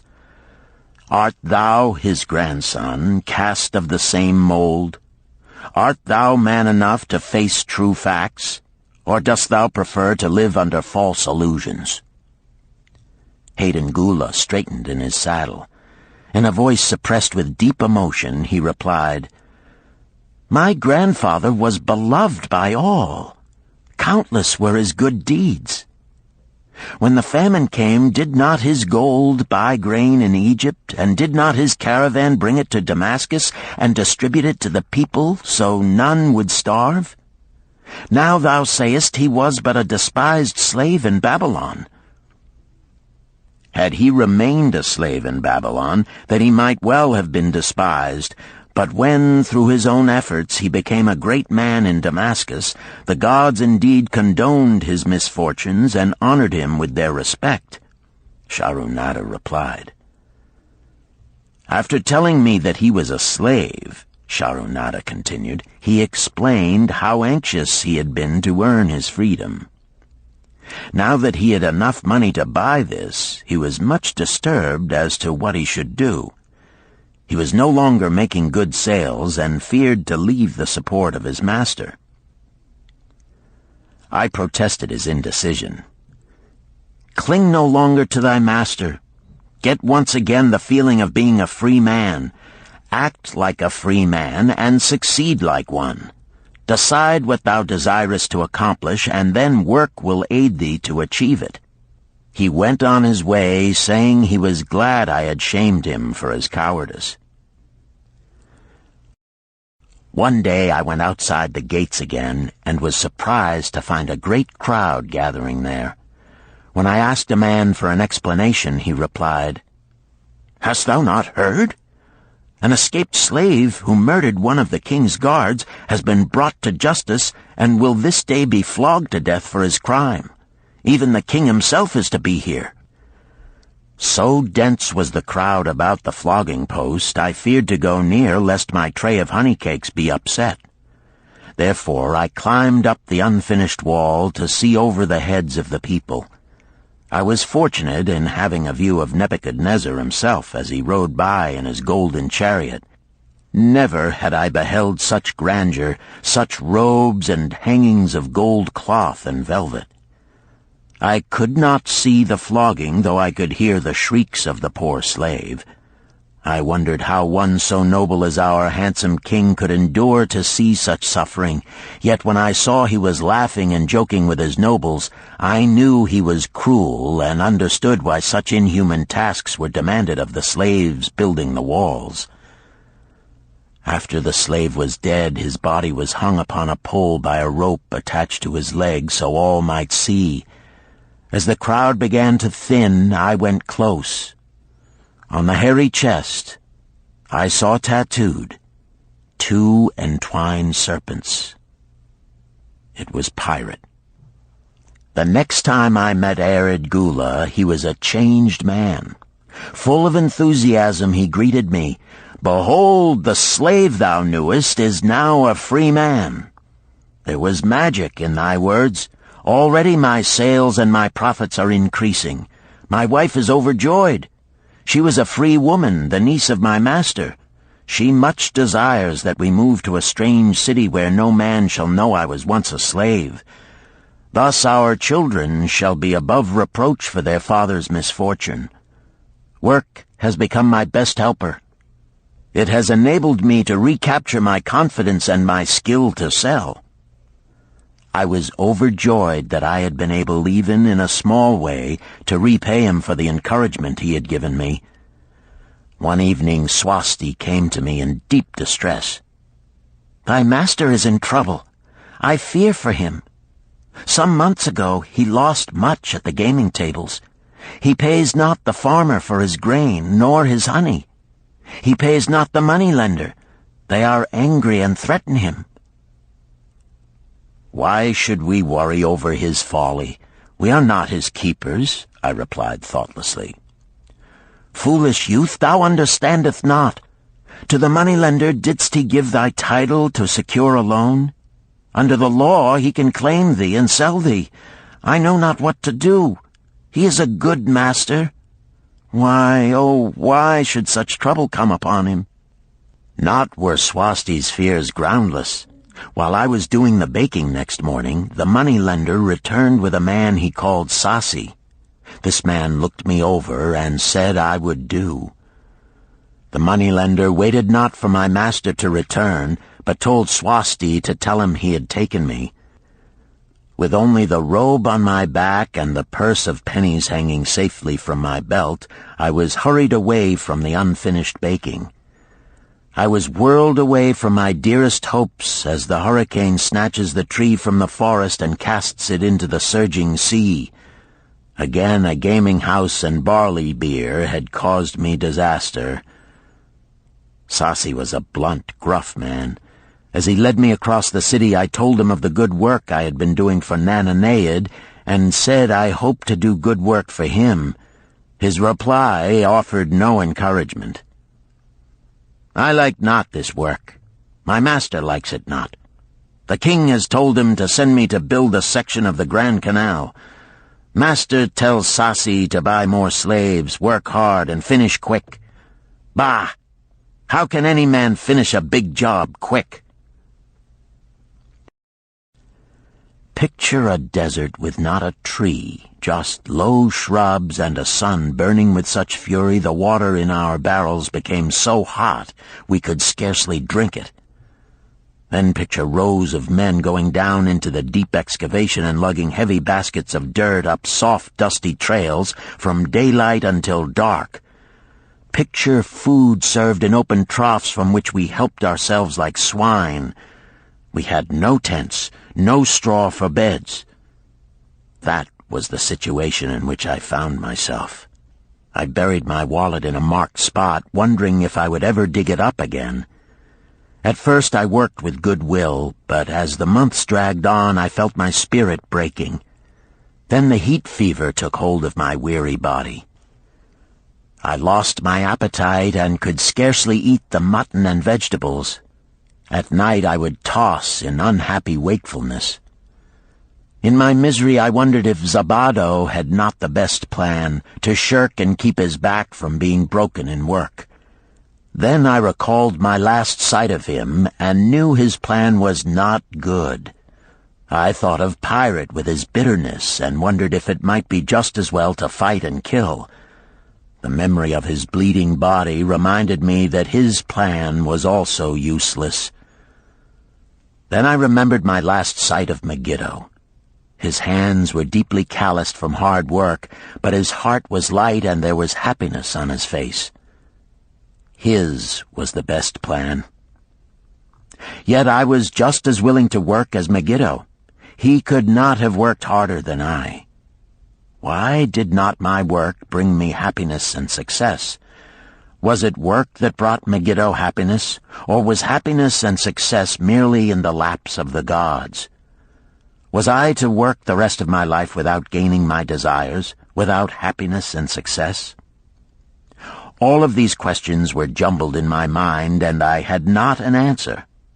Indeed, I was sorely confused. Several days later, when it seemed that I was at the end of my endurance and my questions still unanswered, Sasi sent for me. A messenger had come from my master to take me back to Babylon. I dug up my precious wallet, wrapped myself in the tattered remnants of my robe, and was on my way. As we rode, the same thoughts of a hurricane whirling me hither and thither kept racing through my feverish brain. I seemed to be living the weird words of a chant from my native town of Harun. Besetting a man like a whirlwind, driving him like a storm, whose course no one can follow, whose destiny no one can foretell. Was I destined to be ever thus punished for I knew not what? What new miseries and disappointments awaited me?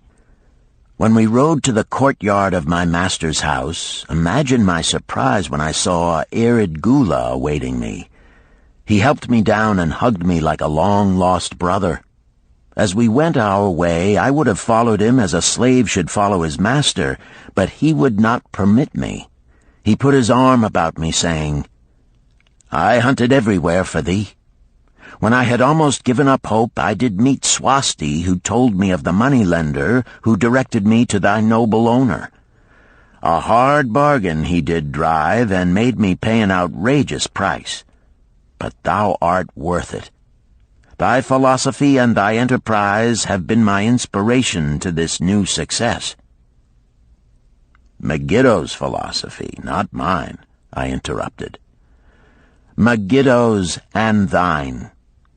Thanks to thee both, we are going to Damascus, and I need thee for my partner." "See," he exclaimed, "in one moment thou wilt be a free man." So saying, he drew from beneath his robe the clay tablet carrying my title. This he raised above his head and hurled it to break in 100 pieces upon the cobblestones. With glee he stamped upon the fragments until they were but dust. Tears of gratitude filled my eyes. I knew I was the luckiest man in Babylon. Work, thou see, by this, in the time of my greatest distress, didst prove to be my best friend. My willingness to work enabled me to escape from being sold to join the slave gangs upon the walls. It also so impressed thy grandfather, he selected me for his partner. Then Hayden Gula questioned, "Was work my grandfather's secret key to the golden shekels?" "It was the only key he had when I first knew him," Sharunada replied. "Thy grandfather enjoyed working. The gods appreciated his efforts and rewarded him liberally."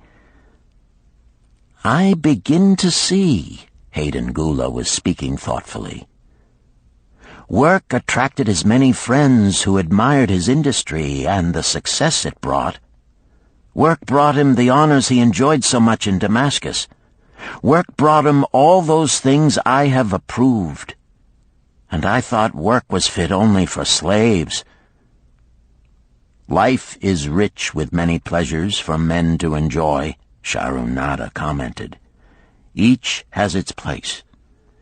I am glad that work is not reserved for slaves. Were that the case, I would be deprived of my greatest pleasure. Many things do I enjoy, but nothing takes the place of work." Sharunada and Hayden Gula rode in the shadows of the towering walls up to the massive bronze gates of Babylon. At their approach, the gate guards jumped to attention and respectfully saluted an honored citizen. With head held high, Sharunada led the long caravan through the gates and up the streets of the city. "I have always hoped to be a man like my grandfather," Hayden Gula confided to him. "Never before did I realize just what kind of man he was. This thou hast shown me. Now that I understand, I do admire him all the more and feel more determined to be like him. I fear I can never repay thee for giving me the true key to his success. From this day forth I shall use his key. I shall start humbly as he started, which befits my true station far better than jewels and fine robes." So saying, Hayden Gula pulled the jeweled baubles from his ears and the rings from his fingers. Then, reining his horse, he dropped back and rode with deep respect behind the leader of the caravan.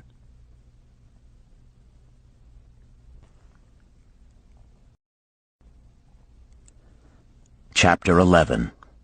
An Historical Sketch of Babylon. In the pages of history there lives no city more glamorous than Babylon. Its very name conjures visions of wealth and splendor. Its treasures of gold and jewels were fabulous. One naturally pictures such a wealthy city as located in a suitable setting of tropical luxury, surrounded by rich natural resources of forests and mines. Such was not the case. It was located beside the Euphrates River in a flat, arid valley. It had no forests, no mines, not even stone for building. It was not even located upon a natural trade route. The rainfall was insufficient to raise crops. Babylon is an outstanding example of man's ability to achieve great objectives using whatever means are at his disposal. All of the resources supporting this large city were man-developed. All of its riches were man-made. Babylon possessed just two natural resources: a fertile soil and water in the river. With one of the greatest engineering accomplishments of this or any other day, Babylonian engineers diverted the waters from the river by means of dams and immense irrigation canals. Far out across that arid valley went these canals to pour the life-giving waters over the fertile soil. This ranks among the first engineering feats known to history. Such abundant crops as were the reward of this irrigation system the world had never seen before. Fortunately, during its long existence, Babylon was ruled by successive lines of kings to whom conquest and plunder were but incidental. While it engaged in many wars, most of these were local or defensive against ambitious conquerors from other countries who coveted the fabulous treasures of Babylon. The outstanding rulers of Babylon live in history because of their wisdom, enterprise, and justice. Babylon produced no strutting monarchs who sought to conquer the known world that all nations might pay homage to their egotism. As a city, Babylon exists no more. When those energizing human forces that built and maintained the city for thousands of years were withdrawn, it soon became a deserted ruin. The site of the city is in Asia, about 600 miles east of the Suez Canal, just north of the Persian Gulf. The latitude is about 30 degrees above the equator, practically the same as that of Yuma, Arizona. It possessed a climate similar to that of this American city, hot and dry. Today, this valley of the Euphrates, once a populous irrigated farming district, is again a windswept arid waste. Scant grass and desert shrubs strive for existence against the wind-blown sands.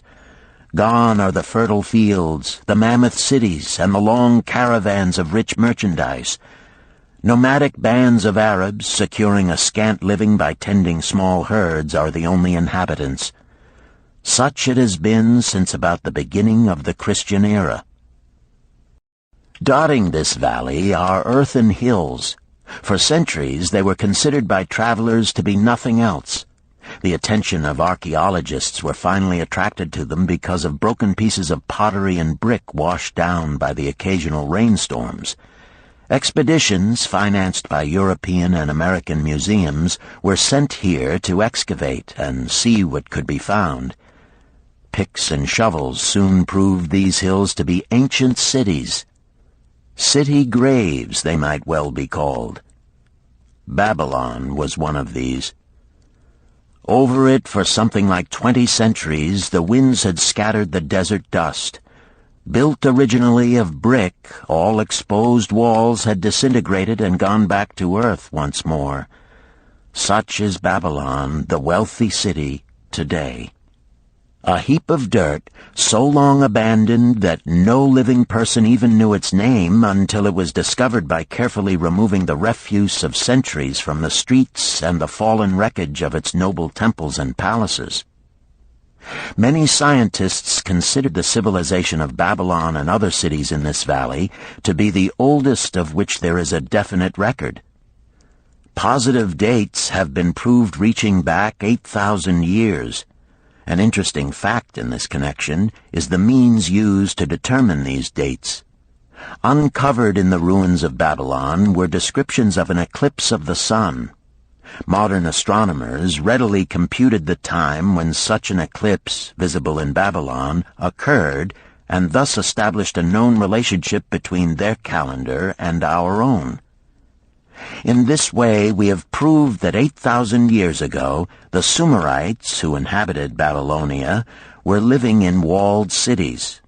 One can only conjecture for how many centuries previous such cities had existed. Their inhabitants were not mere barbarians living within protecting walls. They were an educated and enlightened people. So far as written history goes, they were the first engineers, the first astronomers, the first mathematicians, the first financiers, and the first people to have a written language. Mention has already been made of the irrigation systems which transformed the arid valley into an agricultural paradise. The remains of these canals can still be traced, although they are mostly filled with accumulated sand. Some of them were of such size that, when empty of water, a dozen horses could be ridden abreast along their bottoms. In size they compare favorably with the largest canals in Colorado and Utah. In addition to irrigating the valley lands, Babylonian engineers completed another project of similar magnitude. By means of an elaborate drainage system, they reclaimed an immense area of swampland at the mouths of the Euphrates and Tigris rivers and put this also under cultivation. Herodotus, the Greek traveler and historian, visited Babylon while it was in its prime and has given us the only known description by an outsider.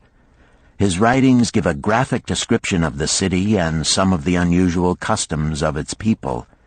He mentions the remarkable fertility of the soil and the bountiful harvest of wheat and barley which they produced.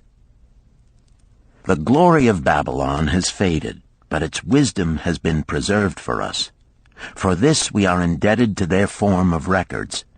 In that distant day, the use of paper had not been invented. Instead, they laboriously engraved their writing upon tablets of moist clay. When completed, these were baked and became hard tile. In size, they were about 6 by 8 inches and an inch in thickness. These clay tablets, as they are commonly called, were used much as we use modern forms of writing. Upon them were engraved legends, poetry, history, transcriptions of royal decrees, the laws of the land, titles to property, promissory notes, and even letters which were dispatched by messengers to distant cities. From these clay tablets we are permitted an insight into the intimate personal affairs of the people. For example, one tablet, evidently from the records of a country storekeeper, relates that upon the given date, a certain named customer brought in a cow and exchanged it for 7 sacks of wheat, 3 being delivered at the time, and the other 4 to await the customer's pleasure. Safely buried in the wrecked cities, archaeologists have recovered entire libraries of these tablets, hundreds of thousands of them. One of the outstanding wonders of Babylon was the immense walls surrounding the city. The ancients ranked them with the Great Pyramid of Egypt as belonging to the 7 wonders of the world. Queen Semiramis is credited with having erected the first walls during the early history of the city. Modern excavators have been unable to find any trace of the original walls, nor is their exact height known. From mention made by early writers, it is estimated they were about 50 to 60 feet high, faced on the outer side with burnt brick, and further protected by a deep moat of water. The later and more famous walls were started about 600 years before the time of Christ by King Nabopolassar. Upon such a gigantic scale did he plan the rebuilding, he did not live to see the work finished. This was left to his son Nebuchadnezzar, whose name is familiar in biblical history. The height and length of these later walls staggers belief. They are reported upon reliable authority to have been about 160 feet high, the equivalent of the height of a modern 15-story office building. The total length is estimated as between 9 and 11 miles. So wide was the top that a 6-horse chariot could be driven around them. Of this tremendous structure, little now remains except portions of the foundations and the moat. In addition to the ravages of the elements, the Arabs completed the destruction by quarrying the brick for building purposes elsewhere. Against the walls of Babylon marched, in turn, the victorious armies of almost every conqueror of that age of wars of conquest. A host of kings laid siege to Babylon, but always in vain. Invading armies of that day were not to be considered lightly. Historians speak of such units as 10,000 horsemen, 25,000 chariots, 1,200 regiments of foot soldiers with 1,000 men to the regiment. Often 2 or 3 years of preparation would be required to assemble war materials and depots of food along the proposed line of march. The city of Babylon was organized much like a modern city. There were streets and shops. Peddlers offered their wares through residential districts. Priests officiated in magnificent temples. Within the city was an inner enclosure for the royal palaces. The walls about this were said to have been higher than those about the city. The Babylonians were skilled in the arts. These included sculpture, painting, weaving, gold working, and the manufacture of metal weapons and agricultural implements. Their jewelers created most artistic jewelry. Many samples have been recovered from the graves of its wealthy citizens and are now on exhibition in the leading museums of the world. At a very early period, when the rest of the world was still hacking at trees with stone-headed axes, or hunting and fighting with flint-pointed spears and arrows, the Babylonians were using axes, spears, and arrows with metal heads. The Babylonians were clever financiers and traders. So far as we know, they were the original inventors of money as a means of exchange, of promissory notes, and written titles to property. Babylon was never entered by hostile armies until about 540 years before the birth of Christ. Even then, the walls were not captured. The story of the fall of Babylon is most unusual. Cyrus, one of the great conquerors of that period, intended to attack the city and hoped to take its impregnable walls. Advisors of Nabonidus, the king of Babylon, persuaded him to go forth to meet Cyrus and give him battle without waiting for the city to be besieged. In the succeeding defeat to the Babylonian army, it fled away from the city. Cyrus thereupon entered the open gates and took possession without resistance. Thereafter, the power and prestige of the city gradually waned until, in the course of a few hundred years, it was eventually abandoned, deserted, left for the winds and storms to level once again to that desert earth from which its grandeur had originally been built. Babylon had fallen, never to rise again. But to it, civilization owes much. The eons of time have crumbled to dust the proud walls of its temples, but the wisdom of Babylon endures. The End.